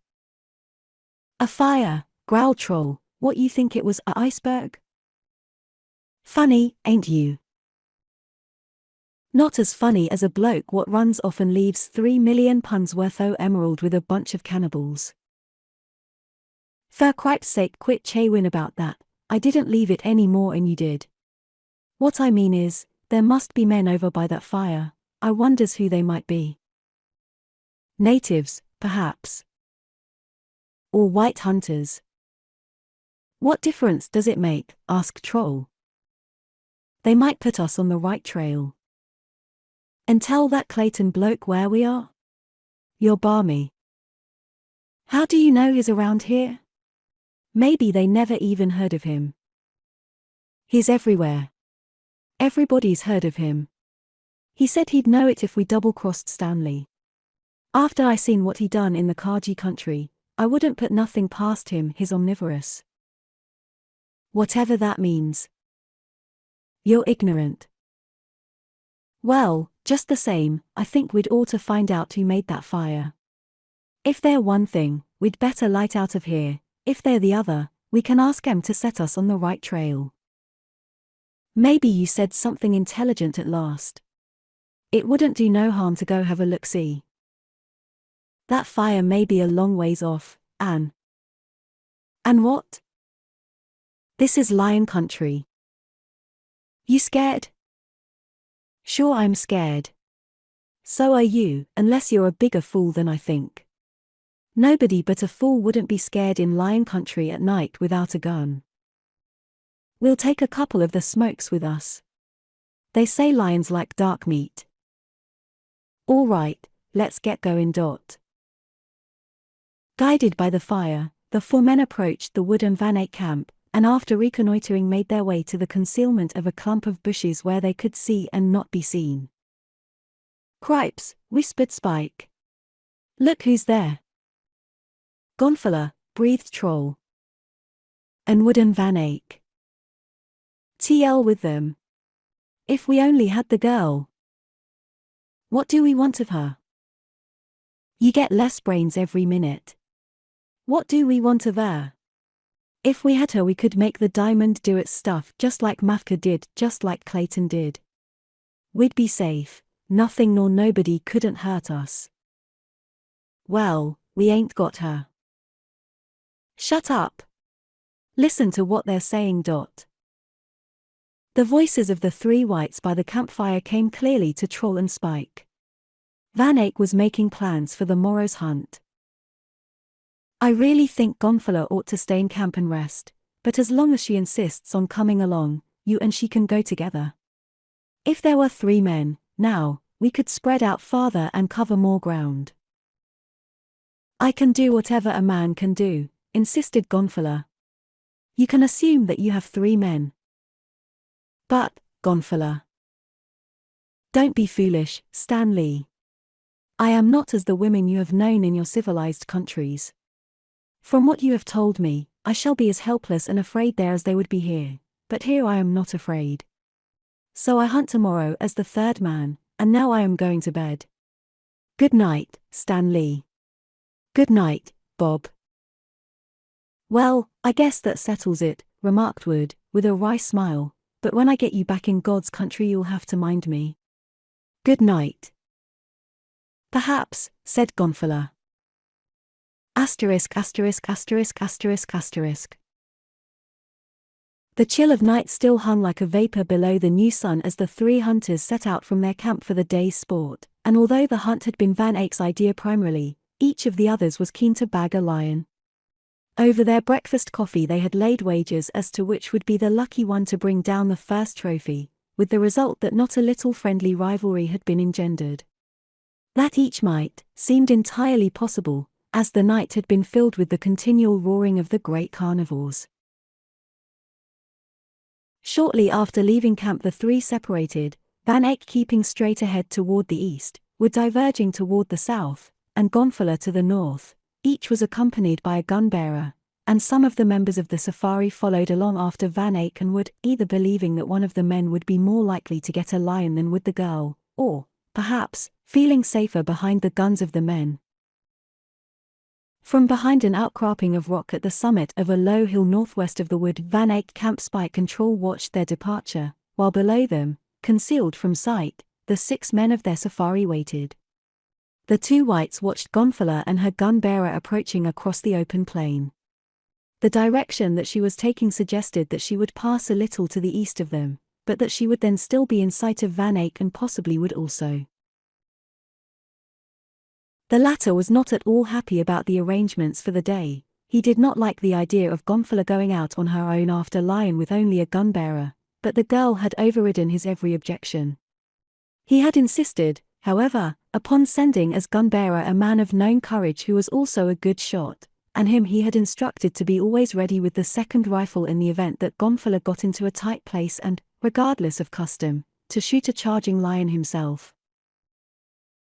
While Gonfala had had little previous experience of firearms prior to a few weeks ago, it gave him some consolation to reflect that she had, even in that short time, developed into an excellent shot, and insofar as her nerve was concerned he had no cause for anxiety. What he could not have known, of course, was the far greater menace of the 2 men who watched her from their rocky concealment upon the hilltop. Gonfala passed the hill beneath the eyes of Spike and Troll and then crossed a low rise that was a continuation of the hill running down into the plain, and from then on she was hidden from the sight of either Van Eyck or Wood. The country she now entered was broken by gullies and outcroppings of rock, by low bushes and occasional trees, so that it was comparatively easy for Spike and Troll to follow her without danger of being discovered, and this they did, keeping well to the rear of her and catching only an occasional glimpse of her during the ensuing hour. Quite unsuspecting the fact that 8 men followed upon her trail, Gonfala continued her seemingly fruitless search for lion, bearing constantly a little to the west because of a range of low hills that lay to the right of her and thus constantly increasing the distance between herself and her 2 companions. She had about come to the conclusion that the lions had all left the country when she heard, faint and far toward the east, the report of 2 rifle shots. "Someone else had the luck," she said to her gun-bearer. "I guess we came in the wrong direction." "No, Mem Sahib," he whispered, pointing, "Look! Simba!" She looked quickly in the direction he indicated, and there among the grasses beneath a tree she saw the head of a lion, the yellow-green eyes gazing unblinkingly at her. The beast was about 100 yards distant. He was lying down, and as only his head was visible he offered a poor target. A frontal shot, she knew, would only tend to infuriate him and precipitate a charge. "Pay no attention to him," she whispered, "we'll try to get closer and to one side." She moved forward then, not directly toward the lion but as though to pass a little to the right of him, and always his eyes followed them, but neither she nor the gun-bearer gave any indication that they were aware of his presence. When she had approached to within about 50 yards she stopped and faced him, but he only lay quietly regarding her. But when she took a few steps straight toward him, he bared his great fangs and growled.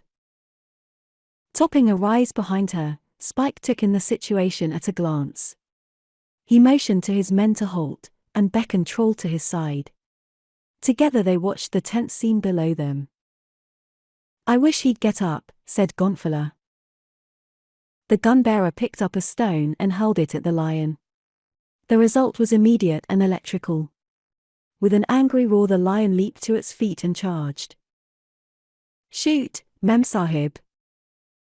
Gonfalon dropped to one knee and fired. The lion leaped high into the air, its angry roars shattering the silence. It was hit, but it was not stopped, for although it rolled over on its back it was up again in an instant and bearing down on them at terrific speed. Gonfalon fired again and missed. Then the gun-bearer took aim and pressed the trigger of his gun. There was only a futile click. The cartridge misfired. The lion was almost upon Gonfalon when the gun-bearer, unnerved by the failure of his gun, turned and fled. Unwittingly he had saved Gonfalon's life, for at sight of the man in flight the lion, already rising over Gonfalon, followed a natural instinct that has saved the life of many a hunter and pursued the fleeing man. Gonfalon fired again, and again scored a hit, but it did not stop the infuriated beast as it rose upon its hind feet and seized the gun-bearer, the great fangs closing upon his head until they met in the center of his brain. The girl was aghast as she stood helplessly by while the huge cat mauled its victim for a moment, then it sagged upon the body of the man and died.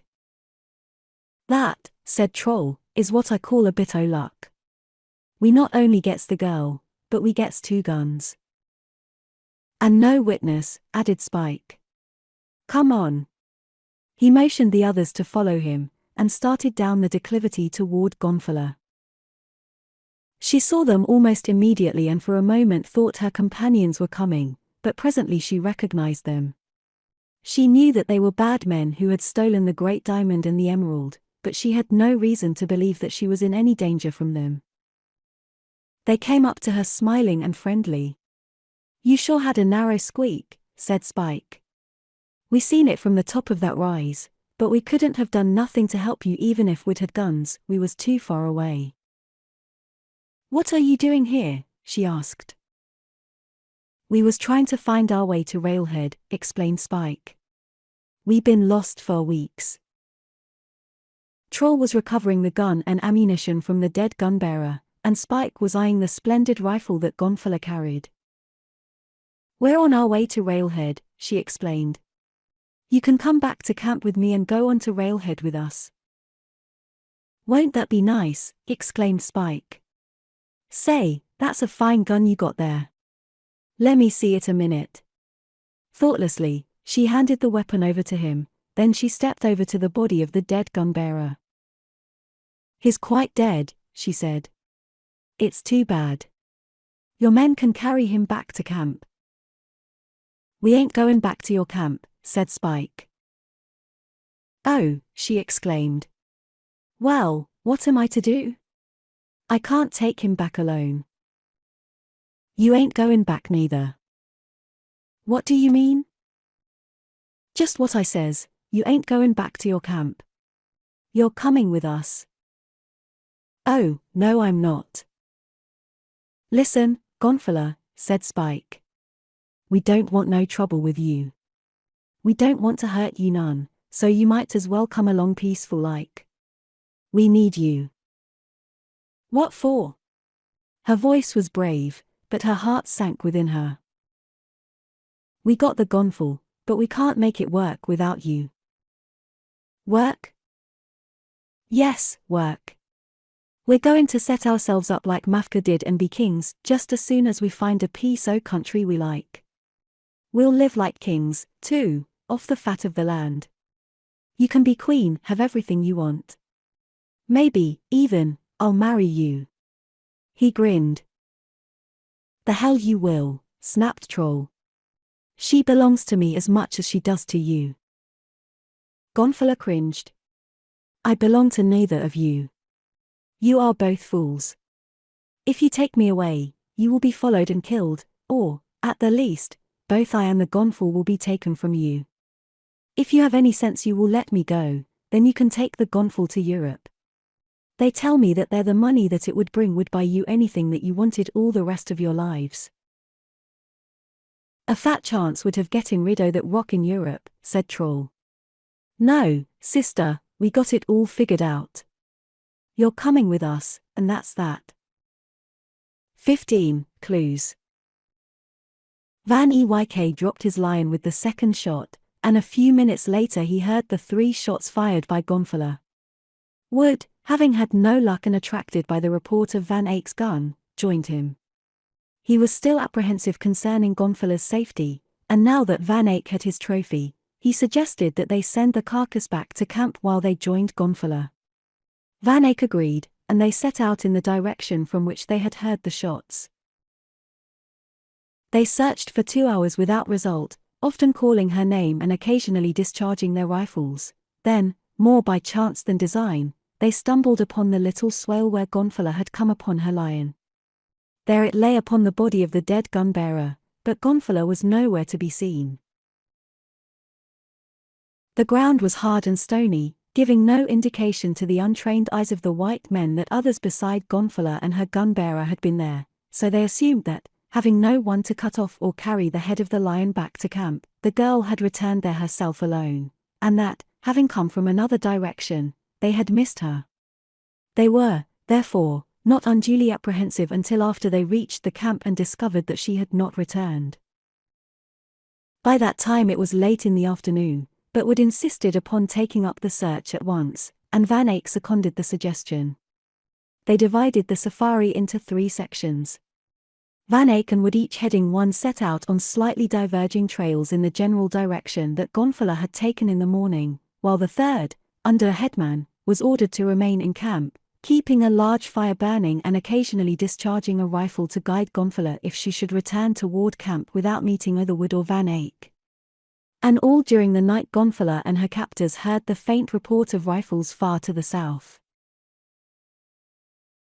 It was around noon of the following day that, exhausted and disheartened, Wood and Van Eyck returned to camp. I'm afraid it's no use, old man, said the latter, sympathetically. If she'd been alive she'd have heard our rifles and replied. I can't believe that she's dead, said Wood. I won't believe it. Van Eyck shook his head. I know it's tough, but you've got to face facts and reason. She couldn't be alive in this lion country now. But she had 2 guns, insisted Wood. You saw that she took the gun and ammunition from the gun-bearer after he was killed. If she'd been attacked by a lion, she'd have fired at least once, and we never heard a shot. She might have been taken unaware, stalked after dark and struck down before she knew a lion was near. You've seen him charge, you know it's all over in a second if you aren't ready for him. Wood nodded. Yes, I know. I suppose you're right, but I won't give up, not yet. Well, Stan, I've got to get back home. If I thought there was the slightest chance I'd stay, but I know there's not. You'd better come along and try to forget it as soon as you can. You might never, here, but back home it'll be different. There's no use, Van, you go along. I'm going to stay. But what can you do alone? I won't try to do anything alone. I'm going back and find Tarzan, he'll help me. If anyone can find her or where she was killed it's he. 10 days later Wood plodded wearily into the camp that he had not left except in daily fruitless searches for his gonfalon. He had not gone back to enlist Tarzan's aid, but had, instead, sent a long letter to the ape man by a runner. Every day for 10 days he had combed the country for miles around, and each day he had become more convinced that Gonfalon was not dead. He had found no trace of a human kill by lions, no shred of clothing, no sign of the 2 guns or the ammunition that Gonfalon had had with her, though he had found plenty of lion kills, zebra, antelope, wildebeest. But he had found something else that gave support to his belief that Gonfalon might be alive, the camp of Spike and Troll. It lay only a short distance north from his own camp. Gonfalon must have pressed close to it the morning that she started out to hunt. What type of men had camped there, he could not know, but he assumed that they were natives, for there were no signs of white men, no empty tins, no discarded scrap of clothing, no indications that a tent had been pitched. Perhaps, then, Gonfalon's fate had been worse than the merciful death the king of beasts would have accorded her. That thought goaded him to desperation, and filled his mind with red imaginings of vengeance. Such were his thoughts as he threw himself upon his cot in hopeless bafflement to reproach himself as he had 1,000 times for having permitted Gonfalon to hunt alone that day. How long ago it seemed, how many ages of bitter suffering. A figure darkened the doorway of the tent, and Wood turned to look. Wood sprang to his feet. "Tarzan! God, I thought you'd never come. I came as soon as I got your letter. You have been searching, of course. What have you found?" Wood told him of his failure to find any evidence that Gonfalon had fallen prey to lions, but that he had found a camp in which there had been men recently. "That is interesting," commented Tarzan. "It is too late now to investigate that today. Tomorrow I'll have a look at it." Early the next morning Wood and the ape man were at the camp from which Spike and Troll had been attracted by the campfire that had led them to the discovery of the presence of Gonfalon. Tarzan examined the ground and the surroundings minutely. His lifetime of experience, his trained powers of observation, his sensitive nostrils revealed facts that were a sealed book to the American. The charred wood in the dead fires, the crushed grass, the refuse each told him something. "It was a poor camp," he said finally. "Perhaps 10 or a dozen men camped here. They had very little food and their packs were few. They did have packs, and that indicates that there were white men, perhaps 1, perhaps 2, the rest were natives. Their food was poor. That would suggest that they had no firearms, for this is a good game country, so perhaps there were no white men at all. Yet I am sure there were. They had only the meat of an old boar to eat. Some of the bones were split and the marrow extracted. That suggests natives. Other bones were not split, and that suggests white men." "How do you know they had packs?" asked Wood, who could see no evidence to suggest anything more than that someone had been there and built fires and eaten food. He could see the discarded bones of their repast. "If you look carefully you will see where they lay on the ground. It has been 10 days at least, and the signs are faint, but they are there. The grasses are pressed down and the marks of the cords that bound the packs are still visible." "I see nothing," admitted Wood after close scrutiny. Tarzan smiled one of his rare smiles. "Now we shall see which way they went," he said. "The spoor of so many men should be plain." They followed toward the north the freshest spoor that led from the camp, only to lose it where a great herd of grazing game had obliterated it. Then Tarzan picked it up again beyond. Eventually it led to the spot where the bodies of the gun-bearer and the lion had lain. "Your theory seems to have been correct," said the ape-man. "Gonfalon, apparently, was captured by this party." "That was 11 days ago," mused Wood despairingly. "There is no telling where they are now, or what they have done to her. We must lose no time in following." "Not we," replied Tarzan.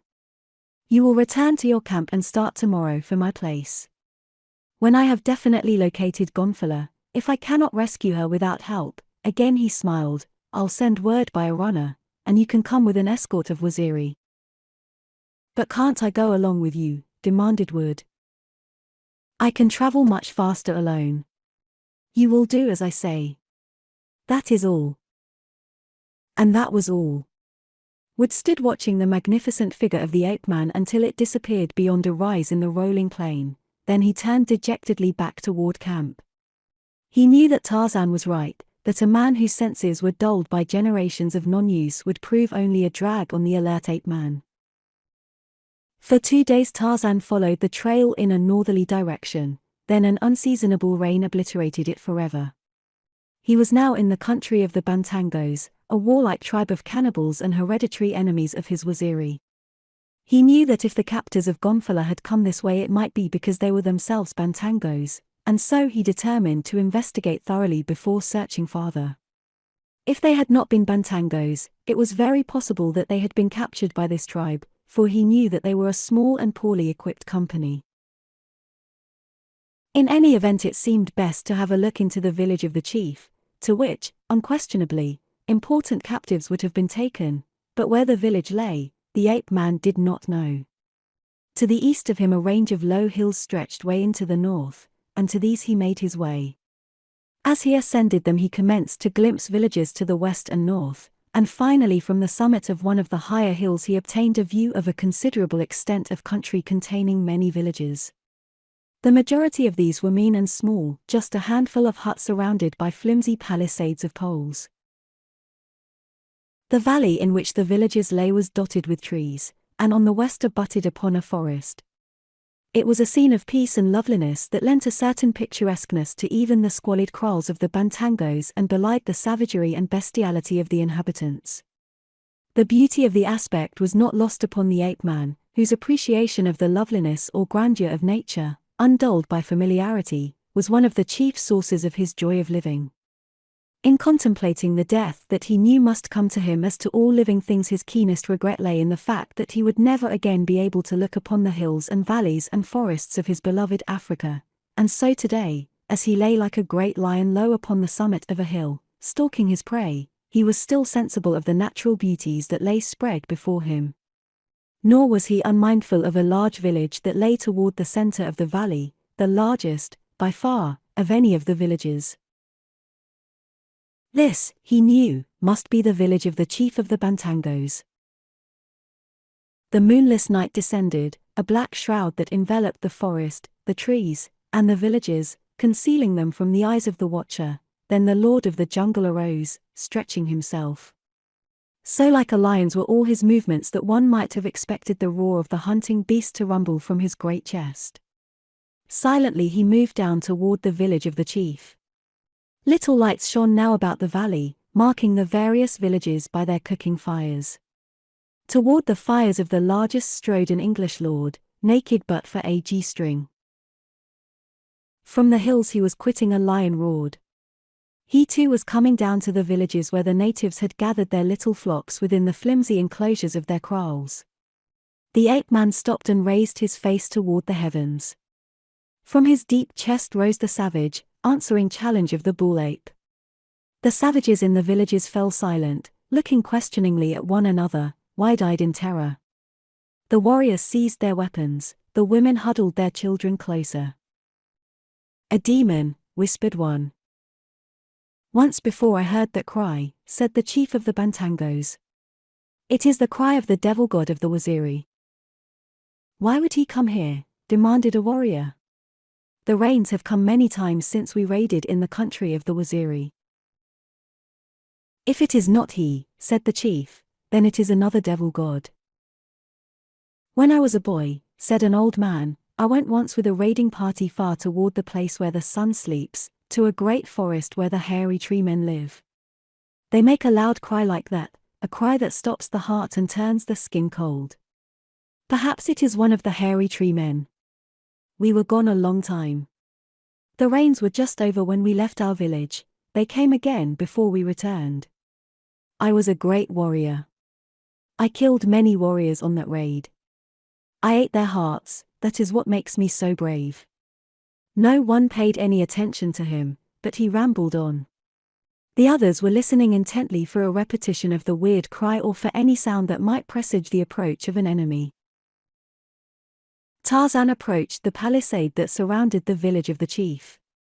A tree within the enclosure spread its branches across the top. The ape-man came close and investigated. Through the interstices between the poles that formed the palisade, he watched the natives. Gradually their tense nerves relaxed as there was no repetition of the cry that had alarmed them, and they returned to their normal pursuits, the women to their cooking, the men to the immemorial custom of the lords of creation, to doing nothing. Tarzan wished to scale the palisade and gain the branches of the tree that spread above him, but he wished to do it without attracting the attention of the Bantangos, and because of the frail construction of the palisade, he knew that would be impossible during the quiet that prevailed within the village at the supper hour. He must wait. Perhaps the opportunity he sought would present itself later. With the patience of the wild beast that stalks its prey, the ape-man waited. He could, if necessary, wait an hour, a day, a week. Time meant as little to him as it had to the apes that raised him, his contacts with civilization not having as yet enslaved him to the fetish of time. Nothing that he could see within the restricted limits of his vision, a section of the village visible between two huts just within the palisade, indicated that the Bantangos held white prisoners, but he knew that if such were the case they might be confined within a hut, and it was this, among other things, that he must know before continuing his search elsewhere. The evening meal concluded, the blacks lapsed into somnolence. The quiet of the African night was broken only by the occasional roars of the hunting lion, coming closer and closer, a sound so familiar that it aroused the interest of neither the blacks within the village nor the watcher without. An hour passed. The lion ceased his roaring, evidence that he was now approaching his prey and stalking. The blacks stirred with awakening interest with the passing of the phenomenon of digestion and became motivated by the same primitive urge that fills El Morocco and other late spots with dancers after the theater. A dusky maestro gathered his players with their primitive instruments, and the dancing began. It was the moment for which Tarzan had been awaiting. Amidst the din of the drums and the shouts of the dancers, he swarmed to the top of the palisade and swung into the tree above. From a convenient limb he surveyed the scene below. He could see the chief's hut now and the chief himself. The old fellow sat upon a stool watching the dancers, but in neither the chief nor the dancers did the ape-man discover a focus for his interest that was riveted upon something that lay at the chief's feet, the great emerald of the Zuli. There could be no mistake. There could be but one such stone, and its presence here induced a train of deductive reasoning in the alert mind of the ape-man that led to definite conclusions, that Spike and Troll had been in the vicinity and that it was logical to assume that it must have been they who abducted Gonfala. Were they here now, in this village of the Bantangos? Tarzan doubted it. There was nothing to indicate that there were any prisoners in the village, but he must know definitely, so he waited on with the infinite patience that was one of the heritage of his upbringing. The night wore on, and at last the dancers tired, and the village street was deserted. Sounds of slumber arose from the dark huts, unlovely sounds, fitting bedfellows of unlovely odors. Here and there a child fretted or an infant wailed. Beyond the palisade a lion coughed. The ape-man dropped silently into the empty street. Like a shadow he passed from hut to hut, his keen nostrils searching out the scents that would tell him, as surely as might his eyes could he have seen within, whether a white lay prisoner there. No one heard him, not even a sleeping cur was disturbed. When he had made the rounds he knew that those he sought were not there, but he must know more. He returned to the chief's hut. On the ground before it, like worthless trash, lay the great emerald of the Zuli. Its weird green light cast a soft radiance over the bronzed body of the jungle lord, tinged the chief's but palely green, accentuated the blackness of the low entranceway. The ape-man paused a moment, listening, then he stooped and entered the hut. He listened to the breathing of the inmates.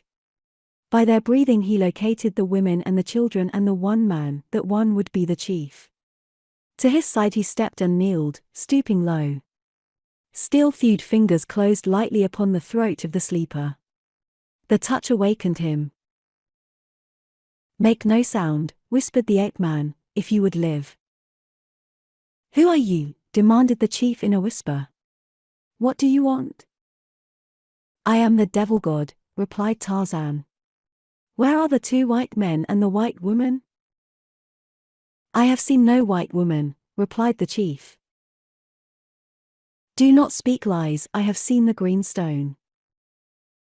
The two white men left it behind them when they ran away, insisted the chief, but there was no white woman with them. The sun has risen from his bed as many times as I have fingers on my 2 hands and toes on 1 foot since the white men were here. Why did they run away? Demanded the ape-man. We were at their camp. A lion came and attacked us, the white men ran away, leaving the green stone behind. A woman awoke and sat up. Who speaks? She demanded. Tell her to be quiet, cautioned Tarzan. Shut up, snapped the chief at the woman, if you do not wish to die, it is the devil god. The woman stifled a scream and lay down, burying her face in the dirty reeds that formed her bed. Which way did the white men go? Asked the ape-man. They came from the north. When they ran away they went into the forest to the west. We did not follow them. The lion had killed 2 of my warriors and mauled others. Were there many in the safari of the white men? Only 6, beside themselves. It was a poor safari. They had little food and no guns. They were very poor. His tone was contemptuous. I have told you all I know. I did not harm the white men or their men. Now go away. I know no more. You stole the green stone from them, accused Tarzan. No. They were frightened and ran away, forgetting it, but they took the white stone with them. The white stone? Yes, the white stone. One of them held it in his hands and told us to put down our weapons and go away. He said it was big medicine and that it would kill us if we did not go away, but we stayed, and it did not kill us. In the darkness the ape-man smiled. Has a white woman passed through your country lately? If you lie to me I shall come back and kill you. I have never seen a white woman, replied the chief. If one had passed through my country I should know it. Tarzan slipped from the hut as silently as he had come. As he went, he gathered up the great emerald and swung into the tree that overhung the palisade. The chief breathed a choking sigh of relief and broke into a cold sweat. Strong in the nostrils of the ape-man was the scent of Numa the lion. He knew that the great cat was stalking close to the palisade. He had no quarrel with Numa this night and no wish to tempt a hungry hunting lion, so he made himself comfortable in the tree above the cannibal village to wait until Numa had taken himself elsewhere. 16. Tanta. Weary day after weary day Gonfala had trudged north with Spike and Troll. They had made a wide detour to avoid the country of the Bantangos, for although they had both the Gonfal and Gonfala they lacked the courage of their convictions relative to this combination that previously had seemed all-powerful to them. Gonfala's safety, so far, had lain in the men's jealousy of one another. Neither would leave her alone with the other. Because of her, they had ceased to speak except when absolutely necessary, and each was constantly afraid that the other would murder him.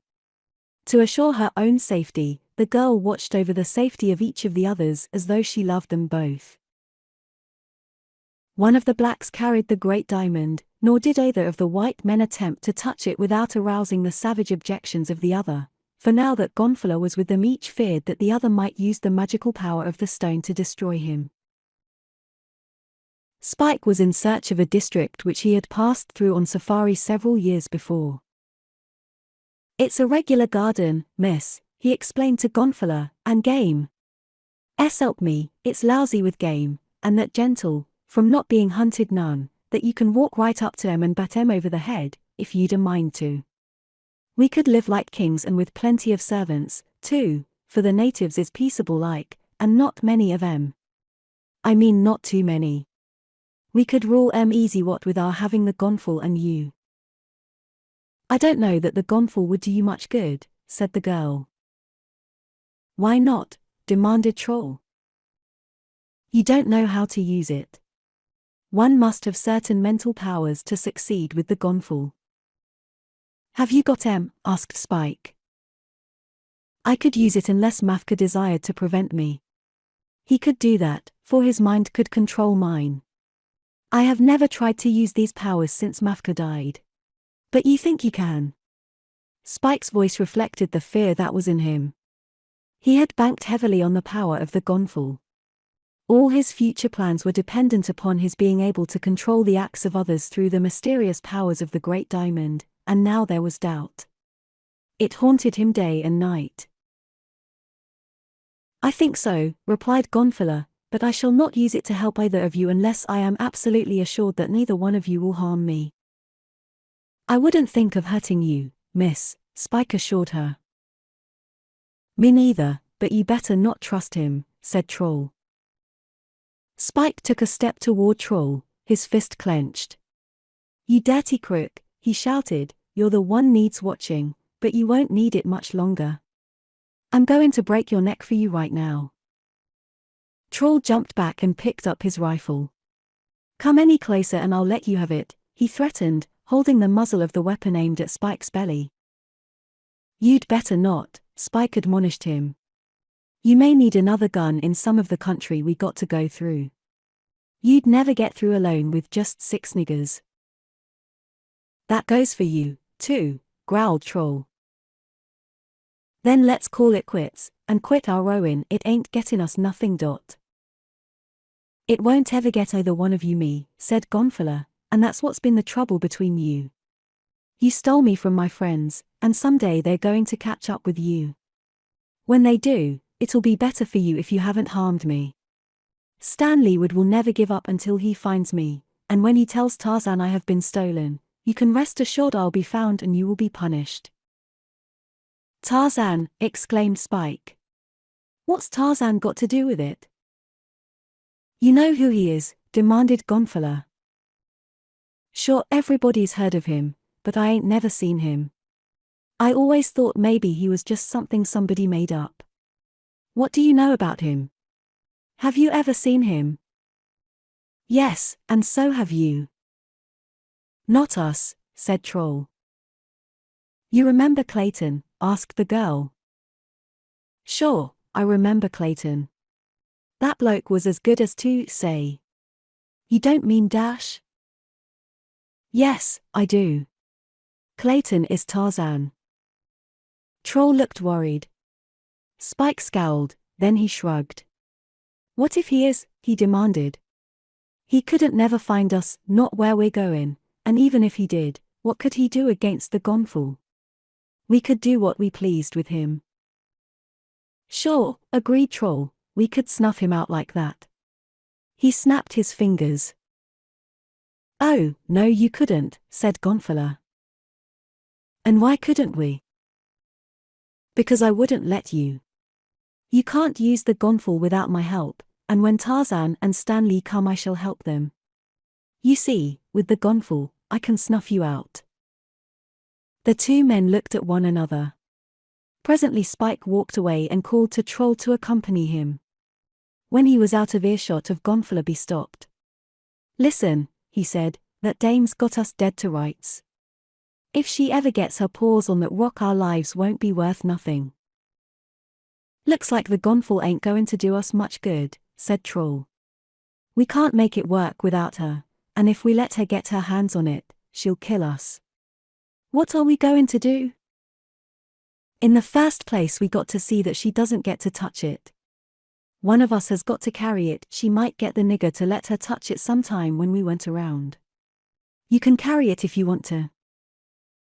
That's what I've been saying for a long time, Troll reminded him. Well, it's different now, Spike explained. Neither one of us can get it to work, and neither one of us dares let her touch it, so we're safe as long as one of us has it. But what good is the stone going to do us, then? Wait till we get up in that country I've been telling you about. We can make the dame be good then. All we got to do is tell her to work the stone the way we say or we'll croak her. She'll have to do it, too, for where I'm tucking her she couldn't never find her way out after she'd killed us, so it wouldn't do her no good. Troll shook his head. Maybe she'd kill us anyway, just to get even with us. Well, there ain't nothing we can do about it now, anyway, said Spike, so let's get going. Come on, you niggers. Come on, Gonfala. We're trekkin', the sun's been up an hour. As they broke camp far to the north of him, Tarzan stopped at the edge of the forest that bordered the valley of the Bantangos on the west. He looked about him, carefully taking his bearings, then with the tip of his spear he loosened the earth in the center of a triangle formed by 3 trees and with his hands scooped out the earth until he had a hole about a foot deep. Into this he dropped the great emerald of the Zuli. When he had refilled the hole and covered it with the fallen leaves and twigs that he had carefully scraped away, no human eye could have detected the hiding place. With his knife he blazed a tree 15 paces from one of the 3 trees that formed the triangle. Only Tarzan could ever find the place again. Should he never return, the ransom of a dozen kings would lie there to the end of time, undiscovered. Unable to find the trail that the storm had obliterated, the ape-man attempted to deduce from his knowledge of the 2 men he was now positive were the abductors of Gonfala and from his knowledge of events leading up to the present moment the logical destination for which they were headed. He knew that they were familiar with the miraculous powers of the Gonfal and that they had been unable to call these powers into being themselves. The chief of the Bantangos had told him of their failure to demonstrate the value of their big medicine. Either by accident or intent they had found Gonfala, and what more natural than that they would assume that with her aid they could command the wonders of the Gonfal. And where would be the best place to utilize these powers? Why, the country of the Kaji, naturally, for there they would be safer from detection than almost anywhere on Earth, and there they would find a tribe accustomed to the domination of the stone. There they would find women, and Tarzan felt that if he were any judge of men, that circumstance would have considerable bearing with Troll and Spike.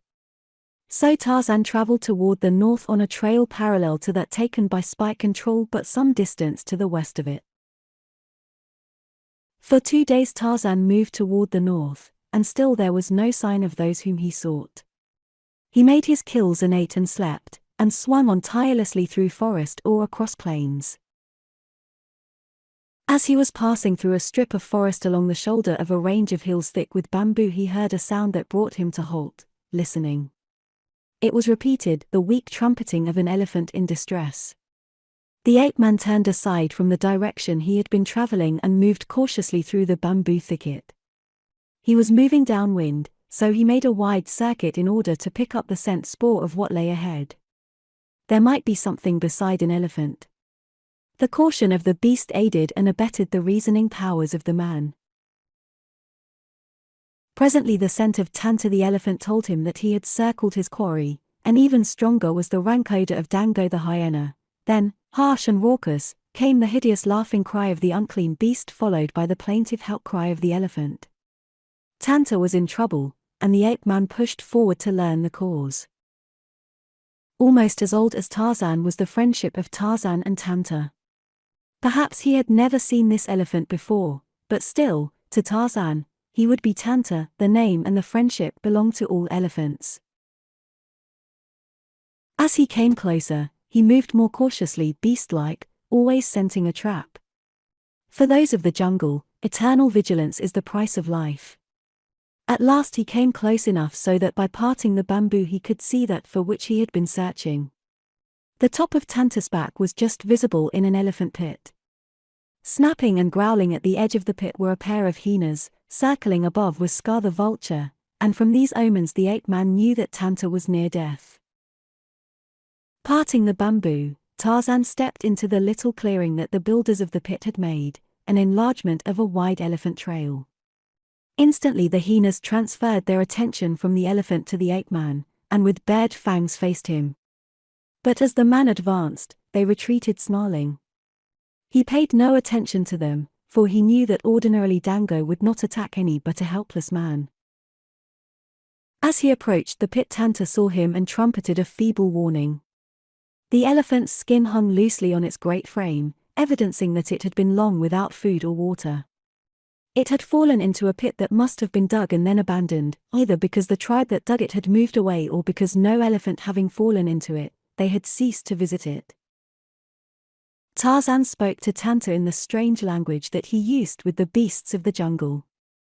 Perhaps Tanta did not understand the words, who may know, but something, the tone perhaps, carried the idea that the ape-man wished to convey, that he was a friend, but Tanta needed something beside kind words, and so Tarzan set about cutting the bamboo that bore the tenderest shoots and carrying them to the imprisoned beast.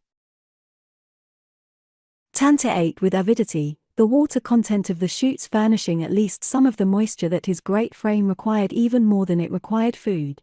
Then Tarzan set to work with spear and knife and hands upon the seemingly Herculean task of excavating a ramp up which Tanta could walk to liberty. It was the work not of an hour but of many hours, and it was not completed until the following day. Then, weak and staggering, the great pachyderm climbed slowly from the pit. He was a huge beast, one of the largest old bulls Tarzan had ever seen. One tusk, by some peculiar freak of nature, was much darker than the other, and this, with his great size, must have marked him among his fellows as a bull of distinction. As he came out of the pit, his sensitive trunk passed over the body of the ape-man in what was almost a caress. Then, as Tarzan took his way once more toward the north, Tanta turned and moved slowly along the elephant trail toward the east and the nearest water. Days passed. Stanley Wood, waiting at Tarzan's estate, grew more and more frantic as no news came of the whereabouts of Tarzan. He pleaded with Muviro, headman of the Waziri, to furnish him with an escort and let him set out in search of Gonfala, and at last Muviro yielded to his importunities and sent him away with 6 warriors as an escort. Wood took up the search at the point at which Tarzan had left him, where the clean-picked bones of the lion Gonfala had killed lay bleaching in the sun. He knew only that those he sought had started north at that spot. It was a blind and seemingly hopeless search, but it meant action, and anything was preferable to sitting idly, his mind torn by fears and doubts as to the fate of Gonfala. As they approached the Bantango country, the Waziri, knowing the nature and temper of the inhabitants, counseled making a detour to avoid them, and entirely by chance they selected an easterly route, the route that Spike and Troll had chosen for the same reason.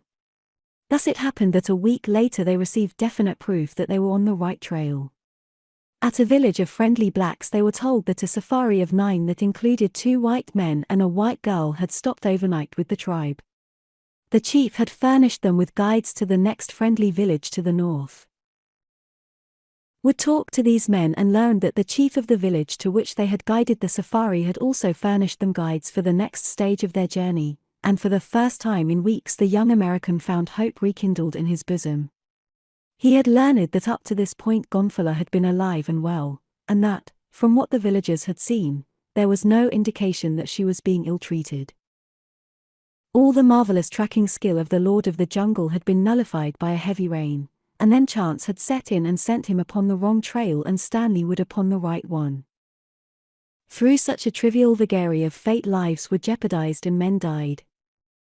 17. Strangers. Spike and Troll were holding palaver with the chief of a northern tribe. They had come far, guided from village to village by friendly natives. Luck had been with them, but now this good fortune seemed to be at an end. They were trying to persuade the old chief to furnish them with guides to the next village. No more villages, he said. He did not like these white men.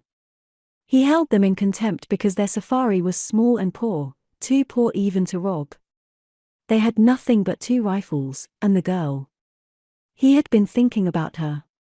He was also thinking of a black sultan to the east to whom she might be sold, but he put this thought from him.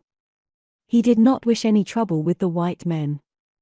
Native soldiers had come to his village once under white officers and punished him for ill-treating the safari of some white hunters. They had come from a great distance just to do that, and the incident had given him vast respect for the power and the long arm of the white man. "What is north?" asked Spike. "Mountains," replied the chief. "That," said Spike to Troll, "is like the country where my valley is. It is surrounded by mountains. He tried to explain to the chief the valley for which they were searching and the tribe that inhabited it. A cunning look came into the eyes of the chief. He wished to be rid of these men, and he saw how he might do it. "I know the valley," he said. "Tomorrow I will give you guides." "I guess maybe we ain't lucky," gloated Spike, as he and Troll came from their palaver with the chief and sat down beside Gonfala. The girl did not inquire why, but Spike explained, nevertheless. "It won't be long now," he said, "before we're safe and sound in my valley." "You won't be safe," said Gonfala. "Tarzan and Stanley will come soon, very soon now. They won't never find us where we're going. The natives will guide them from village to village just as they have guided you," she reminded him. "It will be very easy to follow you." "Yes," admitted Spike, "they can follow us up to where these people will guide us. But there we will stop. They will find you there." "We don't stop there," said Spike. "I guess I ain't nobody's fool. The valley these people are taking us to ain't my valley, but once I get in this here first valley, I can find the other. I passed through it coming out of my valley. It's about 2 marches east of where we want to go. When we get to this first valley, we won't need no guides the rest of the way, so, when we leave this here first valley, we'll tell 'em we're going to the coast, and start off to the east, then we'll swing around back way to the north of 'em and go west to my valley. And there won't nobody never find us. Tarzan and Stanley will find you." "I wished you'd shut up about this here Tarzan and Stanley Wood. I'm sick of hearing of 'em. It's getting on my nerves." Troll sat staring at Gonfala through half-closed lids. He had not spoken much all day, but he had looked much at Gonfala. Always when she caught his glance he turned his eyes away. They had been able to sustain themselves this far by killing game and trading the meat to natives for other articles of food, principally vegetables and corn. Tonight they feasted royally and went to their beds early. Gonfala occupied a hut by herself, the 2 men had another nearby. They had had a hard day's trek, and tired muscles combined with a heavy meal to induce early slumber. Gonfala and Spike were asleep almost as soon as they had stretched themselves on their sleeping mats. Not so Troll. He remained very much awake, thinking. He listened to the heavy breathing of Spike that denoted that he slept soundly. He listened to the sounds in the village. Gradually they died out, the village slept. Troll thought how easy it would be to kill Spike, but he was afraid of Spike. Even when the man slept, he was afraid of him. That made Troll hate him all the more, but it was not hate alone that made him wish to kill him. Troll had been daydreaming very pleasant dreams. Spike stood in the way of their fulfillment, yet he could not muster the courage to kill the sleeping man, not yet. Later, he thought. He crawled to the doorway of the hut and looked out. There was no sign of waking life in the village. The silence was almost oppressive, it extended out into the black void of night beyond the village. As Troll rose to his feet outside the hut he stumbled over a cooking pot. The noise, against the background of silence, seemed terrific. Cursing under his breath, the man stood motionless, listening. Spike, disturbed but not fully awakened, moved in his sleep and turned over. The first dead slumber of early night was broken. Thereafter he would be more restless and more easily awakened. Troll did not hear him move, and after a moment of listening he tiptoed away. Stealthily he approached the hut in which Gonfala slept. The girl, restless and wakeful, lay wide-eyed staring out into the lesser darkness framed by the doorway of her hut. She heard footsteps approaching. Would they pass, or were they coming here for her? Weeks of danger, weeks of suspicion, weeks of being constantly on guard had wrought upon her until she sensed menace in the most ordinary occurrences, so now she felt, intuitively, she believed, that someone was coming to her hut. And for what purpose, other than evil, should one come thus stealthily by night? Raising herself upon her hands, she crouched, waiting. Every muscle tense, she scarcely breathed. Whatever it was, It was coming closer, closer. Suddenly a darker blotch loomed in the low opening that was the doorway. An animal or a man on all fours was creeping in. "Who are you? What do you want?" It was a muffled scream of terror. "Shut up. It's me. Don't make no noise. I want to talk to you." She recognized the voice, but it did not allay her fears. The man crept closer to her. He was by her side now. She could hear his labored breathing. "Go away," she said. "We can talk tomorrow." "Listen," he said. "You don't want to go to that there valley and spend the rest of your life with Spike and a bunch o' niggers, do you? When he gets us there, he'll kill me and have you all to himself. I knows him, he's that kind of a rat. Be good to me and I'll take you away. Me and you'll beat it with the diamond. We'll go to Europe, to Paris." "I don't want to go anywhere with you. Go away. Get out of here, before I call Spike. One squawk out of you, and I'll wring your neck. You're going to be good to me whether you want to or not." He reached out in the darkness and seized her, feeling for her throat. Before he found it, she had time to voice a single scream and cry out once, "Spike!" Then Troll closed choking fingers upon her throat and bore her down beneath his weight. She struggled and fought, striking him in the face, tearing at the fingers at her throat. Awakened by the scream, Spike raised upon an elbow. "Troll," he called. "Did you hear anything?" There was no response. "Troll!" He reached out to the mat where Troll should have been. He was not there. Instantly his suspicions were aroused and, because of his own evil mind, they centered unquestioningly upon the truth. In a dozen strides he was at Garnfila's hut, and as he scrambled through the doorway, Troll met him with an oath and a snarl. Clinching, the two men rolled upon the floor, biting, gouging, striking, kicking. Occasionally a lurid oath or a scream of pain punctuated their heavy breathing. Gonfala crouched at the back of the hut, terrified for fear that one of them would kill the other, removing the only factor of safety she possessed. They rolled closer to her, and she edged to one side, out of their way. Her new position was nearer the doorway. It suggested the possibility of temporary escape, of which she was quick to take advantage. In the open, she commenced to worry again for fear that one of the men would be killed. She saw that some of the natives, aroused by the commotion within her hut, had come from theirs. She ran to them, begging them to stop the fight. The chief was there, and he was very angry because he had been disturbed. He ordered several warriors to go and separate the men.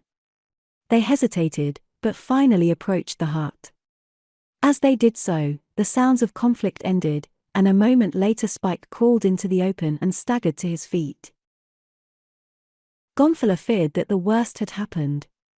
Of the two men, she had feared Spike the more, for while both were equally brutal and devoid of decency, Troll was not as courageous as his fellow. Him she might have circumvented through his cowardice. At least, that she had thought until tonight. Now she was not so sure. But she was sure that Spike was always the more dangerous. Her one thought now was to escape him, if only temporarily. Inflamed by his fight, secure in the knowledge that Troll was dead, what might he not do? To a far corner of the village she ran and hid herself between a hut and the palisade. Each moment she expected to hear Spike hunting for her, but he did not come. He did not even know that she had left her hut where he thought he had left her with the dead Troll, and he had gone to his own hut to nurse his wounds. But Troll was not dead. In the morning Spike found him bloody and dazed squatting in the village street staring at the ground. Much to the former's disgust, Troll was not even badly injured. He looked up as Spike approached. "What happened?" he asked. Spike looked at him suspiciously for a moment, then his expression turned to puzzlement. "A bloomin' lorry ran over you," he said. "A bloomin' lorry," Troll repeated. "I never even seen it." Gonfala, looking around a corner of the hut behind which she had been hiding, saw the two men and breathed a sigh of relief. Troll was not dead, she was not to be left alone with Spike. She came toward them. Troll glanced up at her. "Oh's the dame?" he asked. Gonfalor and Spike looked at one another, and the latter tapped his forehead. "A bit balmy," he explained. "She don't look balmy," said Troll. "She looks like my sister, sister." He continued to stare at her, dully. "We better get some grub and be on our way," interrupted Spike. He seemed nervous and ill at ease in the presence of Troll. It is one thing to kill a man, quite another to have done this thing to him. It was a silent, preoccupied trio that moved off behind two guides in a northeasterly direction after the morning meal had been eaten. Spike walked ahead, Troll kept close to Gonfalor. He was often looking at her, a puzzled expression in his eyes. "What's your name?" he asked. Gonfalor had a sudden inspiration. Perhaps it was madness to hope that it might succeed, but her straits were desperate. "Don't tell me you don't remember your sister's name," she exclaimed. Troll stared at her, his face expressionless. "What is your name?" he asked. "Everything is sort o' blur-alike in my memory." "Gonfalor," she said. "You remember, don't you, your sister?" Gonfalor, "Oh, yes, my sister." "I'm glad you're here," she said, "for now you won't let anyone harm me, will you?" "Harm you? They better not try it," he exclaimed belligerently. The safari had halted, and they caught up with Spike, who was talking with the two guides. "The beggars won't go no farther," he explained. "We ain't made more'n 5 miles and they quits us cold." "Why?" asked Gonfalor. "They say the country ahead is taboo. They say theys white men up ahead that'll catch 'em and make slaves out of 'em and feed 'em to lions. They've went and put the fear o' God into our boys, too." "Let's turn back," suggested the girl. "What's the use anyway, Spike? If you get killed the gonfal won't do you any good. If you turn around and take me back safely to my friends, I'll do my best to get them to give you the gonfal and let you go. I give you my word that I will, and I know that Stanley Wood will do anything that I ask." Spike shook his head. "Nothing doing. I'm going where I'm going, and you're going with me." He bent close and stared boldly into her eyes. "If I had to give up one or t'other, I'd give up the gonfal before I would you, but I'm not going to give up neither." The girl shrugged. "I've given you your chance," she said. "You are a fool not to take it." So they pushed on without guides farther and farther into the uncharted wilderness, and each new day Spike was confident that this day he would stumble upon the enchanted valley of his dreams, and each night he prophesied for the morrow. Troll's mental condition remained unchanged. He thought that Gonfalor was his sister, and he showed her what little consideration there was in his gross philosophy of life to accord anyone. The protective instinct of the brutal male was stimulated in her behalf, and for this she was grateful, not to Troll but to fate. Where he had been, where he was going he appeared not to know or to care. He trudged on day after day in dumb silence, asking no question, showing no interest in anything or anyone other than Gonfalor. He was obsessed by a belief that she was in danger, and so he constantly carried one of the rifles the better to protect her. For many days they had been in mountainous country searching for the elusive valley, and at the end of a hard trek they made camp on the shoulder of a mountain beside a little spring of clear water. As night fell the western sky was tinged with the golden red of a dying sunset. Long after the natural phenomenon should have faded into the blackness of the night the red glow persisted. Gonfalor sat gazing at it, dreamily fascinated. Spike watched it, too, with growing excitement. The blacks watched it with fear. Troll sat cross-legged, staring at the ground. Spike sat down beside Gonfalor. "You know what that is, girlie?" he asked. "You know it ain't no sunset, don't you?" "It looks like a fire, a forest fire," she said. "It's a fire all right. I ain't never been there, but I've seen that light before. I figure it's from the inside of one of them volcanoes, But I'll tell you what it means to us. It means we found our valley. When I was in that valley I seen that light to the south at night. All we got to do now is trek along a little west o north, and in maybe 4 or 5 marches we ought to be there. Then, girlie, you and me's goin' to settle down to housekeeping. The girl made no reply. She was no longer afraid, for she knew that Troll would kill Spike if she asked him to, and now she had no reason to fear being alone with Troll, other than the waning possibility that he might regain his memory. The new day found Spike almost jovial, so jubilant was he at the prospect of soon finding his valley, but his joviality disappeared when he discovered that 2 of his 6 men had deserted during the night. He was in a cold sweat until he found that they had not taken the gonfal with them. After that, he determined, he would sleep with the great stone at his side, taking no more chances. He could do this now without arousing the suspicions of Troll, for Troll had no suspicions. He paid no attention to the gonfal nor ever mentioned it. Toward noon a great valley opened before them, the length of which ran in the direction Spike wished to travel, and so they dropped down into it to easy traveling after their long days in the mountains. The valley was partially forested, the trees growing more profusely along the course of a river that wound down from the upper end of the valley, crossed it diagonally, and disappeared in a cleft in the hills to the west, but considerable areas were open and covered with lush grasses, while on the east side of the valley was a veritable forest of bamboo. Spike, not knowing if the valley were inhabited, nor, if it were, the nature or temper of its inhabitants, chose to follow the wooded strip that bordered the river, taking advantage of the cover it afforded. Along the river he found a wide elephant trail, and here they were making excellent speed when one of the blacks stopped suddenly, listened intently, and pointed ahead. "What's the matter?" demanded Spike. "Men, Bwana, coming," replied the black. "I don't hear nothing," said Spike. "Do you?" He turned to Gonfala. She nodded. "Yes, I hear voices." "Then we better get off the trail and hide, at least until we see who they are. Here, all of you. Here's a little trail leading off here." Spike herded the party off to the left of the main trail along a little winding path through rather heavy underbrush, but they had covered little more than 100 yards when they came out onto the open plain. Here they stopped at the edge of the wood, waiting and listening. Presently the voices of men came plainly to their ears, constantly closer and closer, until suddenly it dawned on them all that the men they heard were approaching along the little trail through which they had sought to escape. Spike looked for a place of concealment, but there was none. The thick underbrush was almost impenetrable behind them, while on the other hand the plain stretched away across the valley to the hills upon the west. As a last resort he turned north along the edge of the wood, urging the others to haste until all were running. Glancing back, Gonfala saw the party that had alarmed them debouching onto the plain.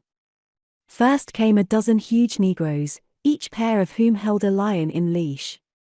Following these were 6 white men strangely garbed. Even at a distance she could see that their trappings were gorgeous. Behind them followed a score or more of other white men. They were similarly dressed but in quieter raiment. They carried spears as well as swords.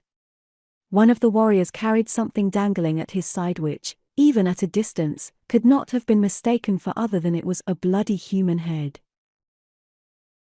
"They're white men," Gonfala called to Spike. "Maybe they'd be friendly." "They don't look like it to me," he replied. "I ain't taking no chances after what I been through getting you and the gonfal this far." "Anyone would be better than you," said the girl, and stopped. "Come on, you fool," he cried, and, coming back, seized her and sought to drag her with him. "Troll," she cried. "Help!" Troll was ahead of them, but now he turned, and, seeing Spike and the girl scuffling, he ran back. His face was white and distorted with rage. "Let go her," he bellowed. "Let go my sister." Then he was upon Spike, and the two went down, striking, kicking and biting. For an instant Gonfala hesitated, undecided. She looked at the 2 beasts upon the ground, and then she turned in the direction of the strange warriors. No one, she reasoned, could be more of a menace to her than Spike, but she soon saw that the decision had already been made for her. The entire party was moving in their direction. She stood and waited as they approached. They had covered about half the distance when a warrior in the lead halted and pointed up the valley. For an instant they hesitated, then they turned and started off across the valley at a run, the lions tugging at their leashes and dragging their keepers after them, the warriors keeping in formation behind them. The girl, wondering at their sudden flight, looked up the valley in the direction in which the warrior had pointed. The sight that met her eyes filled her with amazement. A herd of perhaps 100 elephants carrying warriors on their backs was moving rapidly down upon them. On the ground at her feet Spike and Troll still bit and gouged and kicked. 18. Ingratitude. Stanley Wood had no difficulty following the trail of Gonfala's abductors to the point at which their guides had deserted them, and from there the trained Waziri trackers carried on until the trail was lost at the edge of a wood where it had been obliterated by the shuffling pads of a herd of elephants. Search as they would, they could not pick up the trail again. To Wood, the mystery was complete. He was baffled, disheartened. Wearily he pushed on up the valley. If only Tarzan were here. He, of all men, could find an answer to the riddle. Look, Bwana, cried one of the Waziri. A city. Wood looked ahead, amazed, for there lay a city indeed. No native village of thatched huts was this, but a walled city of white, its domes of gold and azure rising above its gleaming wall. What city is it? He asked. The Waziri shook their heads and looked at one another. I do not know, Bwana, said one. I have never been in this country before. Perhaps the Memsahib is there, suggested a warrior. Perhaps, agreed Wood. If the people here are unfriendly they will take us all prisoners, he mused, half aloud, and then no one will know where we are, where Gonfala probably is. We must not all be taken prisoners. No, agreed Warangi, we must not all be taken prisoners. That is a big city, said Wood, there must be many warriors there. If they are unfriendly they could easily take us all or kill us all. Is that not so? We are Waziri, said Warangi, proudly. Yes, I know, and you're great fighters. I know that too, but, holy mackerel.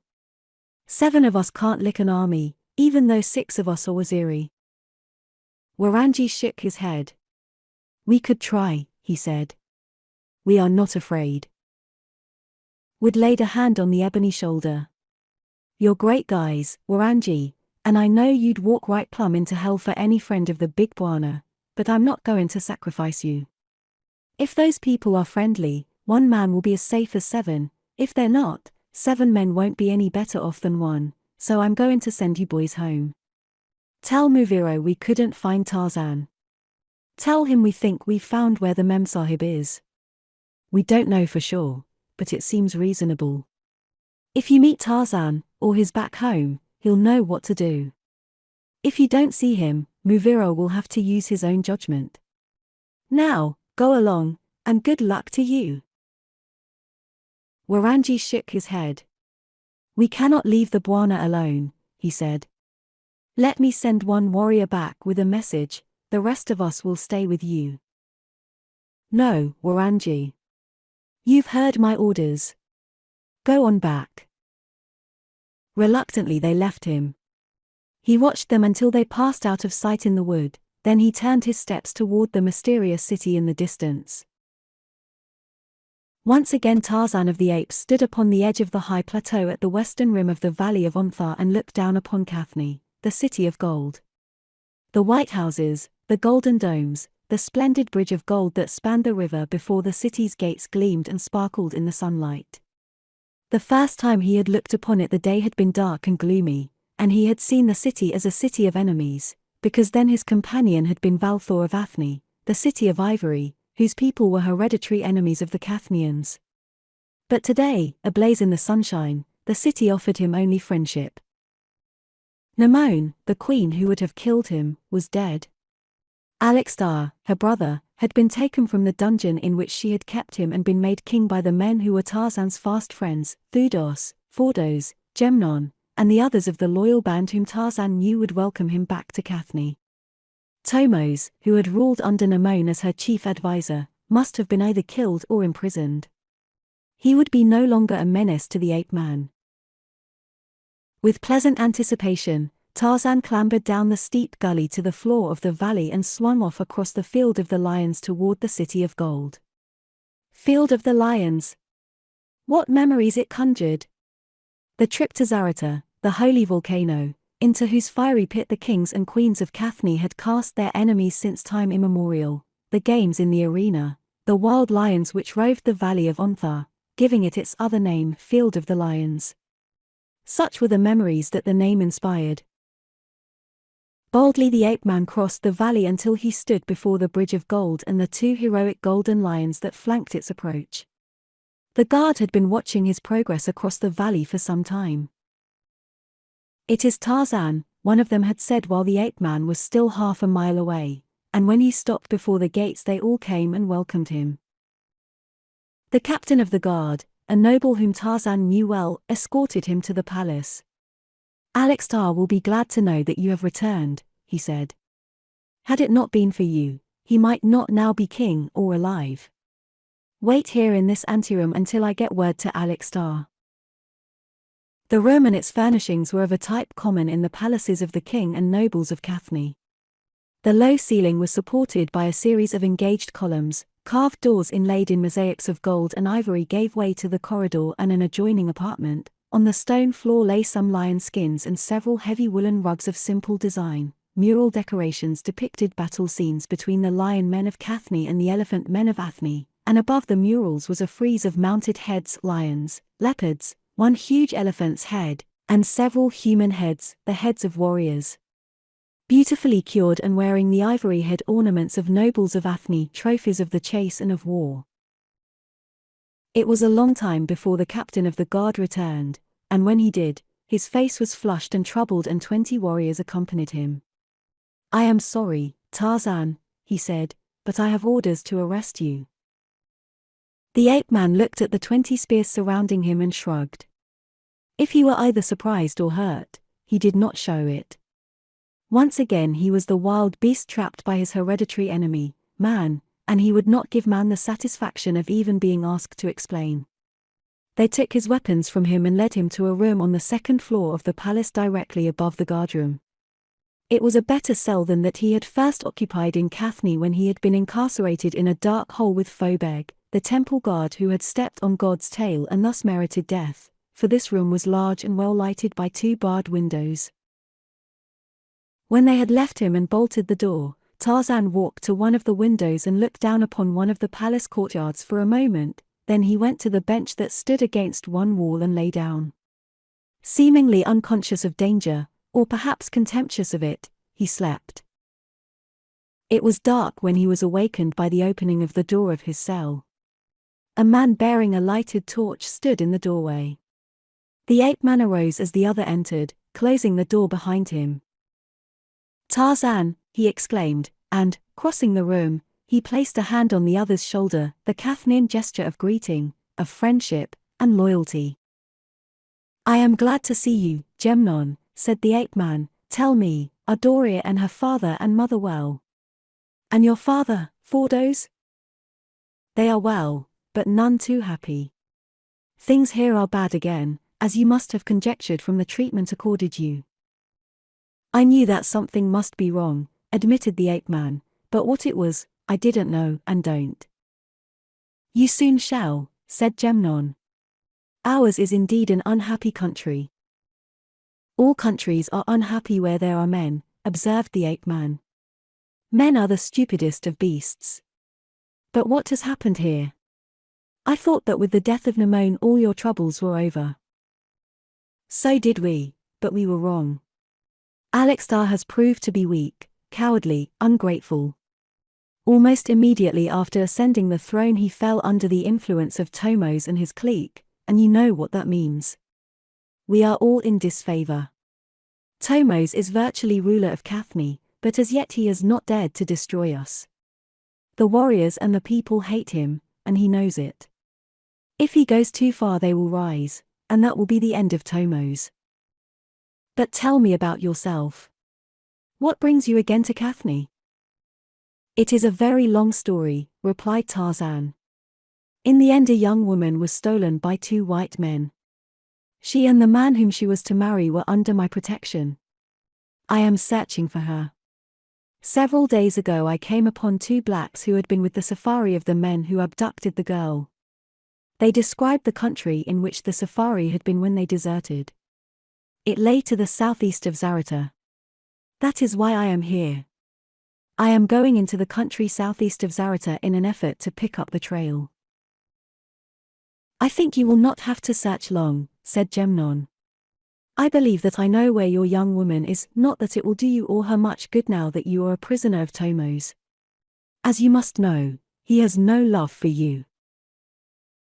What makes you think that you know where she is? Asked the ape man. Alextar sends me often to the valley of the Na to raid the Athenians. It is, of course, the work of Tomos, who hopes that I shall be killed.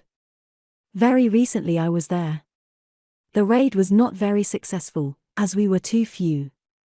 Tomos always sends too few, and they are always nobles he fears and would be rid of. We took only 1 head. On the way out we saw a small party of people who were not Athenians.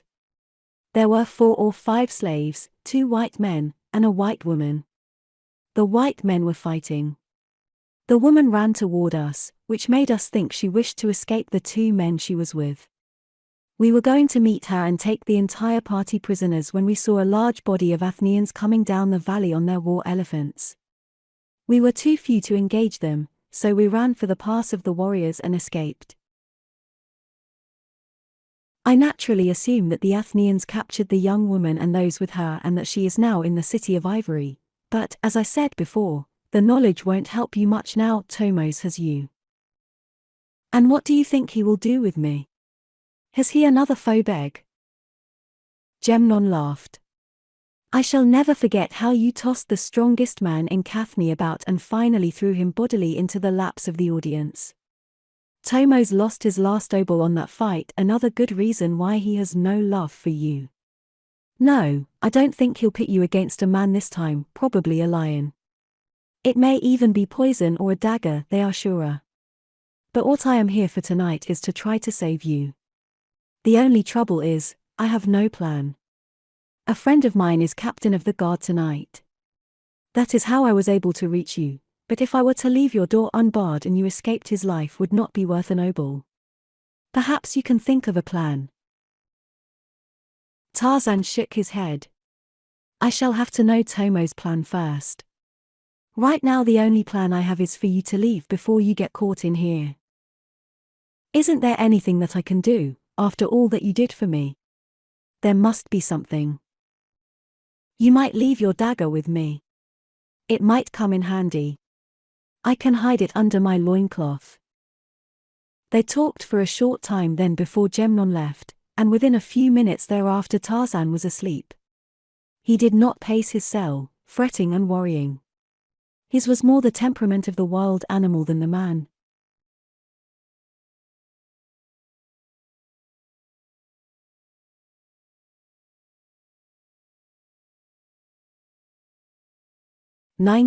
Retribution. Tihi-san is an impartial old devil. He shines with equal brilliance upon the just and the banker, upon the day of a man's wedding or upon the day of his death. The great African sun, which, after all, is the same sun that shines on Medicine Hat, shone brilliantly on this new day upon which Tarzan was to die. He was to die because Alextar had decreed it, the suggestion had been Tomos. The sun even shone upon Tomos, but then the sun is 93 million miles away, and that is a long way to see what one is shining on. They came about 11 o'clock in the morning and took Tarzan from his cell. They did not even bother to bring him food or water.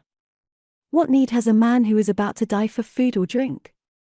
He was very thirsty, and perhaps, if he had asked, the guards would have given him water, for after all they were common soldiers and not a king's favorites, and therefore more inclined to be generous and humane. The ape-man, however, asked for nothing. It was not because he was consciously too proud. His pride was something instinctive. It inhibited even a suggestion that he might ask a favor of an enemy. When he was brought out of the palace grounds onto the avenue, the sight that met his eyes apprised him of the fate that had been decreed for him. There was the procession of nobles and warriors, the lion-drawn chariot of the king, and a single great lion held in leash by 8 stalwart blacks. Tarzan had seen all this before, that time that he had been the quarry in the queen's hunt. Today he was to be the quarry in the king's hunt, but today he could expect no such miracle as had saved him from the mighty jaws of Belfer upon that other occasion. The same crowds of citizens lined the sides of the avenue, and when the procession moved toward the Bridge of Gold and out toward the Field of the Lions, the crowds moved with it. It was a good-natured crowd, such as one might see milling toward the gates at a Cub Giant game or the Armour Navy Classic. It was no more bloody-minded than those who thronged to see Man Mountain Dean and the Honourable Mr. Detton or a professional ice hockey game at Madison Square Garden, and who would be so unkind as to suggest that these are looking for trouble and blood. Perish the thought. They had taken no chances when they brought Tarzan from his cell. 20 spearmen betokened the respect in which they held him. Now they chained him to Alexstar's chariot, and the triumph was underway. Out upon the Field of the Lions the procession halted, and the long gauntlet of warriors was formed down which the quarry was to be pursued by the lion. The ape-man was unchained, the wagers were being laid as to the point in the gauntlet at which the lion would overtake and drag down its victim, and the hunting lion was being brought up to scent the quarry.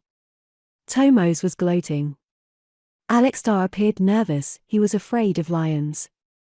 He would never have gone on a hunt of his own volition. Tarzan watched him.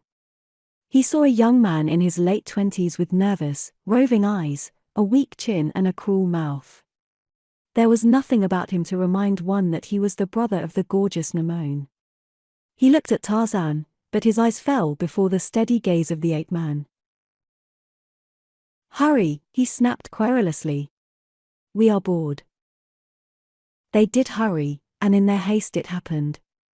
In a fraction of a second the comparatively peaceful scene was transformed to one of panic and chaos. By accident one of the blacks that held the hunting lion in leash slipped the beast's collar, and with an angry roar the trained killer struck down those nearest him and charged the line of spearmen standing between him and the crowd of spectators. He was met by a dozen spears while the unarmed citizenry fled in panic, trampling the weaker beneath their feet. The nobles screamed commands. Alexstar stood in his chariot, his knees shaking, and begged someone to save him. 100,000 drachmas to the man who kills the beast, he cried. More. Anything he may ask shall be granted. No one seemed to pay any attention to him. All who could were looking after their own safety. As a matter of fact, he was in no danger at the time, for the lion was engaged elsewhere. The jabbing spears further enraged the maddened carnivore, yet for some reason he did not follow up his attack upon the warriors. Instead, he wheeled suddenly and then charged straight for the chariot of the king. Now, indeed, did Alexstar have reason to be terrified. He would have run, but his knees gave beneath him so that he sat down upon the seat of his golden vehicle. He looked about helplessly. He was practically alone. Some of his noble guard had run to join in the attack upon the lion. Tomos had fled in the opposite direction. Only the quarry remained. Alexstar saw the man whip a dagger from his loincloth and crouch in the path of the charging lion. He heard savage growls roll from human lips. The lion was upon him. Alexstar screamed, but, fascinated, his terror-filled eyes clung to the savage scene before him. He saw the lion rise to make the kill, and then what happened so quickly that he could scarcely follow it. Tarzan stooped and dodged beneath the great forepaws outstretched to seize him, then he closed in and swung to the lion's back, one great arm encircling the shaggy throat. Mingled with the beast's horrid growls were the growls of the man-beast upon his back. Alexstar went cold with terror. He tried to run, but he could not. Whether he would or not, he must sit and watch that awful spectacle. He must watch the lion kill the man and then leap upon him. Yet the thing that terrified him most was the growls of the man. They were rolling upon the ground now in the dust of the field of the lions, sometimes the man on top, sometimes the lion, and now and again the dagger of Gemnon flashed in the sunlight, flashed as the blade drove into the side of the frantic beast. The two were ringed now by eager spearmen ready to thrust a point into the heart of the lion, but no chance presented that did not endanger the life of the man. But at last the end came. With a final supreme effort to escape the clutches of the ape-man, the lion collapsed upon the ground. The duel was over. Tarzan leaped to his feet. For a moment he surveyed the surrounding warriors with the blazing eyes of a beast of prey at bay upon its kill. Then he placed a foot upon the carcass of the hunting lion, raised his face to the heavens, and from his great chest rose the challenge of the bull ape. The warriors shrank away as that weird and hideous cry shattered the brief new silence of the field of the lions. Alextar trembled anew. He had feared the lion, but he feared the man more. Had he not had him brought here to be killed by the very lion he had himself dispatched? And he was only a beast. His growls and his terrible cry proved that. What mercy could he expect from a beast? The man would kill him. "Take him away," he ordered feebly. "Take him away." "What shall we do with him?" asked a noble. "Kill him. Kill him. Take him away." Alextar was almost screaming now. "But he saved your life," the noble reminded. "Huh? What? Oh, well, take him back to his cell. Later I shall know what to do with him." "Can't you see I am tired and don't wish to be bothered?" he demanded querulously. The noble hung his head in shame as he ordered the guard to escort Tarzan back to his cell, and he walked at Tarzan's side, where a noble does not walk except with one of his own caste. "What you did," he remarked on the way back to the city, "deserves better reward than this." "I seem to recall hearing him offer anything he wished to the man who killed the lion," said the ape-man. "That and 100,000 drachmas." "Yes, I heard him. He seems to have a short memory." "What would you have asked him?" "Nothing." The noble looked at him in surprise. "You would ask for nothing?" "Nothing." "Is there nothing that you want?" "Yes, but I wouldn't ask anything of an enemy." "I am not your enemy." Tarzan looked at the man, and a shadow of a smile lit his grim visage. "I have had no water since yesterday, nor any food." "Well," remarked the noble, laughing, "you'll have them both and without asking for them." On their return to the city, Tarzan was placed in another cell. This one was on the second floor of a wing of the palace that overlooked the avenue. It was not long before the door was unbolted and a warrior entered with food and water. As he placed them on the end of the bench, he looked at Tarzan admiringly. "I was there and saw you kill the king's hunting lion," he said. "It was such a thing as one may see only once in a lifetime. I saw you fight with Phobeg before Nemone, the queen. That, too, was something to have seen. You spared Phobeg's life when you might have killed him, when all were screaming for the kill. After that he would have died for you." "Yes, I know," replied the ape-man. "Is Phobeg still alive?" "Oh, very much, and he is still a temple guard." "If you see him, tell him that I wish him well." "That I will," promised the warrior. "I shall see him soon. Now I must be going." He came close to Tarzan then, and spoke in a whisper. "Drink no wine, and whoever comes keep your back to the wall and be prepared to fight." Then he was gone. Drink no wine, mused Tarzan. Wine, he knew, was the medium in which poison was customarily administered in Cathne, and if he kept his back to the wall no one could stab him from behind. Good advice. The advice of a friend who might have overheard something that prompted it. Tarzan knew that he had many friends among the warriors of the City of Gold. He walked to one of the windows and looked out upon the avenue. He saw a lion striding majestically toward the center of the city, paying no attention to the pedestrians or being noticed by them. It was one of the many tame lions that roam the streets of Cathne by day. Sometimes they fed upon the corpses thrown out to them, but rarely did they attack a living man.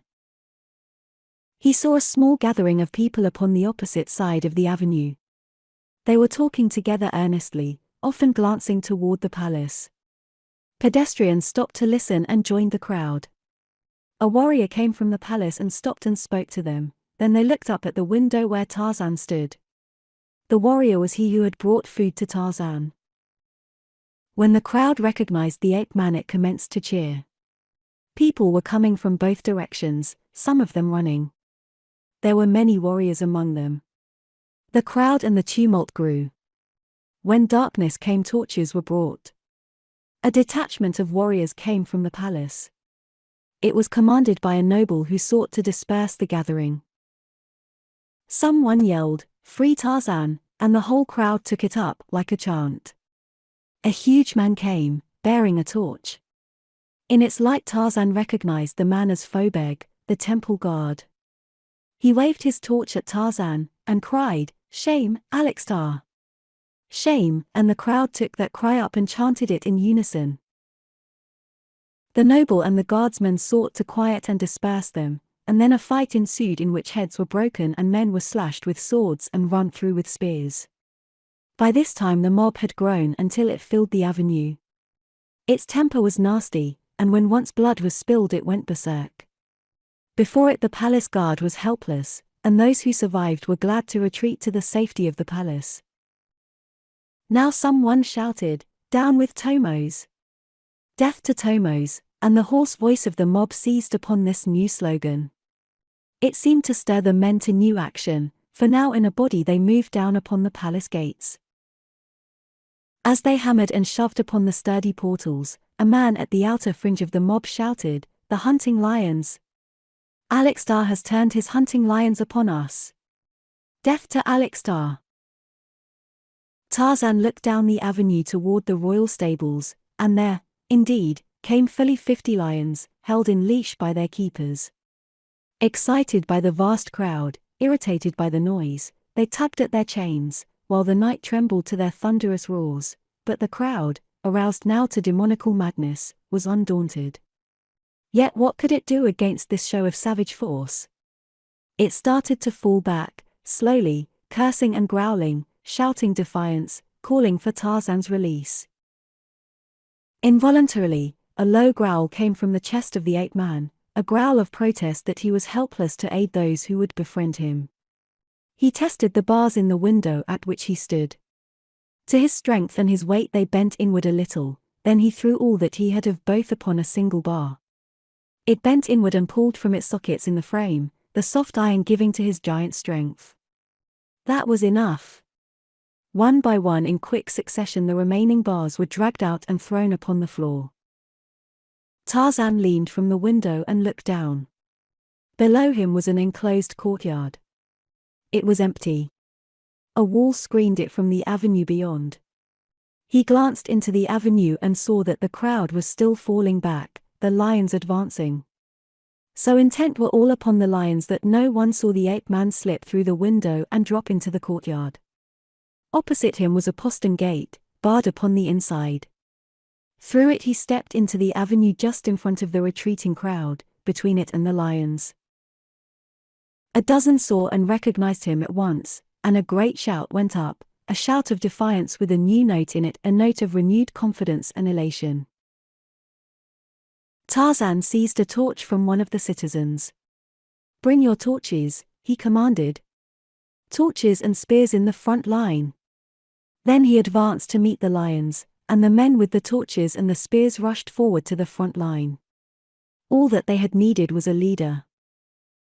All wild animals fear fire. The king of beasts is no exception. The hunting lions of Alextar, king of Cathne, shrank back when blazing torches were pushed into their faces. Their keepers, shouting encouragement, cursing, were helpless. One of the lions, his mane ablaze, turned suddenly to one side, fouling another lion, causing him to wheel in terror and confusion and bolt back toward the stables. In doing so, they crossed the leashes of other lions, became entangled in them, and tore them from the hands of the keepers. The freed lions hesitated only long enough to maul the keepers that chanced to be in their way, and then they too galloped back along the avenue toward the stables. Emboldened by this success, the torch-bearers fell upon the remaining lions, beating them with fire until the beasts were mad with terror, and Tarzan, in the forefront, urged them on. Pandemonium reigned. The hoarse shouts of the mob mingled with the roars of the carnivores and the screams of stricken men. By now the lions were frantic with terror.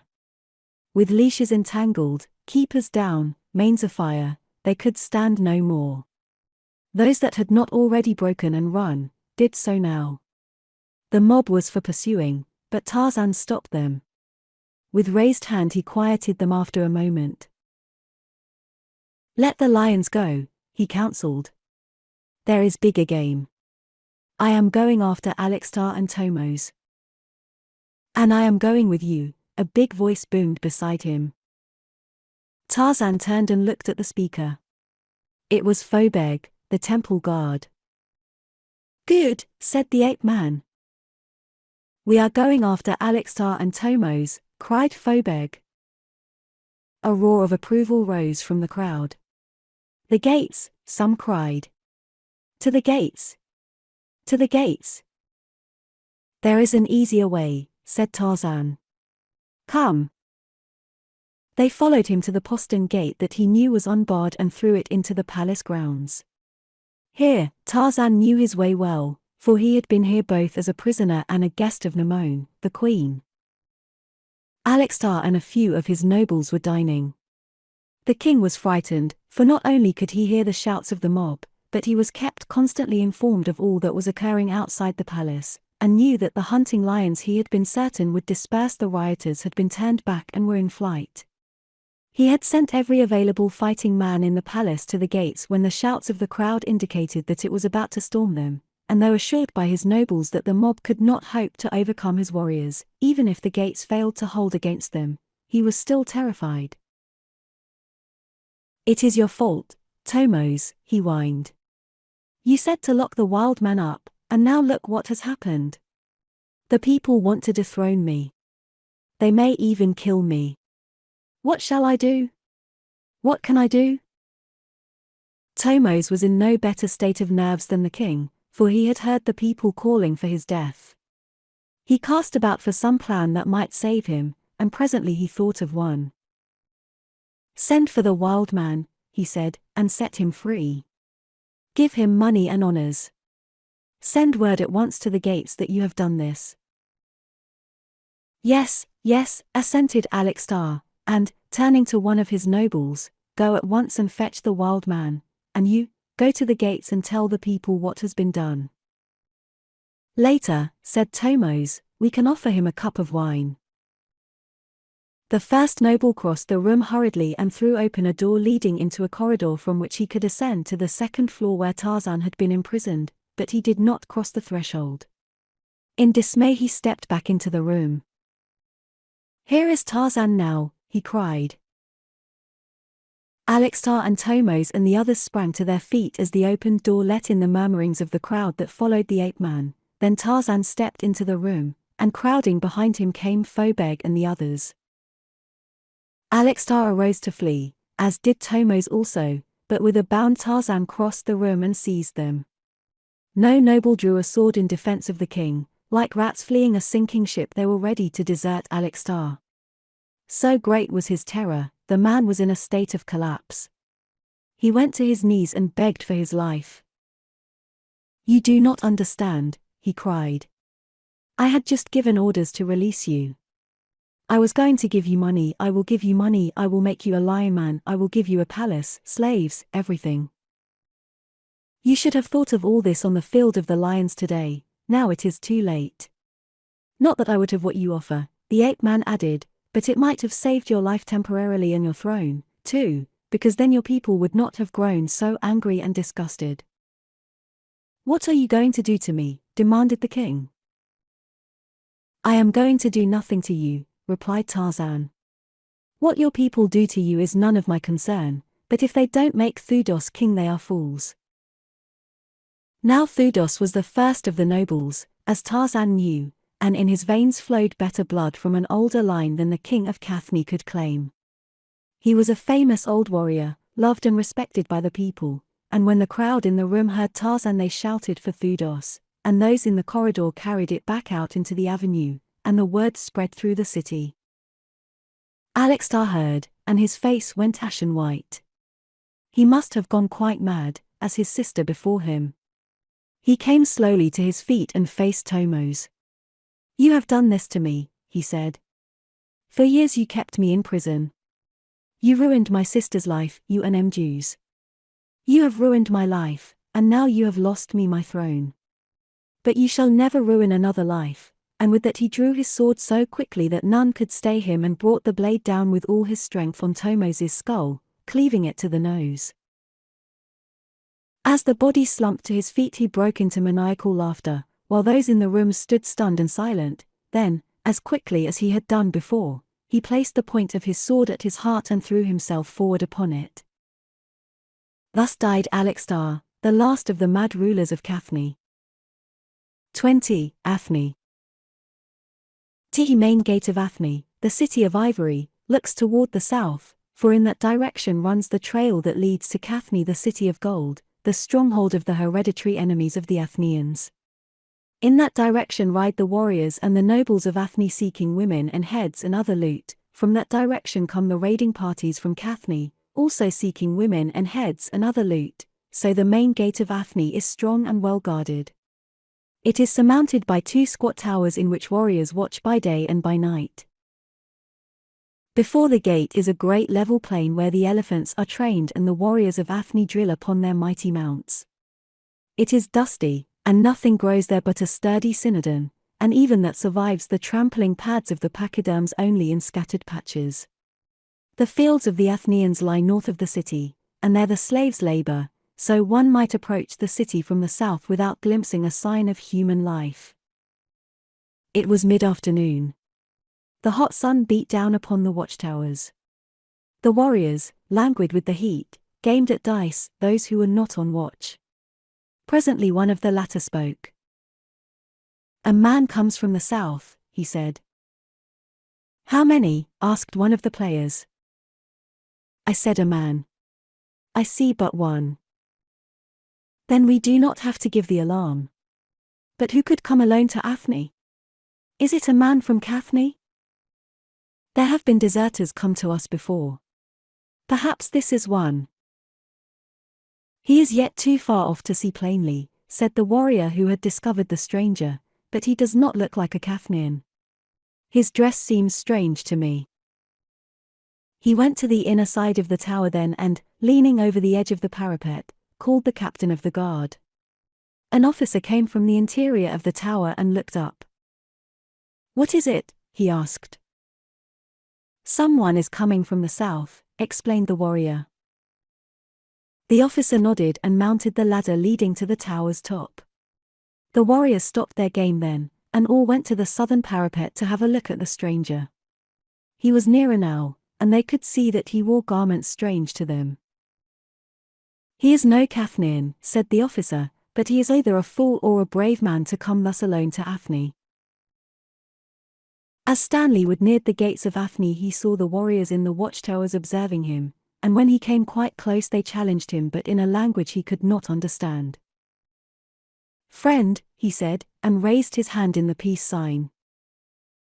Presently the gate opened and an officer and several warriors came out. They tried to talk with him, and when they found that neither could understand the other they formed about him and escorted him through the gateway. He found himself at the end of an avenue lined with low buildings occupied by shops. The warriors who had brought him into the city were white as were most of the people on the avenue, although there were some Negroes. Everyone appeared much interested in him, and he was soon surrounded by a large crowd, all talking at once, pointing, feeling of his clothes and weapons. The latter were soon taken from him by his guard, the officer shouted some commands, and the warriors pushed the people out of the way and started up the avenue with wood. He felt very uncomfortable and helpless because of his inability to converse with those about him. There were so many questions he wished to ask. Gonfala might be in this city and yet he might never know it if he could not ask anyone about her who could understand him. He determined that the first thing he must do was to learn the language of these people. He wondered if they would be friendly. The fact that they were white gave him hope. Who could they be? Their garb, so different from anything modern, gave him no clue. They might have stepped from the pages of ancient history, so archaic were their weapons and their raiment, but he could not place them exactly. Where did they originate, these strange, rather handsome men and women? How and when did they reach this unknown valley in Africa? Could they be descendants of some Atlantean colonists stranded here after the submergence of their continent? Vain speculations. No matter who they were here, and he was either their prisoner or their guest, the former, he was inclined to believe. One did not usually surround a guest by armed warriors. As they proceeded along the avenue, Wood observed more closely the raiment of his escort and of the people whom they passed. The officer in charge was a handsome, black-haired fellow who strode along apparently oblivious of those they passed, yet there was nothing offensive about his manner. If there were social castes here, Wood hazarded a safe guess that this man was of the nobility. The headband that confined his hair supported a carved ivory ornament at the center of his forehead, an ornament that was shaped like a concave, curved trowel, the point of which projected above the top of the man's head and curved forward. He wore wristlets and anklets of long, flat strips of ivory laid close together and fastened around his limbs by leather thongs that were laced through holes piercing the strips near their tops and bottoms. Sandals of elephant hide encasing his feet were supported by leather thongs fastened to the bottoms of his anklets. On each arm, below the shoulder, was an ivory disc upon which was a carved device. About his neck was a band of smaller ivory discs elaborately carved, and from the lowest of these a strap ran down to a leather habergeon, which was also supported by shoulder straps. Depending from each side of his headband was another ivory disc of large size, above which was a smaller disc, the former covering his ears. Heavy, curved, wedge-shaped pieces of ivory were held, one upon each shoulder, by the same straps that supported his habergeon. He was armed with a dagger and a short sword. The warriors who accompanied him were similarly garbed, but less elaborately in the matter of carved ivory, and their habergeons and sandals were of coarser leather more roughly fabricated. Upon the back of each was a small shield. The common warriors carried short, heavy spears as well as swords and daggers. From their arms, Wood concluded that what he had first supposed to be ivory ornaments were definitely protective armor. The American was conducted to a large, walled enclosure in the center of the city. Here stood the most elaborate buildings he had seen. There was a large central structure and many smaller buildings, the whole set in a park-like garden of considerable beauty which covered an area of several acres. Just inside the gate was a small building before which lolled a score of warriors. Within, an officer sat at a table, and to him Wood was taken, and here the officer who had brought him evidently made his report. What passed between them Wood could not, of course, understand, but when the first officer left he realized that he had been delivered into the custody of the other. While similarly garbed, this second officer did not give the impression of birth or breeding that had been so noticeable in the first. He was a burly, uncouth-appearing fellow with much less in his appearance to recommend him than many of the common warriors Wood had seen. When left alone with his prisoner he commenced to shout questions at him, and when he found that Wood could not understand him, or he would, he pounded on the table angrily. Finally he summoned warriors to whom he issued instructions, and once again Wood was taken under escort. This time he was led to an enclosure toward the rear of the grounds not far from a quite large one-storied building with the interior of which he was destined to become well acquainted. He was thrust into an enclosure along the north side of which was an open shed in which were some 50 men. A high fence or stockade formed the remaining 3 sides of the quadrangle, the outside of which was patrolled by warriors, and Wood realized now that he was definitely a prisoner and far from being either an important or favored one, as the other inmates of the stockade were for the most part filthy, unkempt fellows, both white and black. As Wood approached the enclosure, every eye was upon him, and he knew that they were commenting upon him, and, from the tone of an occasional laugh, judged that he was the butt of many a rough quip. He sensed antagonism and felt more alone than he would have in solitary confinement, and then he heard his name called by someone in the midst of the assemblage in the shed. Immediately 2 men separated themselves from the others and came to meet him. They were Spike and Troll. A wave of anger swept through the American as the implication of their presence here pointed them out as the abductors of Gonfalor. His face must have betrayed his emotions as he advanced toward them, for Spike raised his hand in a gesture of warning. "Hold on, now," he cried. "Gettin' hostile ain't going to get us no place. We're in a hell of a fix here, and gettin' hostile ain't going to help matters none. It'll be better for all of us if we work together." "Where's Gonfalor?" demanded Wood. "What have you done with her?" "They took her away from us the day they captured us," said Troll. "We ain't seen her since." "We understand she's in the palace," said Spike. "They say the big guy here has fell for her. He's got her and the Gonfal, the dirty bounder." "What did you steal her for?" Wood demanded. "If either one of you harmed her." "Harm her!" exclaimed Troll. "You don't think I'd never let nobody harm my sister, do you?" Spike winked behind Troll's back and tapped his forehead. "They ain't nobody harmed her," he assured Wood, "unless it was done after they took her away from us." "And for why did we bring her along with us?" "We had to arve her. We couldn't work the Gonfal without her." "That damn stone," muttered Wood. "I think they's a curse on it myself," agreed Spike. "It ain't never brought nobody nothing but bad luck. Look at me and Troll. What we got for our pains? We lost the emerald, now we lost the Gonfal, and all we do is shovel dirt out o' the elephant barns all day and wait to see which way they's going to croak us." As they talked, they were surrounded by other prisoners prompted by curiosity to inspect the latest recruit. They questioned Wood, but, as he could not understand them nor they directed their questions upon Spike, who replied in a strange jargon of African dialects, signs, and the few words of the Athenian language he had picked up. It was a wholly remarkable means of conveying thoughts, but it apparently served its purpose admirably.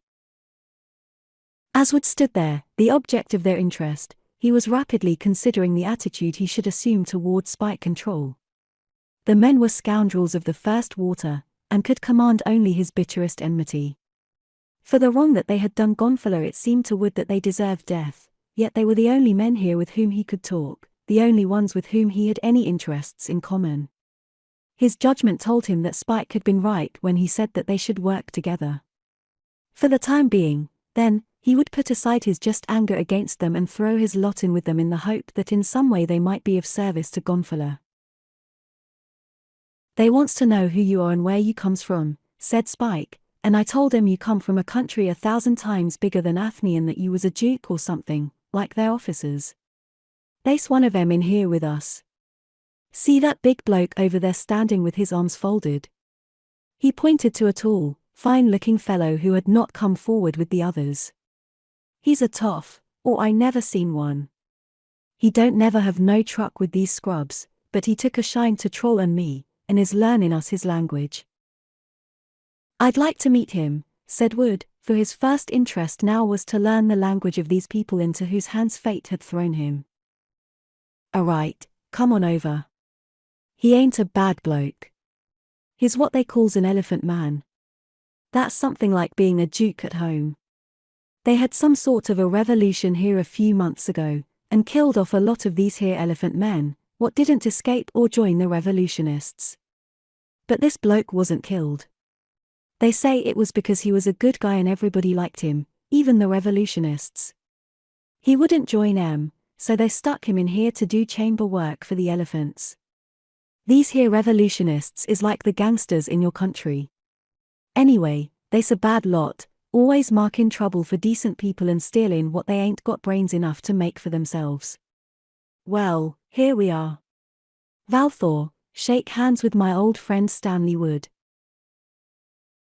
Valthor looked puzzled, but he took Wood's outstretched hand. "Cripes," exclaimed Spike. "I'm always forgetting you don't know no English." Then he couched the introduction in the bastard language he had picked up. Valthor smiled and acknowledged the introduction. "He says he's glad to meet ya," translated Spike. "Tell him it's 50-50, said the American, "and ask him if he'll help me learn his language." When Spike had translated this speech, Valthor smiled and nodded, and there immediately began an association that not only developed into a genuine friendship during the ensuing weeks but gave Wood a sufficient knowledge of the Athenian language to permit free intercourse with all with whom he came in contact. During this time he worked with the other slaves in the great elephant stables of Phoros, the dictator who had usurped the crown of Athene after the revolution. The food was poor and insufficient, the work arduous, and the treatment he received harsh, for the officers who were put in charge of the slaves had been men of the lowest class prior to the revolution and found a vent for many in inhibition when they were given a little authority. During all this time he heard nothing of the fate of Gonfala, for naturally little news of the palace reached the slaves in the stables. Whether she lived or not, he could not know, and this state of constant uncertainty and anxiety told even more heavily upon him than did the hardships he was forced to undergo. "If she is beautiful," Valthor had told him, "I think you need have no fear for her life. We do not take the lives of beautiful women, even the Erythra would not do that." "Who are the Erythra?" asked Wood. "The men who overthrew the government and placed Phoros on the throne of Zygo, king of Athene." "She is very beautiful," said Wood. "I wish to God she were not so beautiful. Perhaps it will do her no harm. If I know Menofra, and I think I do, your friend will be safe from the attentions of Phoros at least, and if I know Phoros, he will not let anyone else have her if she is very beautiful. He will always wait and hope that something will happen to Menofra." "And who might Menofra be?" "Above all else she is a she-devil for jealousy, and she is the wife of Phoros." This was slight comfort, but it was the best that was vouchsafed Wood. He could only wait and hope. There was little upon which to base a plan of action. Valthor had told him that there might be a counter-revolution to unseat Phoros and return Zygo to the throne, but in the slaves' compound there was little information upon which to base even a conjecture as to when, if ever, this might take place, as there was no means of communication between those confined there and Zygo's sympathizers in the city, while Zygo and most of his loyal nobles and retainers were hiding in the mountains to which they had escaped when revolution overwhelmed the city. Among other duties that had fallen to the lot of Wood was the exercising of the elephant that was his particular charge. He had been chosen for this work, along with Valthor, Spike, and Troll, because of his greater intelligence than the ordinary run of slaves in the compound. He had learned quickly, and rode almost daily on the plain south of the city under a heavy escort of warriors. They had returned to the stables one day from the field after the exercise period, which was always early in the morning, and were brushing and washing their huge mounts, when they were ordered to remount and ride out. On the way to the plain they learned from the accompanying warriors that they were being sent out to capture a wild elephant that had been damaging the fields. "They say he's a big brute and ugly," offered one of the warriors, "and if he's as bad as all that we won't all of us come back." "Under Zygo, the nobles rode out to capture wild elephants, not slaves," said Valthor. The warrior rode his mount closer to the Athenian noble. "They are all too drunk to ride," he said, lowering his voice. "If they were just a little drunk they might ride.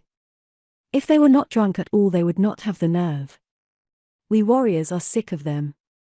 Most of us would like to ride again under real elephant men like your nobleness." "Perhaps you will," said Valthor, "if you have the nerve." "Hi-ya!" shouted a warrior ahead of them. "They've sighted him," Valthor explained to Wood, who was riding at his side. Presently they too saw the quarry emerging from a bamboo forest at the edge of the plain. Valthor whistled. "He's a big brute, and if he's as ugly as they say we should have some real sport. But it's murder to send inexperienced slaves against him. Watch out for yourself, Wood. Just keep out of his way, no matter what the guards tell you to do. Make believe you can't control your elephant. Look at him. He's coming right for us. He's a bad one all right, not a bit afraid of us either, by dials. I never saw a larger one, said Wood. Nor I, admitted Valthor, though I've seen many an elephant in my time. He's got a blemish though, look at that tusk. It's much darker than the other. If it weren't for that he'd make a king's elephant all right. What are we supposed to do? Asked Wood. I don't see how we could ever capture that fellow if he didn't want us to. They'll have some females ridden close to him, and try to work him gently toward the city and into the big corral just inside the gate. Look at that, now! Up went the big elephant's trunk, and he trumpeted angrily. It was evident that he was about to charge. The officer in command shouted orders to the slaves to ride the females toward him, but the officer did not advance. Like the other three with him, he was an Erythros and not of the noble class. Not having their pride or their code of honor, he could order others into danger while he remained in comparative safety. Some of the slaves moved forward, but with no great show of enthusiasm. Then the great beast charged. He barged right through the line of advancing females, scattering them to right and left, and charged for the bull ridden by the officer in command. Screaming commands, the officer sought to turn his mount and escape, but the bull he rode was a trained fighting elephant which knew little about running away. Besides, his harem of cows was there, and he was not going to relinquish that to any strange bull without a battle. So, torn between his natural inclinations and his habit of obedience to the commands of his rider, he neither faced the oncoming bull nor turned tail toward him, but swung halfway around, broadside, in his indecision. And in this position the great stranger struck him with almost the momentum of a locomotive run amok. Down he went, pitching the officer heavily to the ground, but the fellow was up instantly and running, by far the stupidest thing he could have done, for almost any animal will pursue a thing that flees. Hoarse screams for help mingled with the trumpeting of the wild bull as the latter bore down upon his fleeing victim. Valthor urged the female he rode into a trot in an effort to head off the charge and distract the bull's attention, and Wood followed behind him, just why, he could not have explained. Valthor was too late. The bull overtook the terrified man, tossed him 3 times, and then trampled him into the dust of the plain until he was only a darker spot on the barren ground. It was then that Valthor and Wood arrived. Wood expected nothing less than a repetition of the scene he had just witnessed with either himself or Valthor as the victim, but nothing of the kind happened. The Athenian rode his cow quietly close to the great bull, which stood complacently switching its tail, all the madness having apparently passed out of him with the killing of his victim, and Wood, following the example of Valthor, closed in gently on the other side. All this time Valthor was chanting in a low, sing-song monotone, a wordless song used by the elephant men of Athne to soothe the great beasts in moods of nervousness or irritation, and now to the cadence of his chant he added words of instruction to Wood so that the two might work in harmony to bring the wild bull to the city and into the corral. Between the 2 cows, which knew their parts well, the bull was guided to captivity, while the officers, the warriors, and the slaves trailed behind, happy and relieved that they had not been called upon to risk their lives. Valthor already held the respect of his fellow prisoners as well as of the warriors who guarded them, and now Wood took his place as a person of importance among them. That word of the manner of the capture of the wild elephant had reached the palace. Wood had proof the following day when an officer and a detail of warriors came to take him into the presence of Phoros. "He wishes to see the fellow who helped Valthor capture the rogue," said the officer. Valthor leaned close and whispered, "He has some other reason. He would not send for you just for that." 21. Phoros. Night was creeping stealthily out of its lair in the east, bringing its following of mystery and dark deeds and strange beasts that are not seen by day. Though the sun still colored the western sky with a fading tinge of red, it was already dark and gloomy in the pass of the warriors that leads from the valley of Onthar to the valley of the Nar. In Onthar is Cathne, the city of gold; in the Nar is Athne, the city of ivory; in the pass of the warriors was Tarzan of the apes. Alone, he was going to Athne seeking a clue to the whereabouts of Gonfala. Gemnon had tried to dissuade him from going without an escort, and so had Thudos, whom he had helped to seat upon the throne of Cathne. "If you are not back within a reasonable time," Thudos told him, "I shall send an army to Athne to bring you back." "If I am not back in a reasonable time," suggested the ape-man, "it may be because I shall be dead." "Perhaps," agreed Thudos, "but they will not kill you unless they have to. They are always hard-pressed to find enough slaves to carry on the work of the city, and they'd never destroy such a fine specimen as you. Like us, they also need men to fight in the arena." "You would like that better than scrubbing elephants," said Gemnon, smiling. Tarzan shook his head. "I do not like to fight or to kill, and there are worse things than scrubbing elephants." And so he had gone, choosing to travel so that he would not have to cross the valley of the Nar by day, as he wished to approach and reconnoiter Athne unseen. That both valleys, especially Onthar, harbored many wild lions was a hazard he had to accept, but, except for the actual crossing of the Nar, he could take advantage of the protection of forests practically all of the way. The hazard was great, for the lions of the Nar were not all ordinary lions. Many of them were escaped hunting lions of Cathne, which had been often fed with human flesh and trained to hunt men. For generations they had been bred for speed and endurance, so that in all the world there were no such formidable beasts of prey as these. As night fell, Tarzan heard the roars of the great cats in the valley he had quitted. With every sense alert he passed through the pass of the warriors and entered the valley of the Nar. As yet he had heard no lion roar coming from that direction. The wind was in his face. It brought no scent spore of Numa, but he knew that it was carrying his scent back in the direction of the hunting lions of Cathne. He increased his speed, for though he had killed many a lion, he knew that no living creature could hope to survive an attack by these beasts that often hunted in packs. He was out now upon the open plain of the Nar. He could still hear the roaring of the lions in Onthar. Suddenly they took on a new note. He knew it well. It told him that they had picked up the trail of some creature and marked it as their quarry.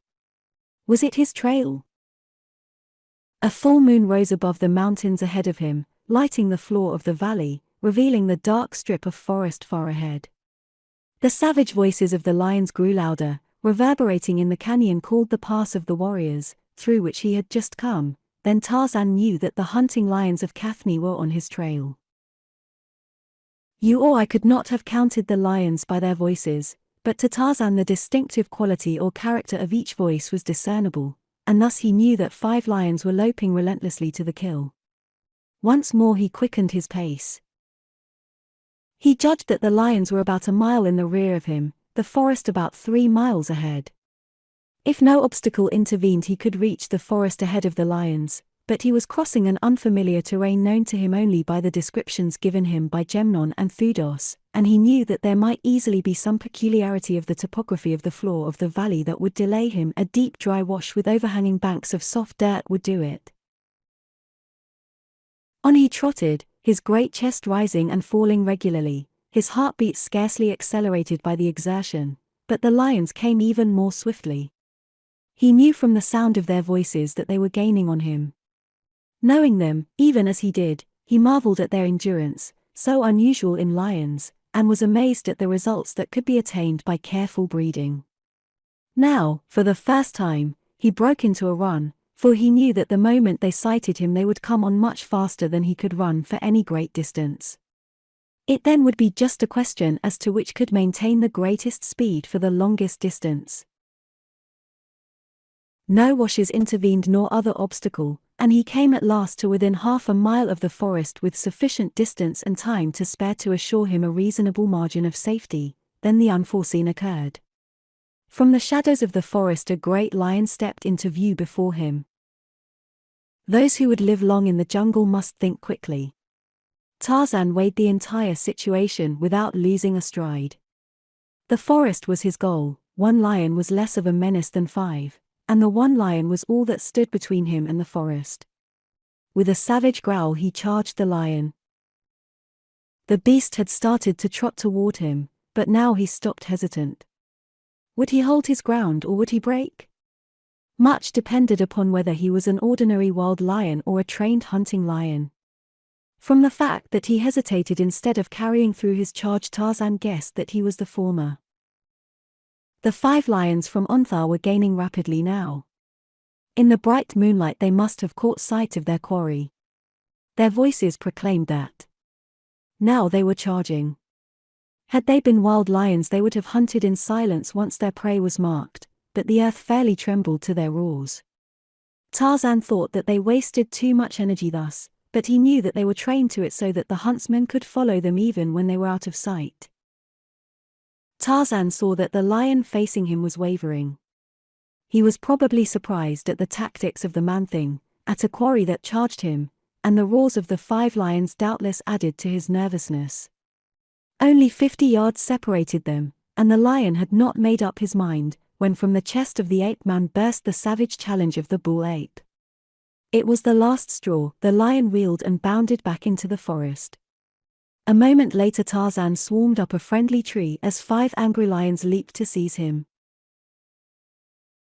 Finding a comfortable resting place, the ape-man broke off dead branches and threw them at the lions, calling them dango, ungo, horta, and other insulting names, ascribing vile tastes and habits to themselves and their ancestors. A quiet, almost taciturn, man, he was as adept in the use of the jungle Billingsgate he had acquired from the great apes among which he had been raised. Perhaps the lions understood him, perhaps they did not. Who knows? Anyhow, they were very angry, and leaped high in air in vain efforts to reach him, which only made them angrier. But Tarzan had no time to waste upon them, and, keeping to the trees, he swung away toward the north and Athne. He had timed himself to reach the city while it slept, and knew how to approach it from information given him by Gemnon and Thudos, who had often visited Athne during the yearly truces when the 2 cities traded with one another. He passed halfway around the city to the north side, which was less well guarded than the south. Here he faced the greatest danger of discovery, for he must scale the wall in the light of a full moon. He chose a place far from the north gate, and crept toward the city on his belly through the garden stuff growing in the cultivated fields. He stopped often to look and listen, but he saw no sign of life on the city wall. When he had come to within about 100 feet of the wall, he arose and ran toward it at top speed, scaling it like a cat until his fingers closed upon the coping. Then he drew himself up, and, lying flat, looked down upon the other side. A shed-like building abutted against the wall, and beyond this was a narrow street. Tarzan slipped to the roof of the shed, and a moment later dropped into the street. Instantly a head was thrust from an open window and a man's voice demanded, "What are you doing there? Who are you?" "I am Daimon," replied Tarzan in a husky whisper. Instantly the head was withdrawn and the window slammed shut. Tarzan, quick-witted, had profited by something that Gemnon had told him, that the Athenians believed in a bad spirit that was abroad at night seeking whom it might kill.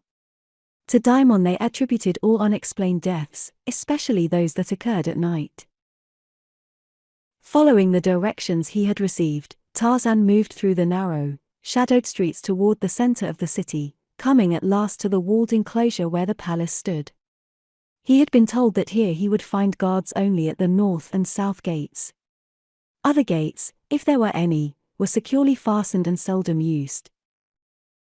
As Tarzan approached the enclosure from the west, he encountered no gate and no guards. The wall was low compared with that which surrounded the city, and so proved no obstacle to the ape-man.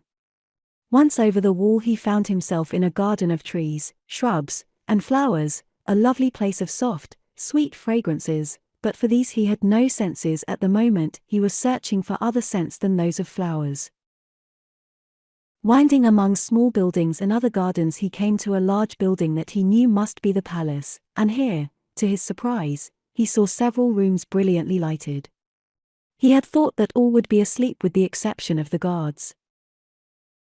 A number of old trees grew in the garden court that flanked this side of the palace, and in the security of their shadows Tarzan crossed to the building and looked in at one of the windows.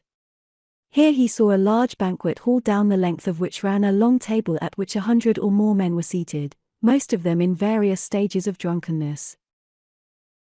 There was much loud talk and laughter, and a couple of fights were in progress in which no one took any interest except the contestants. The men were, for the most part, coarse, common-appearing fellows, not at all like the nobles of Cathne. The man at the head of the table was quite bestial in appearance. He pounded on the table with a great ham of a fist, and bellowed more like a bull than a man.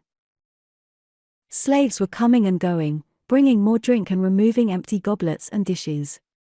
Some of the guests were still eating, but most of them concentrated their energies and their talents upon the principal business of the evening, drinking. "Didn't I tell you to fetch her?" shouted the large man at the head of the table, addressing the assemblage in general. "Told who to bring what?" inquired another seated farther toward the foot of the table. "The girl," shouted the large man. "What girl, Foros?" "Tiety girl," replied Foros drunkenly. "Oh, Tiety girl," said someone. "Well, why don't you bring her?" "Bring who?" "Bring Tiety girl," repeated Foros. "Who bring her?" asked another. "You bring her," ordered Foros. The fellow addressed shook his head. "Not me," he said. "Manofra'd have the hide off me." "She won't know." "She's gone to bed," Foros assured him. "I ain't taking any chances. Send a slave." "You'd better not send anyone," counseled a man sitting next to Foros, one who did not seem as drunk as the others. "Manofra would cut her heart out and yours too." "Who's king?" demanded Foros. "Ask Manofra," suggested the other. "I'm king," asserted Foros. He turned to a slave. The fellow happened to be looking in another direction. Foros threw a heavy goblet at him, which barely missed his head. "Here, you! Go fetch the girl." "What girl, master?" asked the trembling slave. "There's only one girl in Athne, you son of a wart-hog. Go get her." The slave hurried from the room. Then there ensued a discussion as to what Manofra would do if she found out. Foros announced that he was tired of Manofra, and that if she didn't mind her own business he'd take her apart and forget to put her together again. He thought this such a good joke that he laughed immoderately and fell off his bench, but some of the others seemed nervous and looked apprehensively toward the doorway. Tarzan watched and listened. He felt disgust and shame, because he belonged to the same species as these creatures. Since infancy he had been fellow of the beasts of the forest and the plain, the lower orders, yet he had never seen them sink to the level of man. Most of them had courage and dignity of a sort, seldom did they stoop to buffoonery, with the possible exception of the lesser monkeys, who were most closely allied to man. Had he been impelled to their eyes he would doubtless have reversed Darwin's theory of evolution. But his mind was occupied with another thought, who was Tiety girl. He wondered if she might not be Gonfala, but further speculation was discouraged by the coming of a large, masculine-looking woman who strode into the room followed by the slave who had just been dispatched to bring the girl. So this was the girl. Tarzan looked at her in mild astonishment. She had large, red hands, a whiskered mole on her chin, and quite a noticeable mustache. In other respects she was quite as unlovely. "What's the meaning of this?" she demanded, glaring at Foros.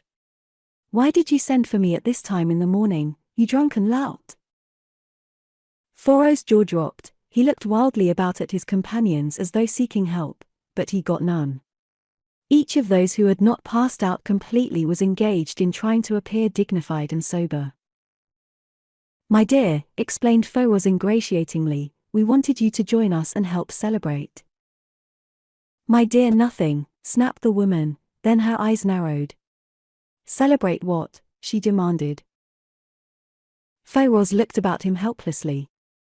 Bleary-eyed and belching, he looked foolishly at the man sitting next to him. What were we celebrating, Kandos? Kandos fidgeted, and moistened his dry lips with his tongue. Don't lie to me, screamed the woman. The truth is that you never intended to send for me. Now, Manofra, exclaimed Feroz in what was intended to be a soothing tone. The woman wheeled on the frightened slave behind her. Were you told to fetch me? She demanded. Oh, great queen. I thought he meant you, whimpered the slave, dropping to his knees. What did he say to you? Manofra's voice was raised almost to a shriek. He said go fetch the girl, and when I asked him what girl, he said, there's only one girl in Athne, you son of a warthog. Manofra's eyes narrowed menacingly. The only girl in Athne, eh? I know who you sent for, it's that yellow-haired hussy that was brought in with the two men. You think you've been fooling me, don't you? Well, you haven't. You just been waiting for your chance, and tonight you got drunk enough to muster up a little courage. Well, I'll attend to you, and when I get through with you, I'll fix the only girl in Athne. I'll send her to you, if there's anything left of you, I'll send her to you in pieces. She wheeled on the subdued and frightened company. Get out of here, you swine, all of you. Then she strode to the head of the table and seized Feroz by an ear.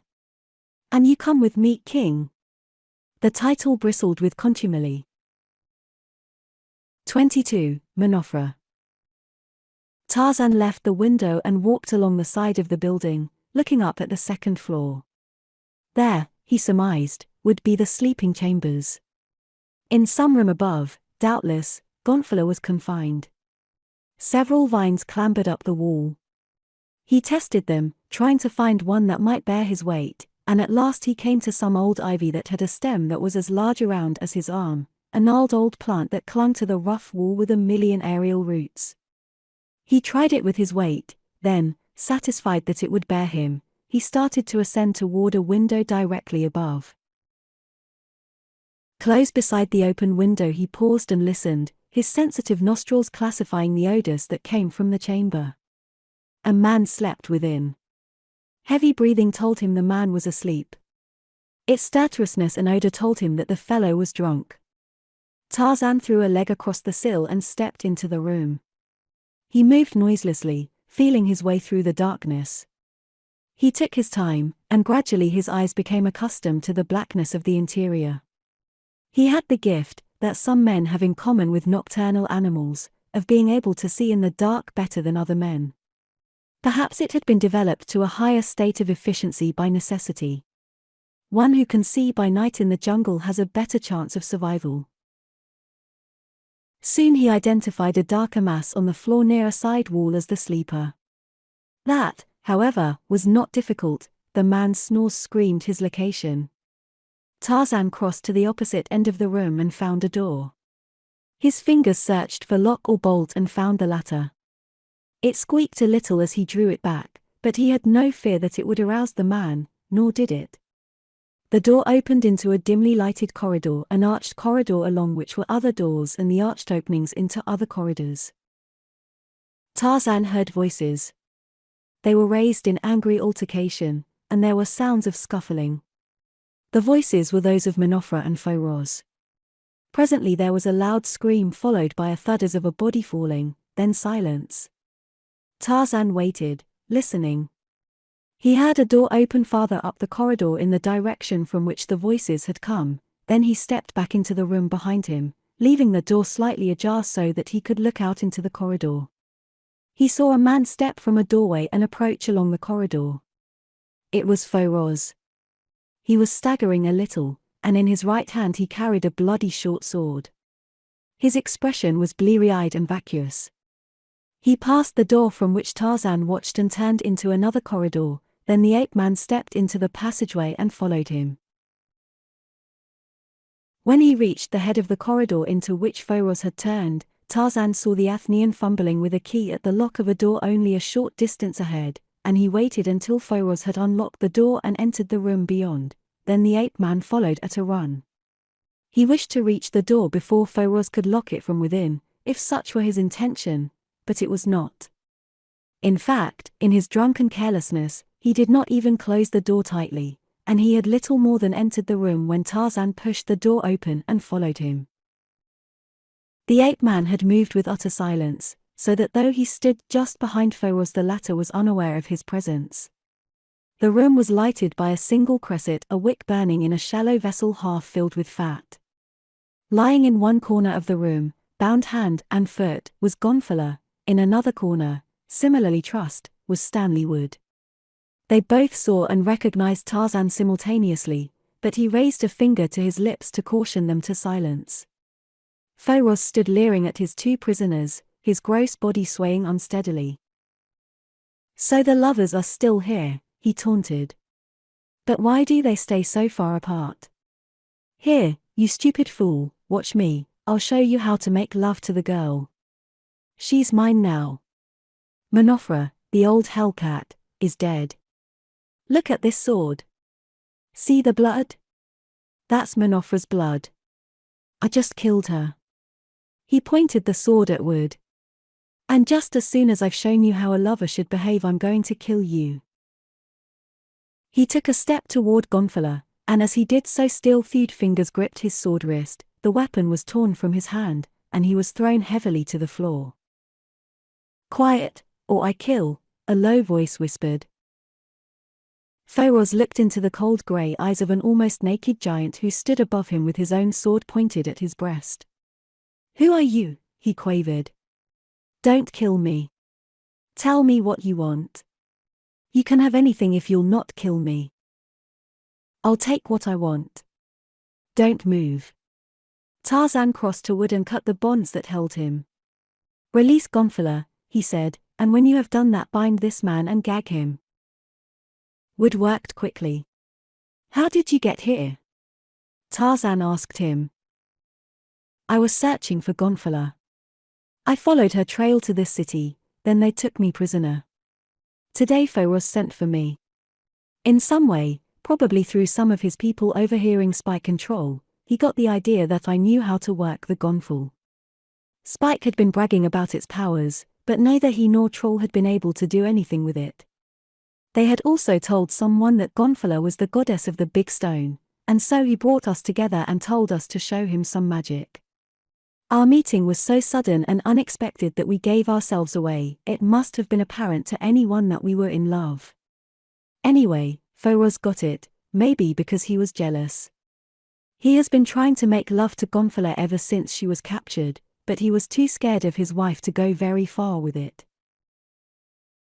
When Gonfalon was liberated, Wood trussed up Feroz, and as he was completing the work they heard the sound of shuffling footsteps in the corridor. They all stood, tense and silent, waiting. Would the footsteps pass the door, or was someone coming to this room? Nearer and nearer they came, then they paused outside, as though he who walked was listening. The door was pushed open, revealing a horrible apparition. Gonfalon muffled a scream. Wood recoiled, only Tarzan showed no emotion. It was Monofra. A horrible wound gashed her head and one shoulder. She was covered with blood, and reeled with weakness from the loss of it, but she still retained her wits. Stepping quickly back into the corridor, she closed the door and turned the key that the drunken Feroz had left in the lock. Then they heard her crying loudly for the guard. "We seem to be nicely trapped," commented Wood. "But we have a hostage," Tarzan reminded him. "What a horrible sight," said Gonfalon, shuddering and nodding in the direction of the corridor. "How do you suppose it happened?" The ape-man jerked a thumb in the direction of Feroz. "He could tell you. I imagine that he's rather glad that we were here with him." "What a sweet couple," said Wood, "but I imagine there are a lot of married couples who would like to do that to one another if they thought they could get away with it." "What a terrible thing to say, Stanley," cried Gonfalon. "Do you think that we would be like that?" "Oh, we're different," Wood assured her. "These people are beasts." "Not beasts," Tarzan corrected. They are human beings, and they act like human beings. Here comes the guard, said Wood. They could hear men approaching at a run along the corridor. They heard their exclamations when they saw Manofra and their excited questioning. There is a wild man in there, Manofra told them. He has set the 2 prisoners free, and they have bound and gagged the king. They may kill him. I don't want them to, I want him for myself. Go in and capture the strangers and bring the king to me. Tarzan stood close to the door. If you come in without my permission, he shouted, I will kill the king. It looks like you are on a spot, Feroz, said Wood, no matter what happens.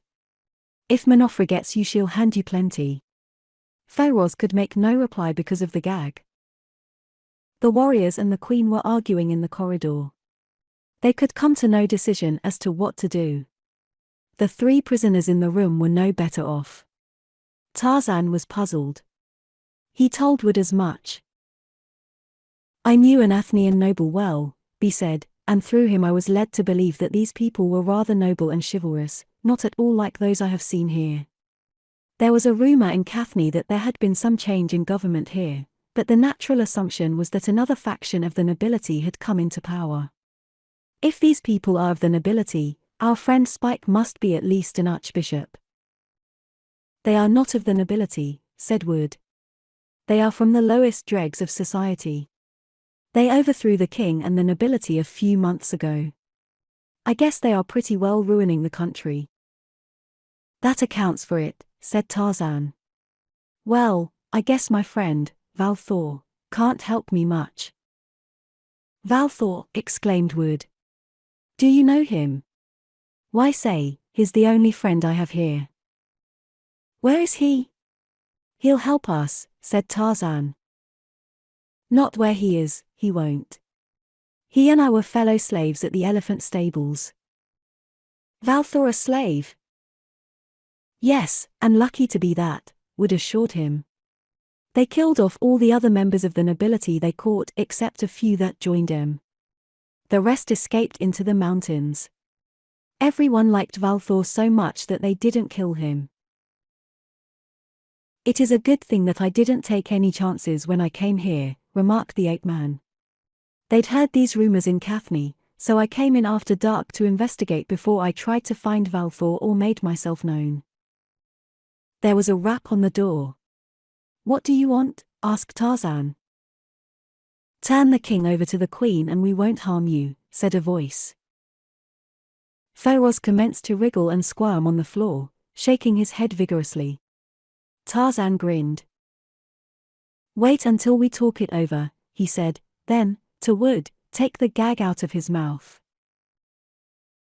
As soon as the gag was removed, Feroz choked and spluttered before he could articulate an understandable word, so frightened and excited was he. Don't let her have me, he finally managed to say. She'll kill me. I think you have it coming to you, said Wood. Maybe we can reach a bargain, suggested Tarzan. Anything you want, cried Feroz. Our freedom and a safe escort to the pass of the warriors, demanded the ape-man. It is yours, promised Feroz. And the big diamond, added Wood. And the big diamond, agreed Feroz.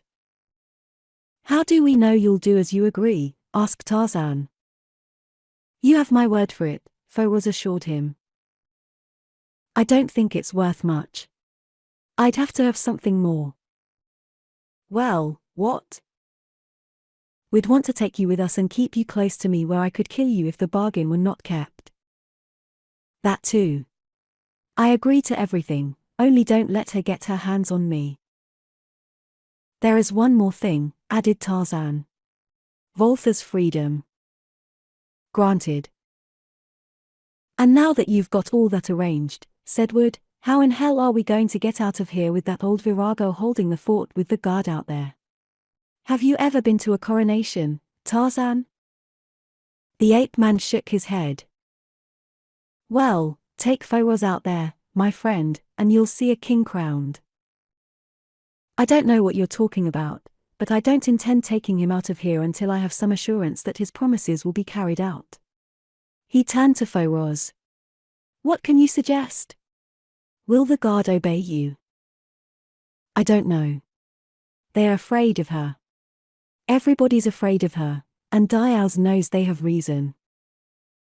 We seem to be getting nowhere with great facility, commented Wood. Tarzan crossed to Feroz and removed his bonds. Come to the door, he directed, and explain my proposition to your wife. Feroz approached the door. Listen, dear, he said ingratiatingly. Listen nothing, you beast, you murderer, she screamed back at him. Just let me get my hands on you, that's all I ask. But darling, I was drunk. I didn't mean to do it. Listen to reason. Let me take these people out of the country with an escort of warriors and they won't kill me. Don't darling me, you. But, my own little Manofra, listen to reason. Send for Kandos, and let us all talk it over. Go in there, you cowards, and drag them out, Manofra shouted to the guardsmen. Stay out there, screamed Feroz. I am king. Those are the king's commands. I'm queen, yelled Manofra. I tell you to go in and rescue the king. I'm all right, shouted Feroz. I don't want to be rescued. I think, said the officer of the guard, that the best thing to do is summon Kandos. This is no matter for a simple officer of the guard to decide. That's right, encouraged the king, send for Kandos. They heard the officer dispatch a warrior to summon Kandos, and they heard the queen grumbling and scolding and threatening. Would step to the door. Manofra, he called. I have an idea that perhaps you hadn't thought of. Let Feroz accompany us to the border, then when he comes back you'll have him. That will save a lot of trouble for all concerned. Feroz looked troubled. He hadn't thought of that either. Manofra did not answer immediately, then she said, he might trick me in some way. How can he trick you? Demanded Wood. I don't know, but he'd find a way. He has been tricking people all his life. He couldn't. You'd have the army. What could he do? Well, perhaps it's worth thinking about, admitted the queen, but I don't know that I could wait. I'd like to get my hands on him right now. Did you see what he did to me? Yes. It was terrible, sympathized Wood. It was not long before the warrior returned with Kandos. Manofra greeted him with a volley of vituperation as soon as he came in sight, and it was some time before he could quiet her and get the story. Then he led her away where none could overhear, and they whispered together for some time. When they had finished, Kandos approached the door. It is all arranged, he announced. The queen has given her permission. The party will start shortly after sunrise. It is still dark, and the trail is not safe by night. Just as soon as you and the escort have had your breakfasts you may go in peace. Have we your promise that you will not harm the king? You have, said Tarzan. Very well, said Kandos. I am going now to arrange for the escort. And don't forget our breakfasts, called Wood. I most certainly will not, promised Kandos. 23, sentenced. Stanley Wood was in high spirits. It commences to look as though our troubles were about over, he said. He laid a hand on Gonfala's tenderly. You've been through a lot, but I can promise you that when we get to civilization you'll be able to understand for the first time in your life what perfect peace and security mean. Yes, said Tarzan, the perfect peace and security of automobile accidents, railroad wrecks, aeroplane crashes, robbers, kidnappers, war, and pestilence. Wood laughed. But no lions, leopards, buffaloes, wild elephants, snakes, nor tsetse flies, not to mention shifters and cannibals. I think, said Gonfala, that neither one of you paints a very pretty picture. You make one almost afraid of life. But after all, it is not so much peace and security that I want as freedom. You know, all my life I have been a prisoner except for the few short weeks after you took me away from Mukherjee and before Spike Control got me. Perhaps you can imagine then how much I want freedom, no matter how many dangers I have to take along with it. It seems the most wonderful thing in the world. It is, said Tarzan. Well, love has its points, too, suggested Wood. Yes, agreed Gonfalon, but not without freedom. You're going to have them both, Wood promised. With limitations, you'll find, Gonfalon warned Tarzan with a smile. Just now I'm interested in food, said Gonfalon. And I think it's coming. Wood nodded toward the door. Someone was fumbling with the key. Presently the door opened far enough to permit 2 pots to be shoved inside the room, then it was closed with a bang. They are taking no chances, commented Wood as he crossed the room and carried the 2 vessels back to his companions. One contained a thick stew, the other, water. What, no hardware? Inquired Wood. Hardware? What is that? Asked Gonfalon. Something to eat? Something to eat with forks, spoons. No forks, no spoons, no Emily Post, how embarrassing. Here, said Tarzan, and handed his hunting knife to Gonfalon. They took turns spearing morsels of meat with it and drinking the juice and the water directly from the pots, sharing the food with Feroz. Not half bad, commented Wood. What is it, Feroz? Young weather. There is nothing tastier. I am surprised that Manofra did not send us old elephant hide to chew on. Perhaps she is relenting. Then he shook his head. No, Manofra never relents, at least not where I am concerned. That woman is so ornery she thinks indigestion is an indulgence. My, said Gonfalon, drowsily. I am so sleepy I can't keep my eyes open. Same here, said Wood. Feroz looked at the others and yawned. Tarzan stood up and shook himself. You, too? Asked Feroz. The ape-man nodded. Feroz's lids drooped. The old she-devil, he muttered. We've all been drugged, maybe poisoned. Tarzan watched his companions fall into a stupor one by one. He tried to fight off the effects of the drug. He wondered if any of them would awaken again, then he sagged to one knee and rolled over on the floor, unconscious. Asterisk asterisk asterisk asterisk asterisk. The room was decorated with barbaric splendor. Mounted heads of animals and men adorned the walls. There were crude murals done in colors that had faded into softness, refined by age. Skins of animals and rugs of wool covered the floor, the benches, and a couch on which Manofra lay, her body raised on one elbow, her bandaged head supported by one huge palm. The warriors stood by the only door. At Manofra's feet lay Gonfalon and Wood, still unconscious. At her side stood Kandos. At the foot of the couch, bound and unconscious, lay Feroz. You sent the wild man to the slave pen as I directed? Asked Manofra. Kandos nodded. Yes, Queen, and because he seemed so strong I had him chained to a stanchion. That is well, said Manofra. Even a fool does the right thing occasionally. Thank you, Queen, said Kandos. Don't thank me, you make me sick. You are a liar and a cheat and a traitor. Feroz befriended you, yet you turned against him. How much more quickly would you turn against me who has never befriended you and whom you hate? But you won't, because you are a coward, and don't even think of it. If I ever get the idea for a moment that you might be thinking of turning against me, I'll have your head hanging on this wall in no time. The man is coming to. They looked down at Wood, whose eyes were opening slowly and whose arms and legs were moving a little as though experimenting with the possibilities of self-control.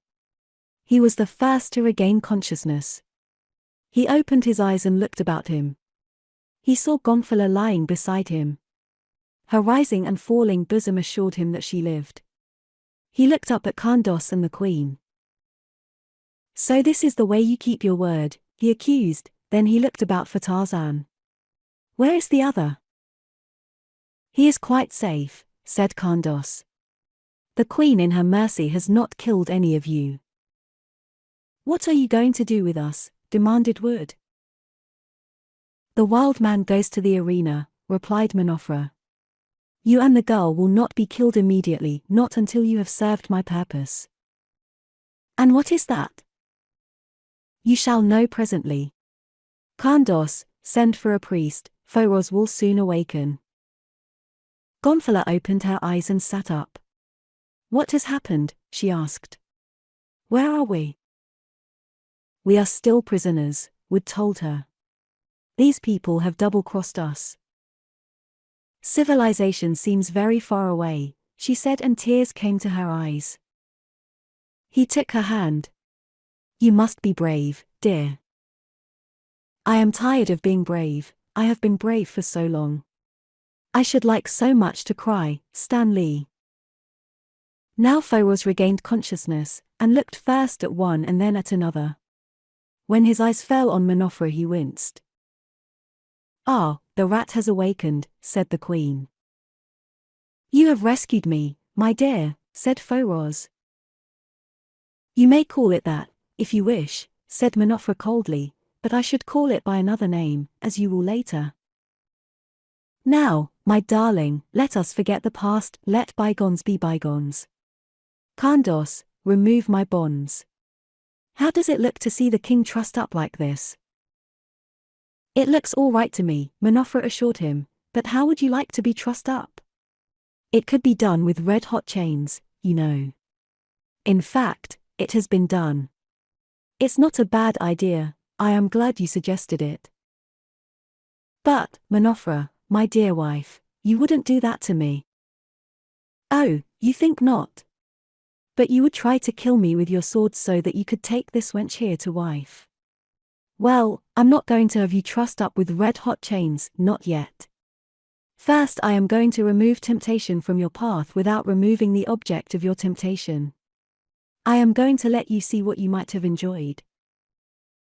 There was a rap on the door, and one of the warriors said, "The priest is here." "Let him in," ordered Manofra. Wood had helped Gonfala to her feet, and the two were seated on a bench, mystified listeners to Manofra's cryptic speech. When the priest had entered the room and bowed before the queen, she pointed to them. "Marry these two," she commanded. Wood and Gonfala looked at one another in astonishment. "There's a catch in this somewhere," said the former. "The old termagant's not doing this because she loves us, but I'm not looking any gift horse in the mouth." "It's what we've been waiting and hoping for," said Gonfala, "but I wish it could have happened under different conditions. There is something sinister in this. I don't believe that any good thought could come out of that woman's mind." The marriage ceremony was extremely simple, but very impressive.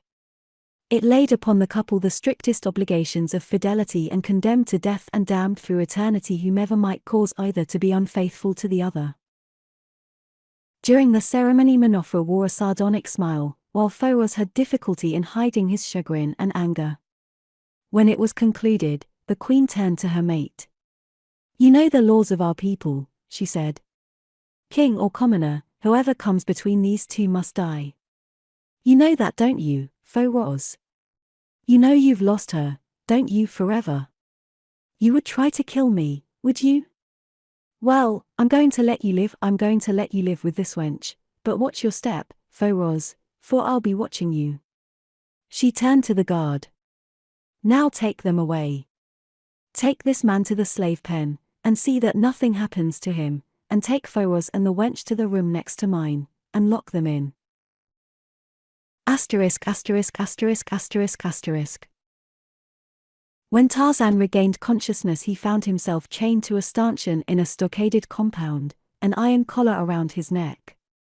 He was quite alone, but pallets of musty grass, odd bits of dirty clothing, cooking utensils, and the remains of cooking fires, still smouldering, disclosed the fact that the shed and the yard was the abode of others, and he conjectured correctly that he had been imprisoned in a slave pen. The position of the sun told him that he had been under the influence of the drug for about an hour. The effects were passing off rapidly, leaving only a dull headache and a feeling of chagrin that he had been so easily duped. He was concerned about the fate of Wood and Gonfalon, and was at a loss to understand why he had been separated from them. His active mind was occupied with this problem and that of escape when the gate of the compound opened and Wood was brought in by an escort of warriors who merely shoved the American through the gateway and departed after relocking the gate. Wood crossed the compound to Tarzan. "I wondered what they had done with you," he said. "I was afraid they might have killed you." Then he told the ape-man what Minofra had decreed for Gonfalon. "It is monstrous, Tarzan, the woman is a beast. What are we to do?" Tarzan tapped the iron collar that encircled his neck. "There is not much that I can do," he said ruefully. "Why do you suppose they've chained you up and not me?" asked Wood. "They must have some special form of entertainment in view for me," suggested the ape-man with a faint smile. The remainder of the day passed in desultory conversation, principally a monologue, as Tarzan was not given to garrulity. Would talk to keep from thinking about Gonfalon's situation, but he was not very successful. Late in the afternoon the slaves were returned to the compound, and immediately crowded around Tarzan. One of them pushed his way to the front when he caught a glimpse of the prisoner. "Tarzan," he exclaimed. "It is really you." "I am afraid it is, Valthor," replied the ape-man.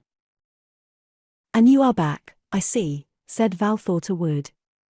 "I did not expect to see you again. What happened?" Wood told him the whole story of their misadventure, and Valthor looked grave. "Your friend, Gonfalon, may be safe as long as Minofra lives, but she may not live long. Kandos will see to that if he is not too big a coward, then, with Minofra out of the way, Feroz will again come to power. When he does, he will destroy you. After that there would not be much hope for Gonfalon. The situation is serious, and I can see no way out unless the king and his party were to return and recapture the city. I believe they could do it now, for practically all of the citizens and most of the warriors are sick of Feroz and the rest of the Erythra." A tall black came close to Tarzan. "You do not remember me, master?" he asked. "Why, yes, of course I do," replied the ape-man. "You're Jemba. You were a slave in the house of Thudos at Cathne. How long have you been here?" "Many moons, master. I was taken in a raid. The work is hard, and often these new masters are cruel. I wish that I were back in Cathne." "You would fare well there now, Jemba. Your old master is king of Cathne. I think that if he knew Tarzan was a prisoner here, he would come and make war on Athne." "And I think that if he did," said Valthor, "an army from Cathne would be welcome here for the first time in history. But there is no chance that he will come, for there is no way in which he may learn that Tarzan is here." "If I could get this collar off my neck," said the ape-man, "I could soon get out of this slave pen and the city and bring Thudos with his army. He would come for me to save my friends." "But you can't get it off," said Wood. "You are right," agreed Tarzan, "it is idle talk." For several days nothing occurred to break the monotony of existence in the slave pen of the king of Athne. No word reached them from the palace of what was transpiring there, no inkling came of the fate that was in store for them. Valthor had told Tarzan that the latter was probably being saved for the arena on account of his appearance of great strength, but when there would be games again he did not know. The new masters of Athne had changed everything, deriding all that had been sacred to custom and the old regime. There was even talk of changing the name of Athne to the city of Feroz. All that prevented was the insistence of the queen that it be renamed the city of Minofra. Every morning the slaves were taken to work, and all day long Tarzan remained alone, chained like a wild animal. Imprisonment of any nature galled the lord of the jungle, to be chained was torture. Yet he gave no sign of the mental suffering he was enduring. To watch him, one might have thought that he was content. Seething beneath that calm exterior was a raging sea of anger. One afternoon the slaves were returned to the pen earlier than usual. The guards that herded them in were unusually rough with them, and there were several officers not ordinarily present. They followed the slaves into the pen and counted them, checking off their names on a scroll carried by one of the officers. Then they questioned them, and from the questions Tarzan gathered that there had been a concerted attempt on the part of a number of slaves to escape, during which a guard had been killed. During the excitement of the melee, several slaves had escaped into the bamboo forest that grew close upon the eastern boundary of the cultivated fields of Athne. The check revealed that 3 were missing. Were they ever recaptured, they would be tortured and killed. The officers and warriors were extremely brutal in their handling of the slaves as they questioned them, trying to force confessions from them that they might ascertain just how far-reaching the plot had been and which slaves were the ringleaders. After they left the pen, the slaves were in a turmoil of restlessness and discontent. The air was surcharged with the static electricity of repressed rebellion that the slightest spark would have ignited, but Valthor counseled them to patience. "You will only subject yourselves to torture and death," he told them. "We are only a handful of unarmed slaves. What can we do against the armed warriors of the Erythra? Wait.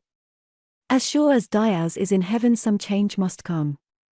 There is as much discontent outside the slave pen as within it, and one day Zigo, our king, will come out of the mountains where he is hiding and set us free." "But some of us are slaves no matter who is king," said one. "I am. It would make no difference whether Zigo or Foros were king, I should still be a slave." "No," said Valthor.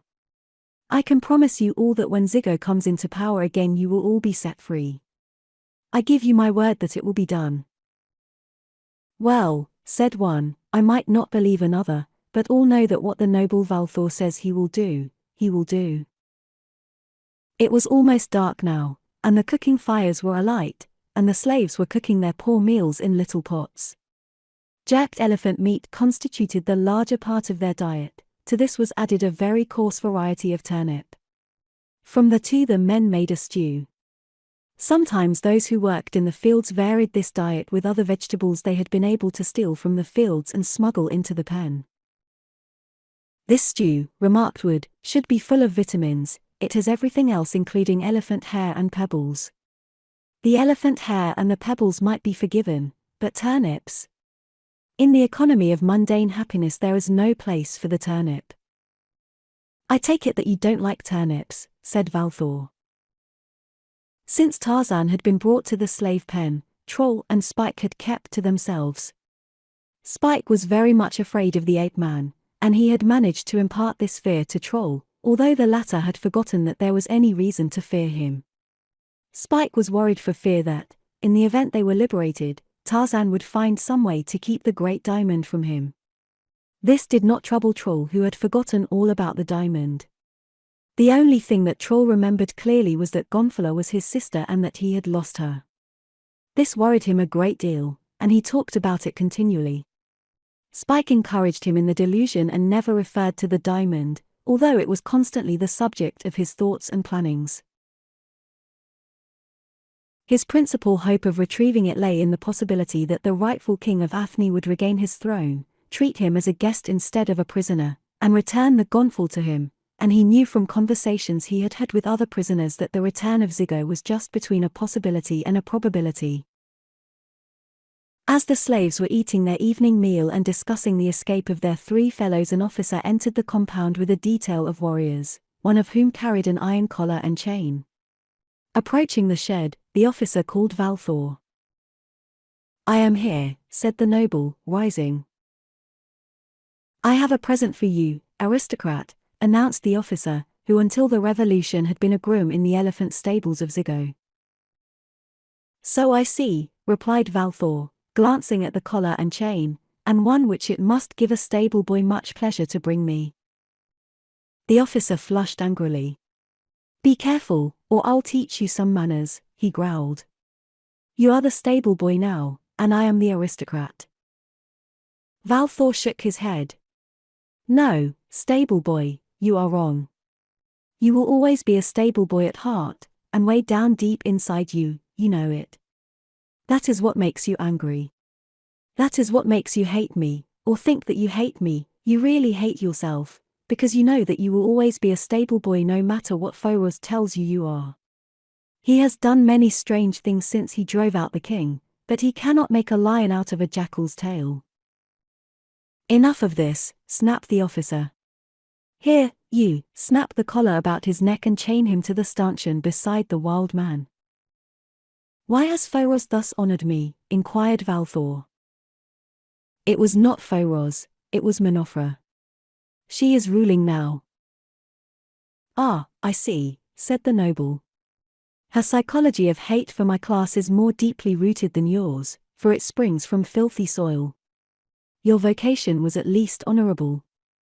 Menofra was a woman of the street before Phoros married her.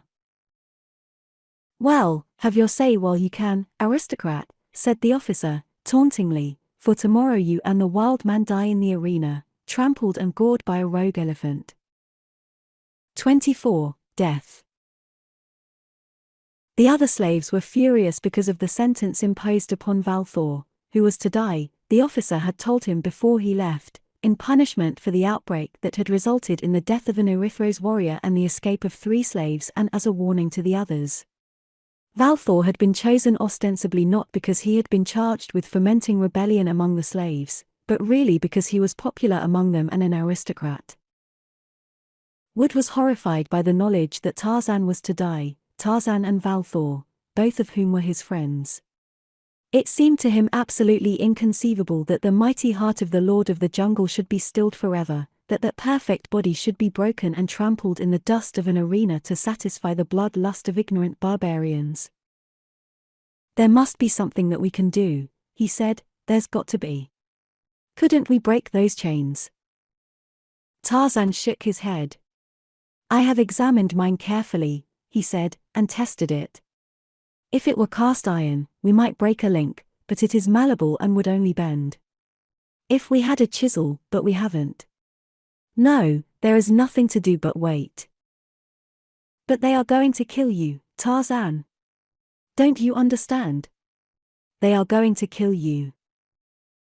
The ape-man permitted himself the shadow of a smile. There is nothing unique in that, he said. Many people have died, many people are dying, many people will die, even you, my friend. Tarzan is right, said Valthor. We must all die, what matters is how we die. If we meet death courageously, as befits warriors, there will be no regrets. For myself, I am glad that an elephant is going to kill me, for I am an elephant man. You know what that means, Tarzan, for you have been to Cathne where the lion men are the nobles, and you know with what pride they bear the title. It is the same here, except that the nobles are the elephant men. As they breed lions, we breed elephants. Their god, Thos, is a lion, our Diaz is an elephant. The nobles who escaped the Erythros revolution took him into the mountains with them, for the Erythra, who have no god, would have killed him. If I were to have my choice of the manner in which I were to die, said Tarzan, I should prefer the lion to the elephant. For one thing, the lion kills quickly, but my real reason is that the elephant has always been my friend, my very best friend, perhaps, and I do not like to think that a friend must kill me. This one will not be your friend, Tarzan, Valthor reminded him. No, I know it, but I was not thinking of him as an individual, explained Tarzan. And now, as, with all our talk, we have arrived nowhere, I am going to sleep. The morning of their death dawned like any other morning. Neither spoke of what was impending. With Wood they cooked their breakfasts, and they talked, and Valthor laughed, and occasionally Tarzan smiled one of his rare smiles. Wood was the most nervous. When the time came for the slaves to be taken to their work, he came to say goodbye to the ape-man. Tarzan laid a hand upon his shoulder. I do not like to say goodbye, my friend, he said. If Wood had known how rare was the use by Tarzan of that term my friend, he would have been honored. He thought of many animals as friends, but few men. He liked Wood, his intelligence, his courage, his cleanness. Have you no message you would like to send to Wood hesitated. Tarzan shook his head. Thank you, no, he said. She will know, as she always has. Wood turned and walked away, following the other slaves out of the stockade. He stumbled over the threshold, and swore under his breath as he drew a palm across his eyes. It was afternoon before they came for Tarzan and Valthor, 100 warriors and several officers, all in their best trappings, their freshly burnished arms shining in the sun. In front of the palace a procession was forming. There were many elephants richly caparisoned and bearing howdahs in which rode the new-made nobility of Athne. All the howdahs were open except one elaborate pavilion. In this sat Menofra alone. When Valthor saw her he laughed aloud. Tarzan turned and looked at him questioningly. Look at her, exclaimed the noble. She could not be more self-conscious if she were naked. In fact, that would not bother her so much. The poor thing is trying to look the queen. Note the haughty mien, and the crown. Dials. She is wearing the crown to the arena, and wearing it backwards. It is worth dying to see. Valthor had not attempted to lower his voice. In fact, it seemed that he raised it a little. His laughter had attracted attention to him, so that many listened and heard his words. They even reached the ears of Menofra. That was apparent to all who could see her, for her face turned fiery red, and she took the crown off and placed it on the seat beside her. She was so furious that she trembled, and when she gave the command to march, as she immediately did, her voice shook with rage. With the 100 elephants in single file, the many warriors on foot, the banners and pennons, the procession was colorful, but it lacked that something that would have made its magnificence impressive. There was nothing real about its assumed majesty, and the entire pageant was colored by the spuriousness of its principal actors. This was the impression that it made upon the Lord of the Jungle walking in chains behind the elephant of Menofra. The procession followed the main avenue to the south gate through lines of silent citizens. There was no cheering, no applause. There were whispered comments as Valthor and Tarzan passed, and it was plain to see that the sympathies of the people were with Valthor, though they dared not express them openly. Tarzan was a stranger to them, their only interest in him lay in the fact that he might serve to give them a few minutes of thrills and entertainment in the arena. Passing through the gate, the column turned toward the east, coming at last to the arena, which lay directly east of the city. Just outside the main gate, through which the procession entered the arena, Tarzan and Valthor were led from the line of march and taken to a smaller gate which led through a high palisade of small logs into a paddock between two sections of a grandstand. The inner end of the paddock was formed by a palisade of small logs, and was similar to the outer end, having a small gate opening onto the arena. The ape-man could not but notice the flimsy construction of the two palisades, and idly wondered if the entire arena were as poorly built. In the compound there were a number of armed guards, and presently other prisoners were brought, men whom Tarzan had not before seen. They had been brought from the city behind the elephants of lesser dignitaries who had ridden in the rear of Menofra. Several of these prisoners, who spoke to Valthor, were evidently men of distinction. We are about the last of the aristocracy who did not escape or go over to the Erythra, Valthor explained to Tarzan. Feroz and Menofra think that by killing off all their enemies they will have no opposition and nothing more to fear, but as a matter of fact they are only making more enemies, for the middle classes were naturally more in sympathy with the aristocracy than with the scum which constitutes the Erythra. About 4 feet from the top of the inner palisade was a horizontal beam supporting the ends of braces that held the palisade upright, and upon this beam the prisoners were allowed to stand and witness what took place in the arena until it was their turn to enter. When Tarzan and Valthor took their places on the beam, the royal pageant had just completed a circuit of the arena, and Menofra was clumsily descending from the howdah of her elephant to enter the royal loge. The grandstands were about half filled, and crowds were still pouring through the tunnels. There was little noise other than the shuffling of sandaled feet and the occasional trumpeting of an elephant. It did not seem to Tarzan a happy, carefree throng out to enjoy a holiday, but rather a sullen mob suppressed by fear. A laugh would have been as startling as a scream. The first encounter was between two men, one a huge Erythros warrior armed with sword and spear, the other a former noble whose only weapon was a dagger. It was an execution, not a duel, an execution preceded by torture. The audience watched it, for the most part, in silence. There were a few shouts of encouragement from the loges of the officials and the new nobility. Valthor and Tarzan watched with disgust. "I think he could have killed that big fellow," said the ape man. "I saw how he might be easily handled. It is too bad that the other did not think of it." "You think you could kill Hayok?" demanded a guard standing next to Tarzan. "Why not?" asked the ape man. "He is clumsy and stupid, most of all he is a coward." "Hayok a coward? That is a good one. There are few braver among the Erythra." "I can believe that," said Tarzan, and Valthor laughed. Hayok was strutting to and fro before the royal box, receiving the applause of Minofra and her entourage. Slaves were dragging out the mutilated corpse of his victim, and an officer was approaching the paddock to summon forth the next combatants. The guard called to him, "Here is one who thinks he can kill Hayok." The officer looked up. "Which one thinks that?" he demanded. The guard jerked a thumb toward Tarzan. "This wild man here. Perhaps Minofra would like to see such an encounter. It should prove amusing." "Yes," said the officer, "I should like to see it myself. Maybe after the next combat. I'll ask her." The next prisoner to be taken into the arena was an old man. He was given a dagger to defend himself, then a lion was loosed upon him. "That is a very old lion," said Tarzan to Valthor. "Most of his teeth are gone. He is weak from mange and hunger." "But he will kill the man," said Valthor. "Yes, he will kill the man, he is still a powerful brute." "I suppose you think you could kill him, too," jeered the guard.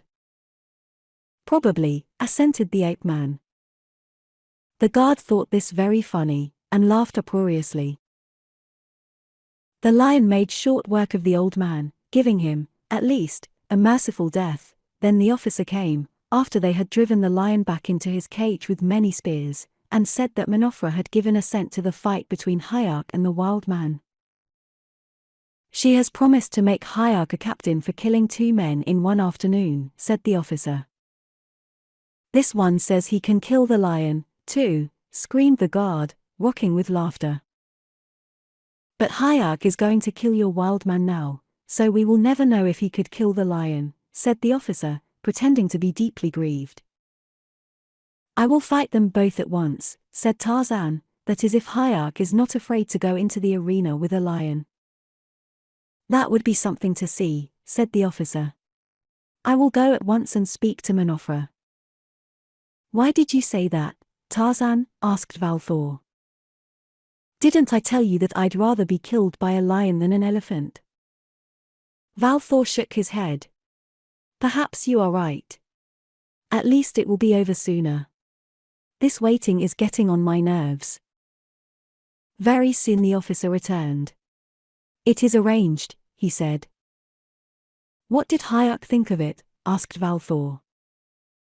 "I think he did not like the idea at all.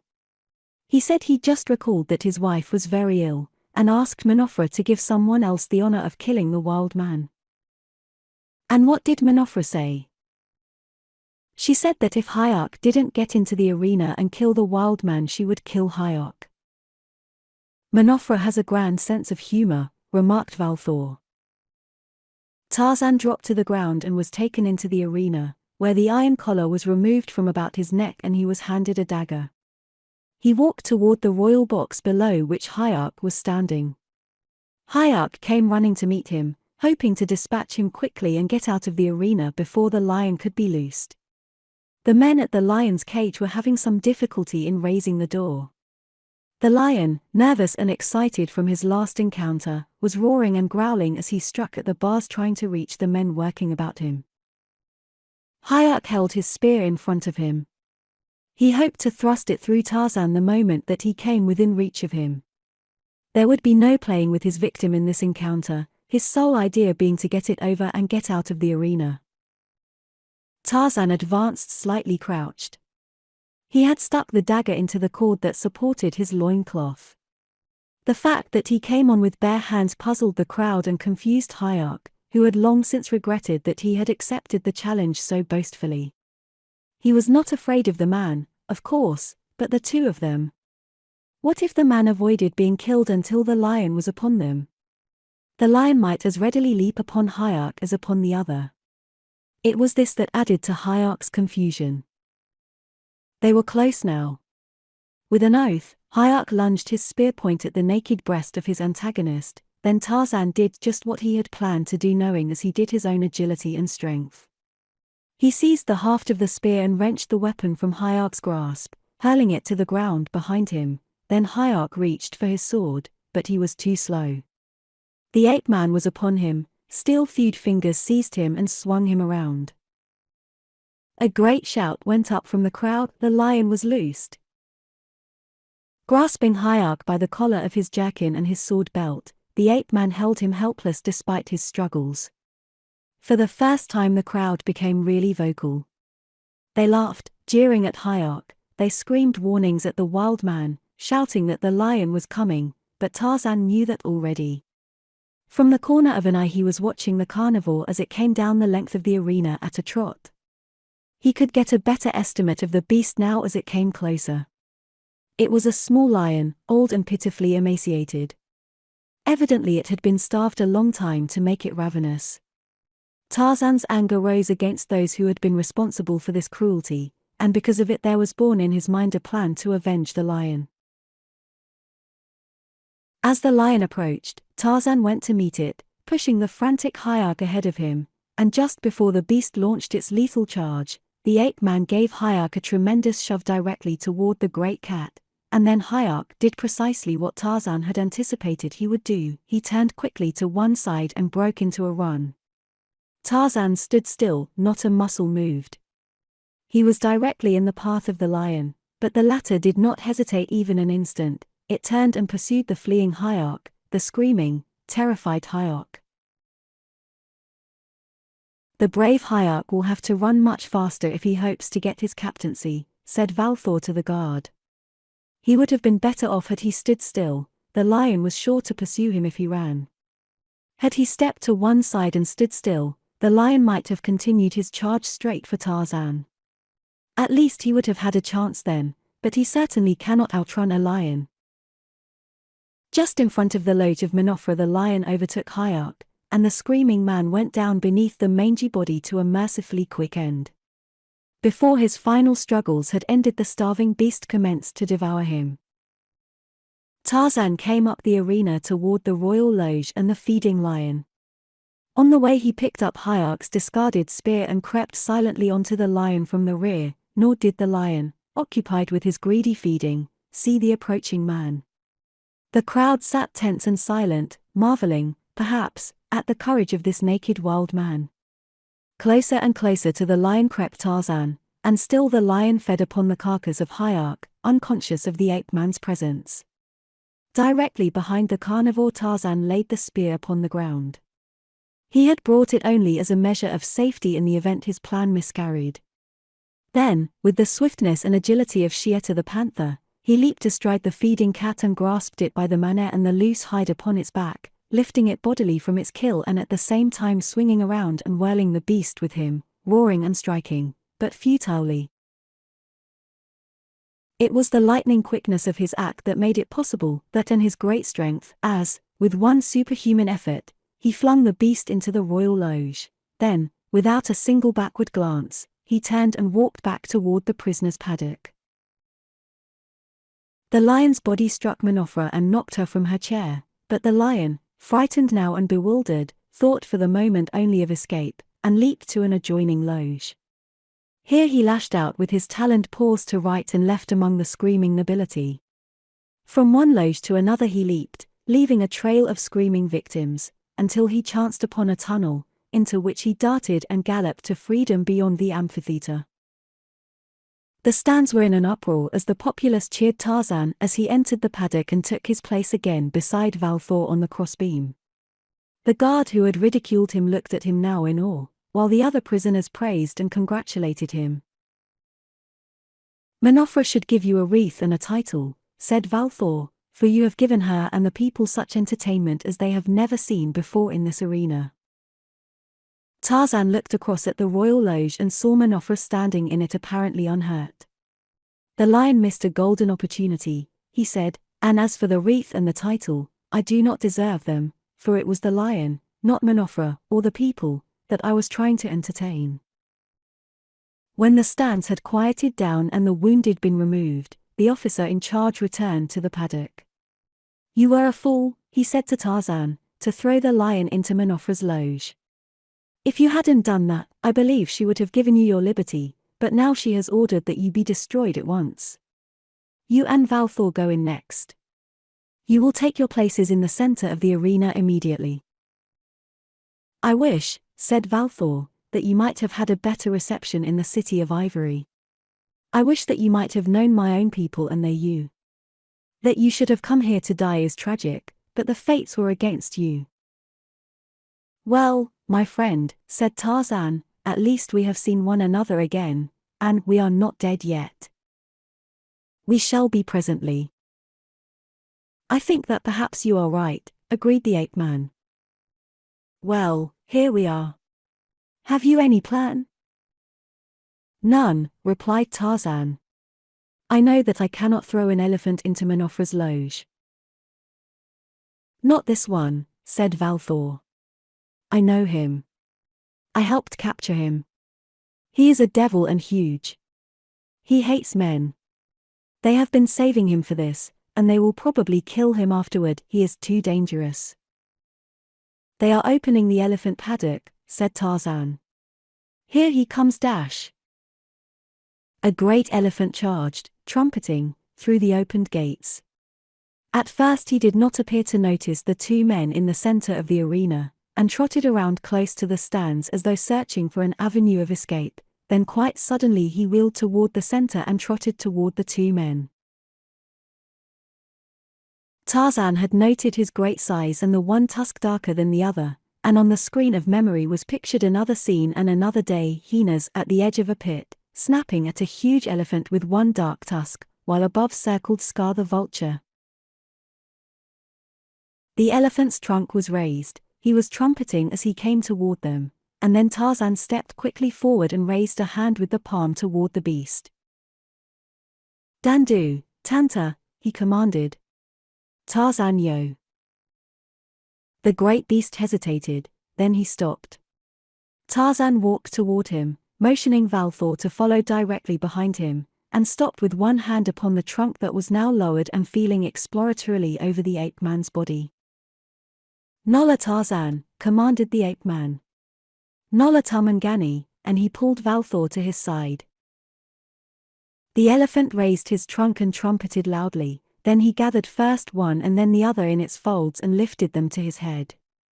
For a moment he stood swaying to and fro as Tarzan spoke to him in low tones, then, trumpeting again, he started off at a trot around the arena while the spectators sat in stunned amazement.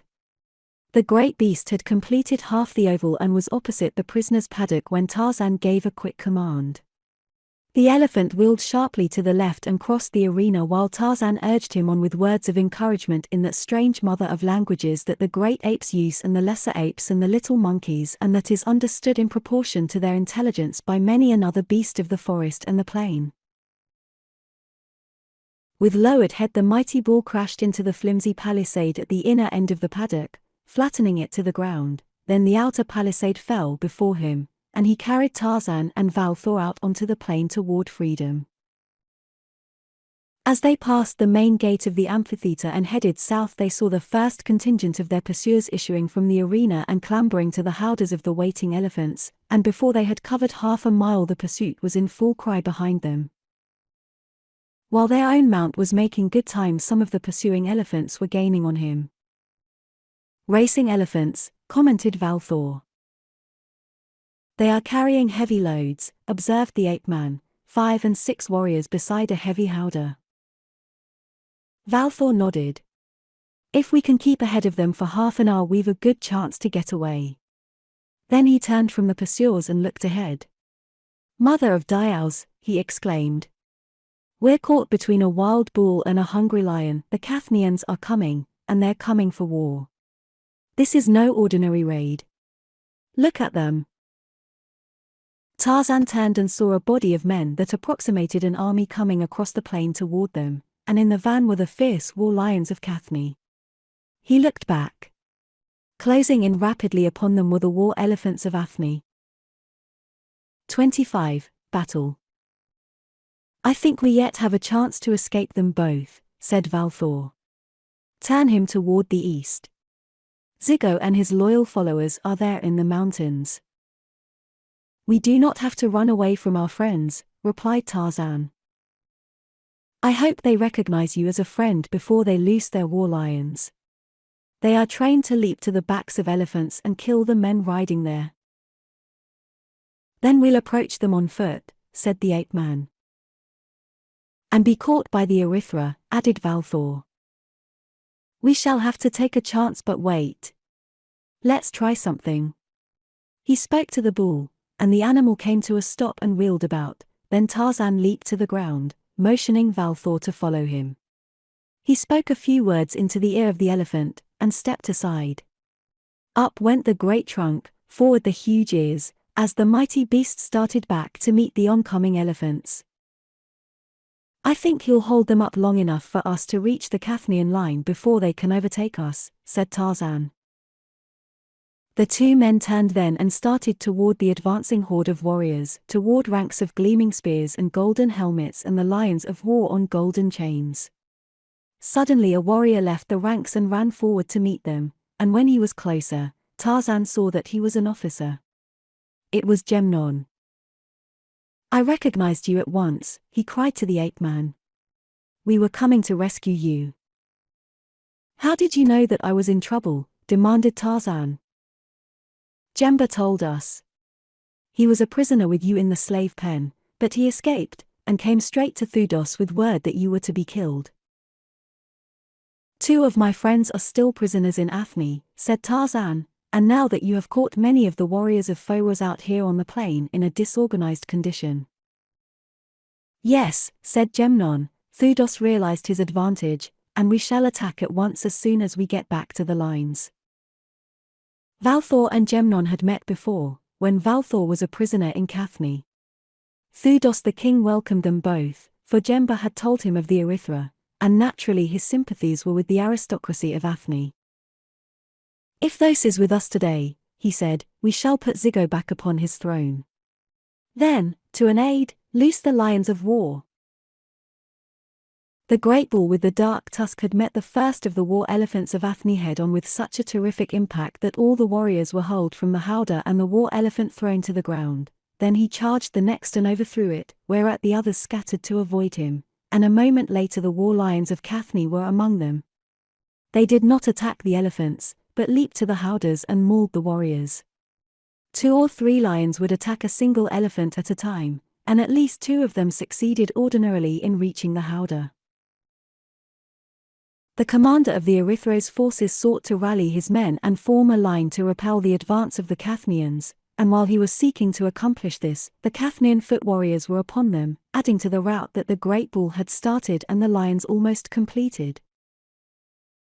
The Erythra's warriors hurled spears at their foes and sought to trample them beneath the feet of their mounts. The Cathnians' first aim was to kill the mahouts and stampede the elephants, and while some warriors were attempting this, others pressed close to the elephants in an endeavor to cut the girths with their sharp daggers, precipitating the howdahs and their occupants to the ground.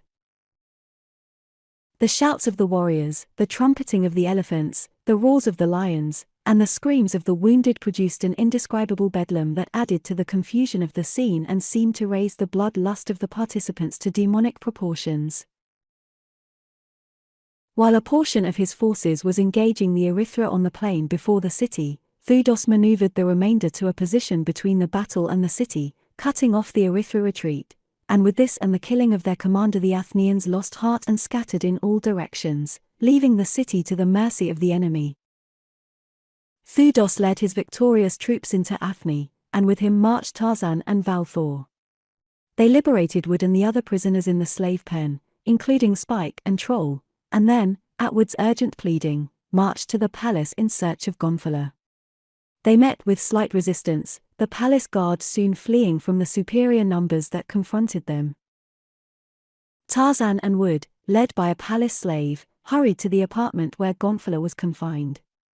The door, fastened by a bolt on the outside, was quickly opened, and the two men entered to see Gonfalon standing above the body of Foros, a dagger in her hand. At sight of Wood, she rushed forward and threw herself into his arms. "Word just reached him that Menofra is dead," she said, "and I had to kill him." Wood pressed her to him. "Poor child," he whispered, "what you must have suffered. But your troubles are over now. The Erythra have fallen, and we are among friends." After the fall of Athne, events moved rapidly. Zigo was summoned from the mountains and restored to his throne by his hereditary enemies, the Cathnians. "Now you can live in peace," said Tarzan. "Peace," shouted Thudos and Zigo almost simultaneously. "Who would care to live always in peace?" "I replace Zigo on the throne," explained Thudos, "so that we Cathnians may continue to have foes worthy of our arms." "No peace for us, eh, Zigo?" "Never, my friend," replied the king of Athne. For a week Tarzan and the other Europeans remained in Athne, then they set off toward the south, taking Spike and Troll and the Great Diamond with them. A short march from Athne they met Muviro with 100 warriors coming to search for their beloved Bwana, and thus escorted they returned to the ape man's own country. Here Tarzan let Spike and Troll leave for the coast on the promise that neither would return to Africa. As they were leaving, Spike cast sorrowful glances at the Great Diamond. "We'd ought to get something out o' that," he said. "After all, we went through a lot o' hell on account of it." "Very well," said Tarzan, "take it with you." Wood and Gonfalon looked at the ape man in astonishment, but said nothing until after Troll and Spike had departed. Then they asked why he had given the Great Diamond to two such villains. A slow smile touched the ape man's lips. "It was not the Gonfal," he said. "I have that at home. It was the imitation that Mafka kept to show and to protect the real Gonfal. And something else that may interest you. I found the great emerald of the Zuli and buried it in the Bantango country. Someday we'll go and get that, too. You and Gonfalon should be well equipped with wealth when you return to civilization. You should have enough to get you into a great deal of trouble and keep you there all the rest of your lives."